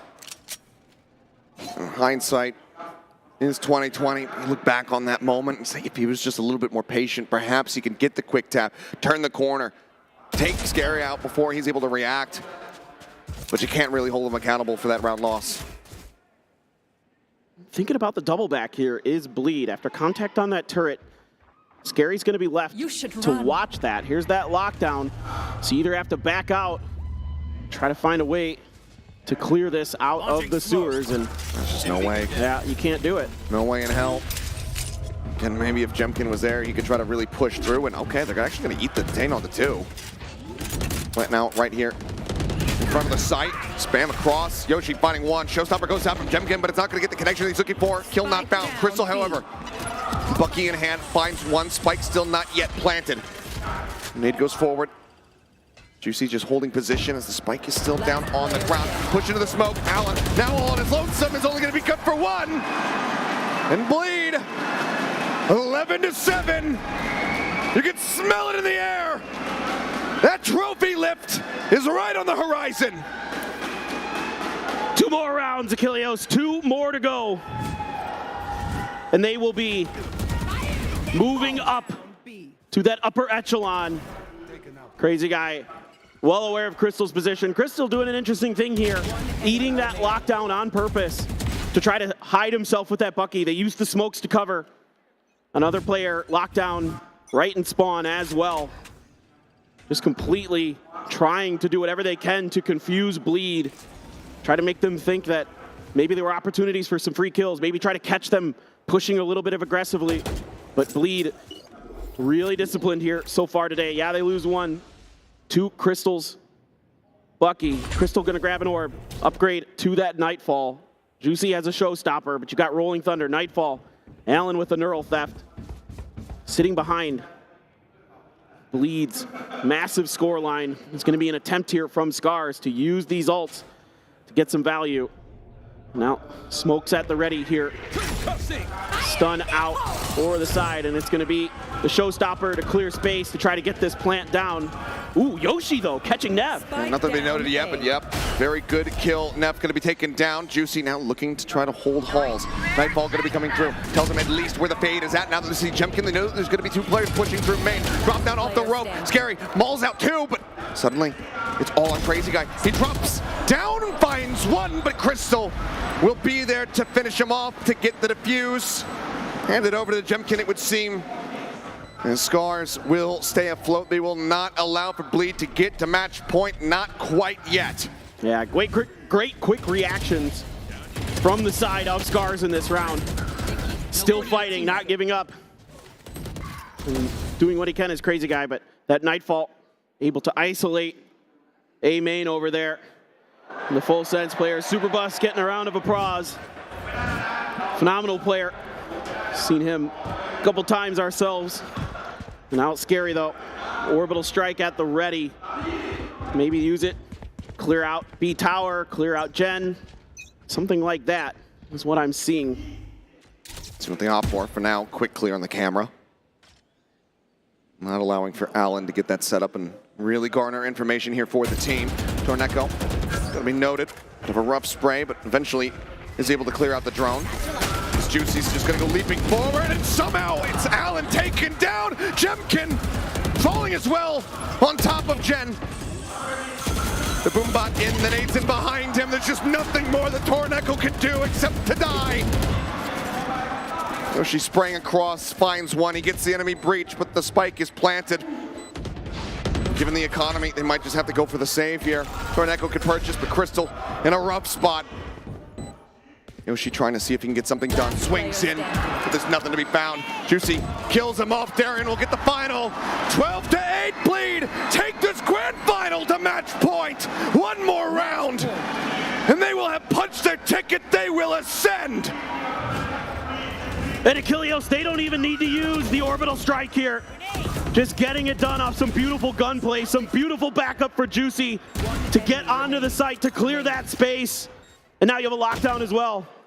This round, certainly, if you're a Scars fan. She must be. I feel for you. She's like, all right. It's been a tough day for Scars, but still, it's been 4 rounds in a row to get this into OT, but a couple stingers, a Spectre. It's a low buy. The triple push. Looking for Scary. Nev answering 1 back. The turret will finish off Yoshi, but it's still going to be a trade up when they need it so badly. Neural Theft coming through. Darien about to be revealed, about to be blown up perhaps, but still manages to get a parting gift on the 1. Crazy Guy now on his lonesome. He shuts down the showstopper and brings this round back into the realm of possibility. The 1v1. The Sova versus the Cypher. The Spike abandoned Allen. Not playing anywhere near it. Allen here just... Did they realize the Spike Is he going to try down? to go over the rope? I don't know. I think he might be waiting to see perhaps if he's going to rotate into him, but he's playing away from the Spike. That's going to tell him everything he needs to know. Here he goes. He's gonna go for the rope himself now. 2 shock darts. Yep. And a recon in 8 seconds. Crazy Guy situated in tower. Could be the one to clutch this up. The 1v2 to get them over the line. He drops down the rope. Was he seen? It looks like the answer's no! And he's got it done! 13-8! The 3-0!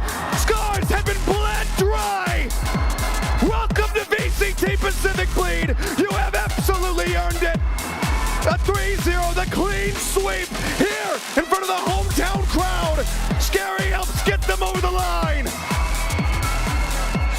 Beautiful performances today from everybody. Crazy Guy having just a wonderful, wonderful day on all 3 maps. Juicy doing a great job. Neff, always so good. Darion, so many clutch moments. His chamber on Bind was so impactful. Just absolutely wonderful. But we got to give a round of applause here to Scars. What an incredible run, defeating the favorites Jadeite in Japan to make it here, all the way to the grand finals. 1 step short, but these guys, a lot to be proud of. What an unbelievable performance, and we can't wait to see some of them again, Achilleos. So impressive what they were able to accomplish here at VCT Ascension Pacific. Just absolutely impeccable. Scars so close to the trophy at the very end, able to stand alongside of it, but not the ones to lift it. That is held, that honor is for these players right here. You can tell they want to do it already. Go ahead. Pick it up, revel, and bask in the glory, as you have earned your way into Tier 1. What a moment here for the Singaporean team to get through. There can only be one, and they will be at the top of that mountain to join the 10 other teams in VCT Pacific next year. Well deserved. A 3-0, a beautiful performance, a bow to the crowd. Unbelievable. And it all felt like it changed on the back of that scary ace clutch, Achilleos. That seemed to be where this series turned, it pivoted completely in Bleed's favor. The shutdown on the run back on Haven. That ace clutch just absolutely unrecoverable.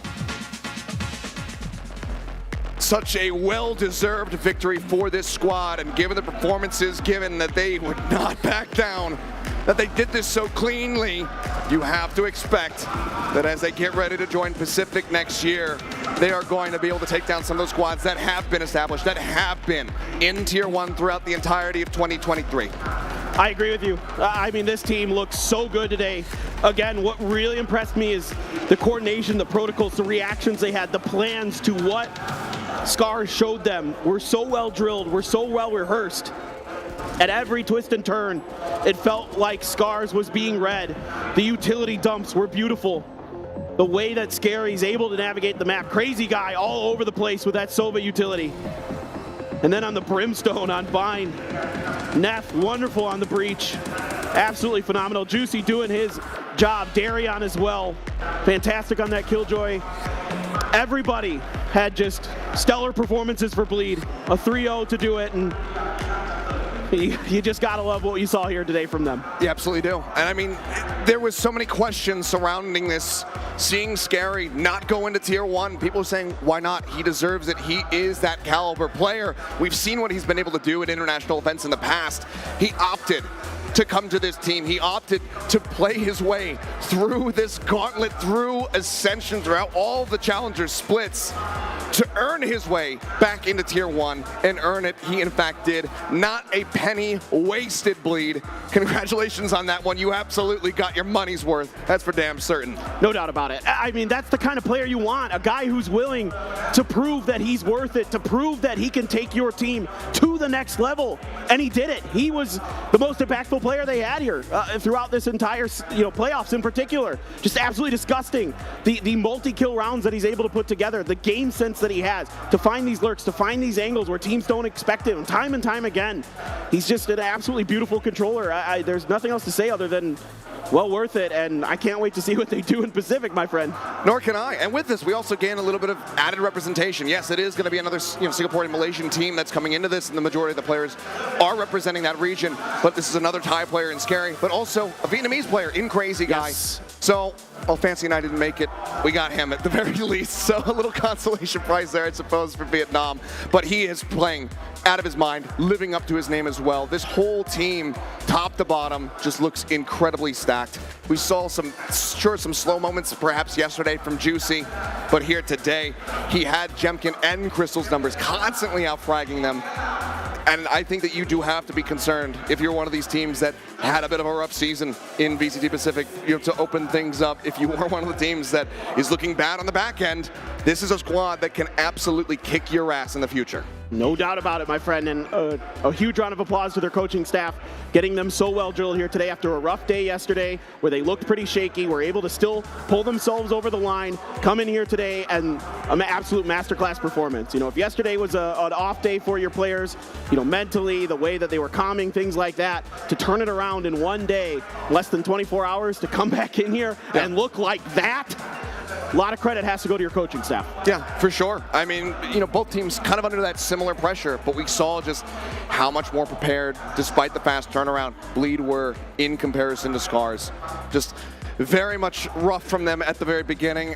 Glad to see them rally back and put up a strong fight there on Fracture after a very devastating bind, but unfortunately still a bridge too far for those guys. But I'm being told that we are ready for our winners interview, so we're going to go ahead and throw it down to the stage for myself and Paper Thin. Thank you guys so much, but enjoy this and enjoy the desk breaking down all the crazy action from this excellent grand final.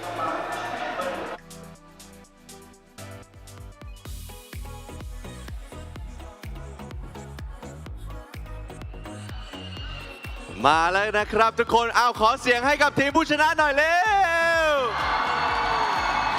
ว้าวนะครับก็ขอยินดีด้วยอีกครั้งนึงครับ Congratulations guys, that was a really amazing performance by all of you. And before any of that, I would like to invite two of our most very important people here, Jackson and Shano, who would be, I would like to ask you a few words for all of us. Yep, let's start from Shano, who is the head of APAC Esports for Riot Games. Hello.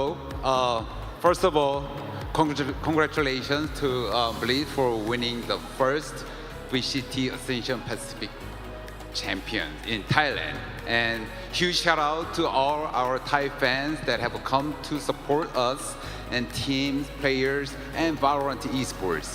And also I'd like to thank to our partners who have helped us build this incredible and wonderful event over the weekend. And Thailand has been so amazing, and you guys are so fantastic. So thank you for showing your passionate love and support. We're gonna miss you guys and hope to see you soon again. Thank you. Thank you very much. นะครับสำหรับคุณชอนโอ๊ตนะครับที่เป็น Head of APAC Esports จาก Riot Games นะครับก็อยากจะขอขอบคุณนะครับทุกๆคนด้วยร่วมกับการยินดีนะครับให้กับทีม Bleed Esports เนาะแต่ว่าที่สำคัญเลยคืออยากขอบคุณทุกๆคนนะครับรวมถึงพาร์ทเนอร์นะและคนดูและแฟนๆชาวไทยทั้งหมดที่ให้ความสนับสนุนนะทั้งงานนี้ได้เป็นอย่างยอดเยี่ยมนะครับทำให้เราได้เห็นเลยนะว่าแฟนๆชาวไทยเนี่ยไม่ธรรมดาจริงๆแล้วเราได้รับความรักจากแฟนๆเยอะมากเพราะฉะนั้นคุณชอนนะครับก็อยากที่จะขอบคุณทุกๆคนจริงๆนะครับก็ขอเสียงปรบมือให้กับคุณชอนด้วยนะครับทางต่อมานะครับคุณเจคซินนั่นเองนะครับเป็น Head of VALORANT Esports ของ APAC นะครับก็Jake, it's your turn now. So this is Jackson, the Head of VALORANT Esports for APAC. Please give us a few words. Congratulations, Bleed. It's been an incredible run from dominating challengers to now winning Ascension Pacific. You've proven to the world that you're the best challengers team in APAC, and you've claimed your spot in VCT Pacific. And welcome to VCT Pacific, and see you in Seoul next year. Thank you. นะครับก็ง่ายๆเลยครับขอขอบคุณทุกคนนะครับและขอแสดงความยินดีกับ Bleed Esports ด้วยครับที่สำคัญที่สุดครับยินดีต้อนรับ Bleed Esports เข้าสู่ VCT Pacific ครับอย่างไรก็ตามก็ต้องขอขอบคุณนะครับคุณเจคซีนะแล้วก็คุณชอนด้วยนะครับผม Thank you very much guys and yes at this point I would like to welcome you back to your seats and yeah thank you very much can you have another round of applause for Jake and Sean ขอบคุณครับตามผมละนะครับ guys it's gonna be everyone right let's start with who's closest to me. Who's closest to me? Right. Let's start with Crazy Guy. Crazy Guy, you have been one of the most OG players in the league as a whole. Right. I wanted to know your feeling. As one of the oldest players, how does it feel to win Ascensions? It feels very good. Like I don't think we can beat the another grand finalist that easy. And I mean, like, we practice for so long and we prepare everything. We are feel very happy.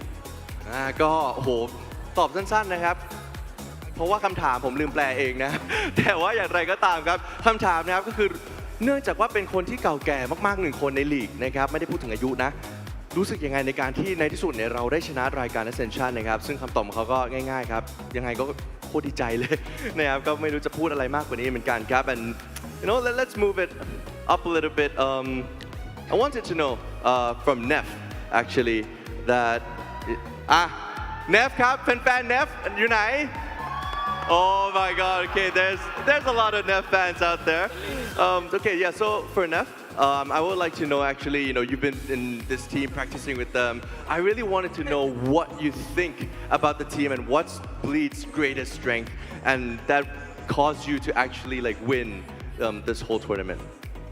So I recently joined this team as the latest edition 3 months back and I guess what is really strong for us as a team is that we gel together very well. We have good chemistry. We enjoy each other's company outside of the game and in the game.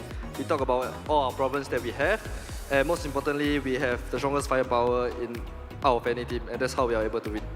โอ้นะครับสำหรับคำถามนะที่ถามเนฟไปคือคิดว่าเนี่ยเพราะว่าเราเข้าทีมนี้มาสักพักหนึ่งแล้วนะ3 เดือนเนี่ยคิดว่าทีมนี้นะครับ Bleed Esports มีจุดเด่นอะไรบ้างนะครับคำตอบก็คือว่าการสื่อสารเขาคุยกันเรื่องเกมตลอดเวลานะครับแม้ว่าจะอยู่บนการแข่งอยู่นอกการแข่งกินข้าวทุกเวลาจะมีการเปิดใจคุยกันเรื่องเกมตลอดเวลานะครับซึ่งนั่นก็น่าจะเป็นจุดที่มองว่า Bleed Esports นั่นคือจุดแข่งนั่นเองฮะคนต่อไปผมข้ามก่อนคนนี้เก็บไว้ก่อนนะคนนี้เดี๋ยวเก็บไว้ก่อนนะครับ Juicy you're next by the way ถาม Juicy ก่อนนะครับสำหรับ Juicy นะครับก็ถือว่าเป็นทัวร์นาเมนต์แรกของเขานะแบบ Official แล้วกันนะครับเป็น VCT ก็อยากจะทราบความรู้สึกของเขาเหมือนกันว่าเฮ้ยเรามาถึงจุดนี้ได้เรารู้สึกยังไงกันบ้าง and of course for you Juicy how does it feel to be able to win your first official VCT tournament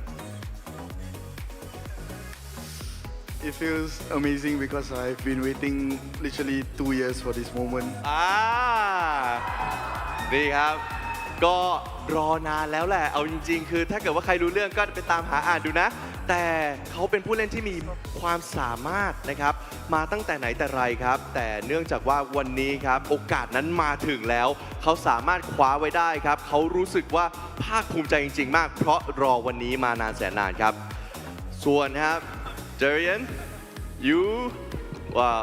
is the mic working? Hello. Okay, it is working.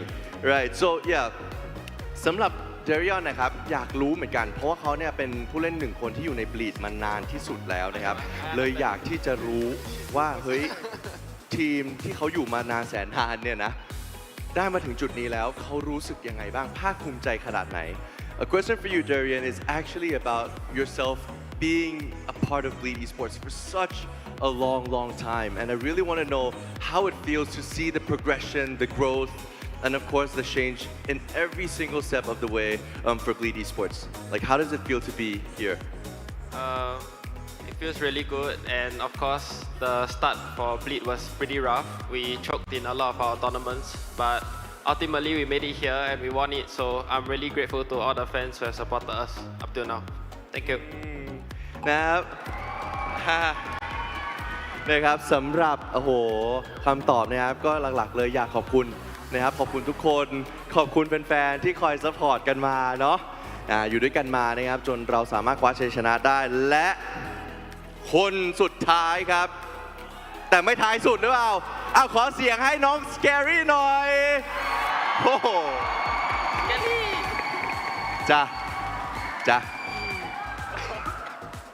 โอ้โหรู้สึกไงเอาแค่นี้ก่อนรู้สึกไงโอ้โหข้างล่างอาจจะไม่รู้นะครับแต่ถ้ายืนตรงเนี้ย ดังมาก อ๋อ นึกว่าหนาว ดังมากจริงๆครับ ซึ่งคำถามของน้องพลนะครับผม เอาจริงๆ เนี่ย อยากถามเยอะมากเลย แต่ขอเป็นไม่ใช่คำถามแล้วกัน อยากให้เราพูดกับแฟนๆ นะครับ ถึงความในใจของเราที่วันนี้ทุกคนทั้งชาวไทยทั้งชาว APAC ทั้งหลายมาซัพพอร์ตเราในวันนี้มาสนับสนุนเรา มันมีบางคนที่ผมเห็นอยู่ตั้งแต่ภูแมนละจนมาถึงวันนี้อยากให้เราพูดเกี่ยวกับพวกเขาหน่อยครับ ครับก็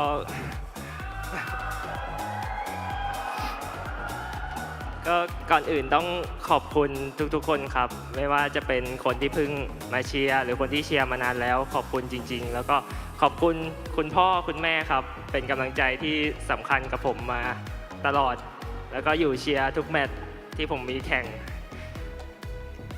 ก็จริงๆจุดเริ่มต้นผมก็ไม่คิดว่าเราจะทำได้จนถึงตรงนี้ แต่ก็ผมก็ทำเต็มที่ตลอด ทำได้ดีแล้วทำได้ดีแล้วนะครับ ไม่เป็นไรนะ ขอเสียงปรบมือให้สแกรี่ด้วยกำลังใจอยู่ทุกที่นะครับ and for the English fans out there before I let Scary resume his speech I would like to translate what I actually asked you know what the question that has been asked, which was pretty much more than just a question, but I really want him to say something about all the support that he's been receiving from the fans, who is both in Thai, both Bleed fans, both the Thai local fans, and of course just everybody back at home, and pretty much how he feels about receiving all this love from everybody. And of course Scary, he's an amazing player, of course, in the game and outside of the game. He loves his family so much. Of course, he's very thankful for all the support that his parents has given him, and all the fans who are here today and in the previous days, as well as on the stream as well. So he is really, really grateful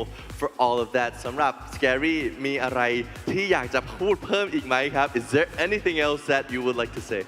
ครับ เอาขอกำลังใจหน่อยเร็ว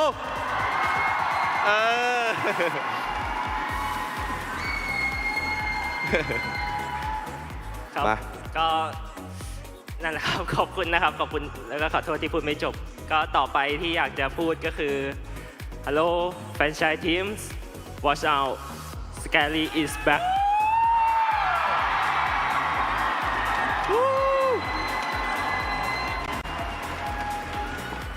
เอาล่ะเราได้น้องพลไปแล้ว and of course we cannot พลาดไม่ได้จริงๆนะโค้ชของเรานะครับ you look stressed all the time in the camps, right? And we want to know what's going through your head right now after that win. It's been a really, really tough journey for everyone everyone who participated. So I really wanted to know how it feels for you as a coach that you got the team together to come to this point.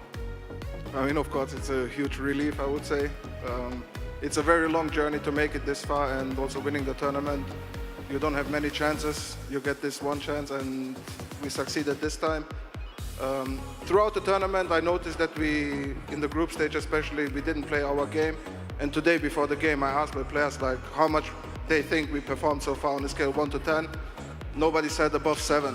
So there was a lot of numbers for us to become better throughout the tournament, and today it mattered the most. And I think we stepped up everybody. And I'm just super happy for them because they're all young players. They give it really their best. They're fucking wonderful teammates. Sorry for cursing. They're wonderful teammates. They have a lot of respect for each other. And it wouldn't have, I didn't want to imagine it having other players than them. So I'm super happy. Oh, thank you so much. สำหรับนะครับเมื่อกี้นี้นะครับคุณโค้ชของเรานะฮะบอกว่าน่าเครียดมากเลยในสตรีมนะแต่ว่าคำถามที่ถามไปนะครับก็คืออยากทราบความรู้สึกแหละว่าเราเป็นผู้เล่นอีกเหมือนเปรียบเสมือนผู้เล่นอีกหนึ่งท่านเลยนะครับที่อยู่กับทีมมาตลอดเวลาก็อยากทราบความรู้สึกซึ่งเอาจริงๆเขาขอบคุณทุกคนมากโดยเฉพาะลูกทีมของเขาที่ทำให้วาดความฝันของเขาอะให้มันมาถึงจุดนี้ได้จริงๆก็ไม่รู้จะขอบคุณยังไงได้มากกว่านี้แล้วนะครับผมนะก็ถือว่ามาด้วยกันพัฒนาไปด้วยกันนะครับอย่างไรก็ตามครับเราขอกลับมาตรงนี้ใจเราได้แล้วนะตอนนี้ปึ๊บแล้วนะ this question นะครับสำหรับแฟนๆชาวไทยนะครับผม for the Thai fans and of course excuse me guys it's gonna be him again Scary พร้อมสำหรับ Pacific ปะ Are you ready for the Pacific League ก็อย่างที่บอกครับแฟนชายทีมระวังไว้ครับผม watch out โอเคนะครับง่ายๆ simple นะครับ Pacific League เหรอก็ทีมต่างๆนะครับแฟรนไชส์ทีมต่างๆก็ watch out เนาะ so yes for those viewers back at home they are more ready than ever because the franchise team according to Scary watch out for Bleed Esports and guys I mean this has been really an amazing journey for all of you and yes I would like to give because Crazy Guy you're the closest to me I'm sorry but it'll be you again I would love for you to actually say something to the fans out there for Bleed Esports as well as the fans who are here today just to leave final remarks I want to say thanks to everybody who came here to support us. Even all the people who watch online cannot come here. I want to thanks for you guys. We can't make this without your support. I love you guys.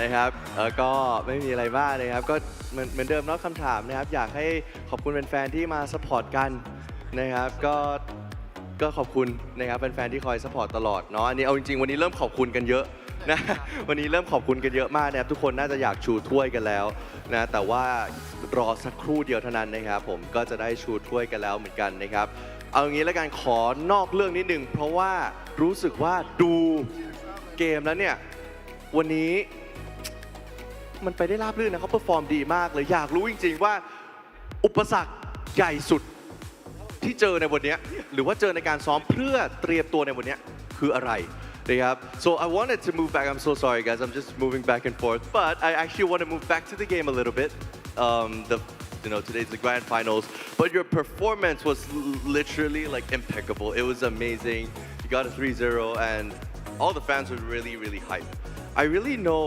I really want to know what is the biggest obstacle that you faced preparing for this game and even on the stage itself as well like what was the biggest obstacle so I think we can start with you if that's okay as a coach I think we were our own biggest obstacle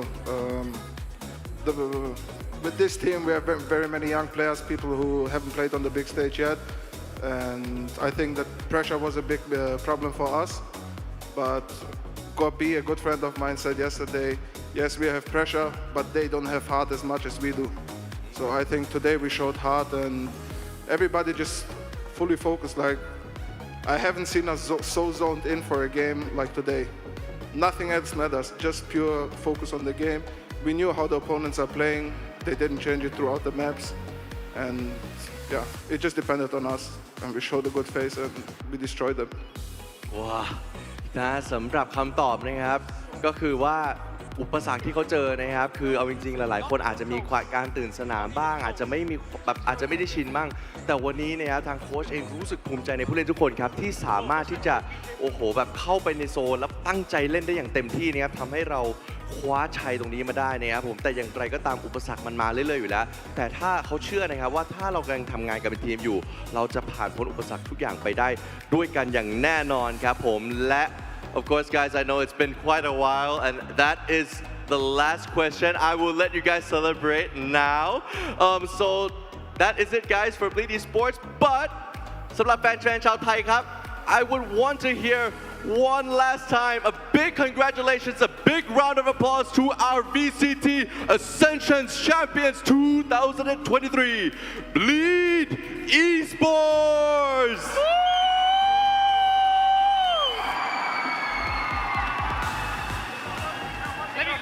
เอาละครับและนี่ครับคือผู้ชนะของเรานะครับผม please lift the trophy ได้เลยครับ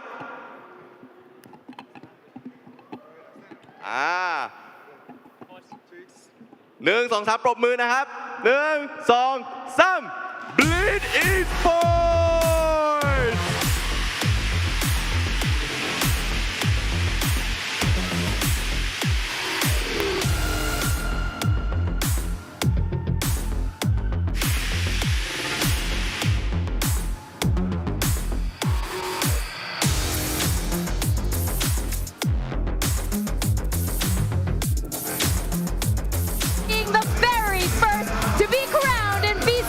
Ascension Pacific. This is a monumental occasion here in Bangkok, Thailand, with Singapore joining the ranks of the Pacific League.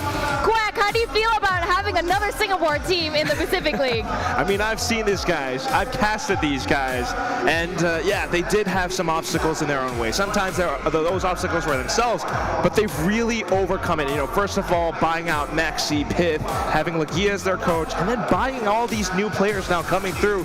They have evolved together, and today they really played their hearts out. Yeah, I mean, I think that's the biggest thing is that, sure, you can always try to get the best individual players, but you also have to make it work as a team, right? And we heard just the emotion coming in from some of these guys. Obviously, two of them, they've been with them, you know, in the form of Darian and Juicy for so long under this Bleed banner, trying to make this work. They were getting shut down by other opponents, by themselves, new teammates having to adjust to that every single time. And now with the last edition of Neff, they become this complete package. And we heard it, Scary's back. And people have been asking to watch Scary again at an international stage against the best teams in Pacific. Well, we're getting our chance, a full year's worth next year. Oh yeah, Scary's definitely made his mark here in Thailand, and you know what, I don't think it's just home crowd buff. Scary is really good, and you know what, he told the rest of the Pacific, watch out. I don't know how you guys feel about that, but the challenge, you know, the gauntlet has been thrown down by Bleed Esports. Again, they indisputably won today. They've earned it. And I just want to add, I mean, obviously everyone around the world knew Scary's name coming into this tournament already, but then you look at the other four guys and you have to start to wonder, even those other positions, those other agents, all these other players in Pacific have to watch out for their spot. We've talked about so many different players as, oh, they might be the best Sova, right? They might be the best Breach, they might be the best Sentinel. I don't know. This squad, they're flexible, their aim is great, and when they come together and play out their potential like they did today, they can take down a lot of teams in Pacific. There's so much to think about, right? You got Star Duelist, now you got Juicy to think about, an anchor like Darian who can go off of Sentinels, can still op out, and then just Scary himself. Think about this guy. He's going to play up against his own ex-teammates, Talon Esports, and we have comparisons. We've compared him to Mako. There's so much to think about. The Pacific, the franchise teams, they have to watch out for this whole team. Well, congratulations again to Bleed Esports, joining the ranks of Pacific as one of the region's best, being the winner, crowned the very first victors of VCT Ascension Pacific 2023. I'm your host, Victoria Chang, and at the desk with me, thank you so much, analysts. We've got Quack and Will. That's it for tonight. Bangkok, thank you for having us, and have a good night.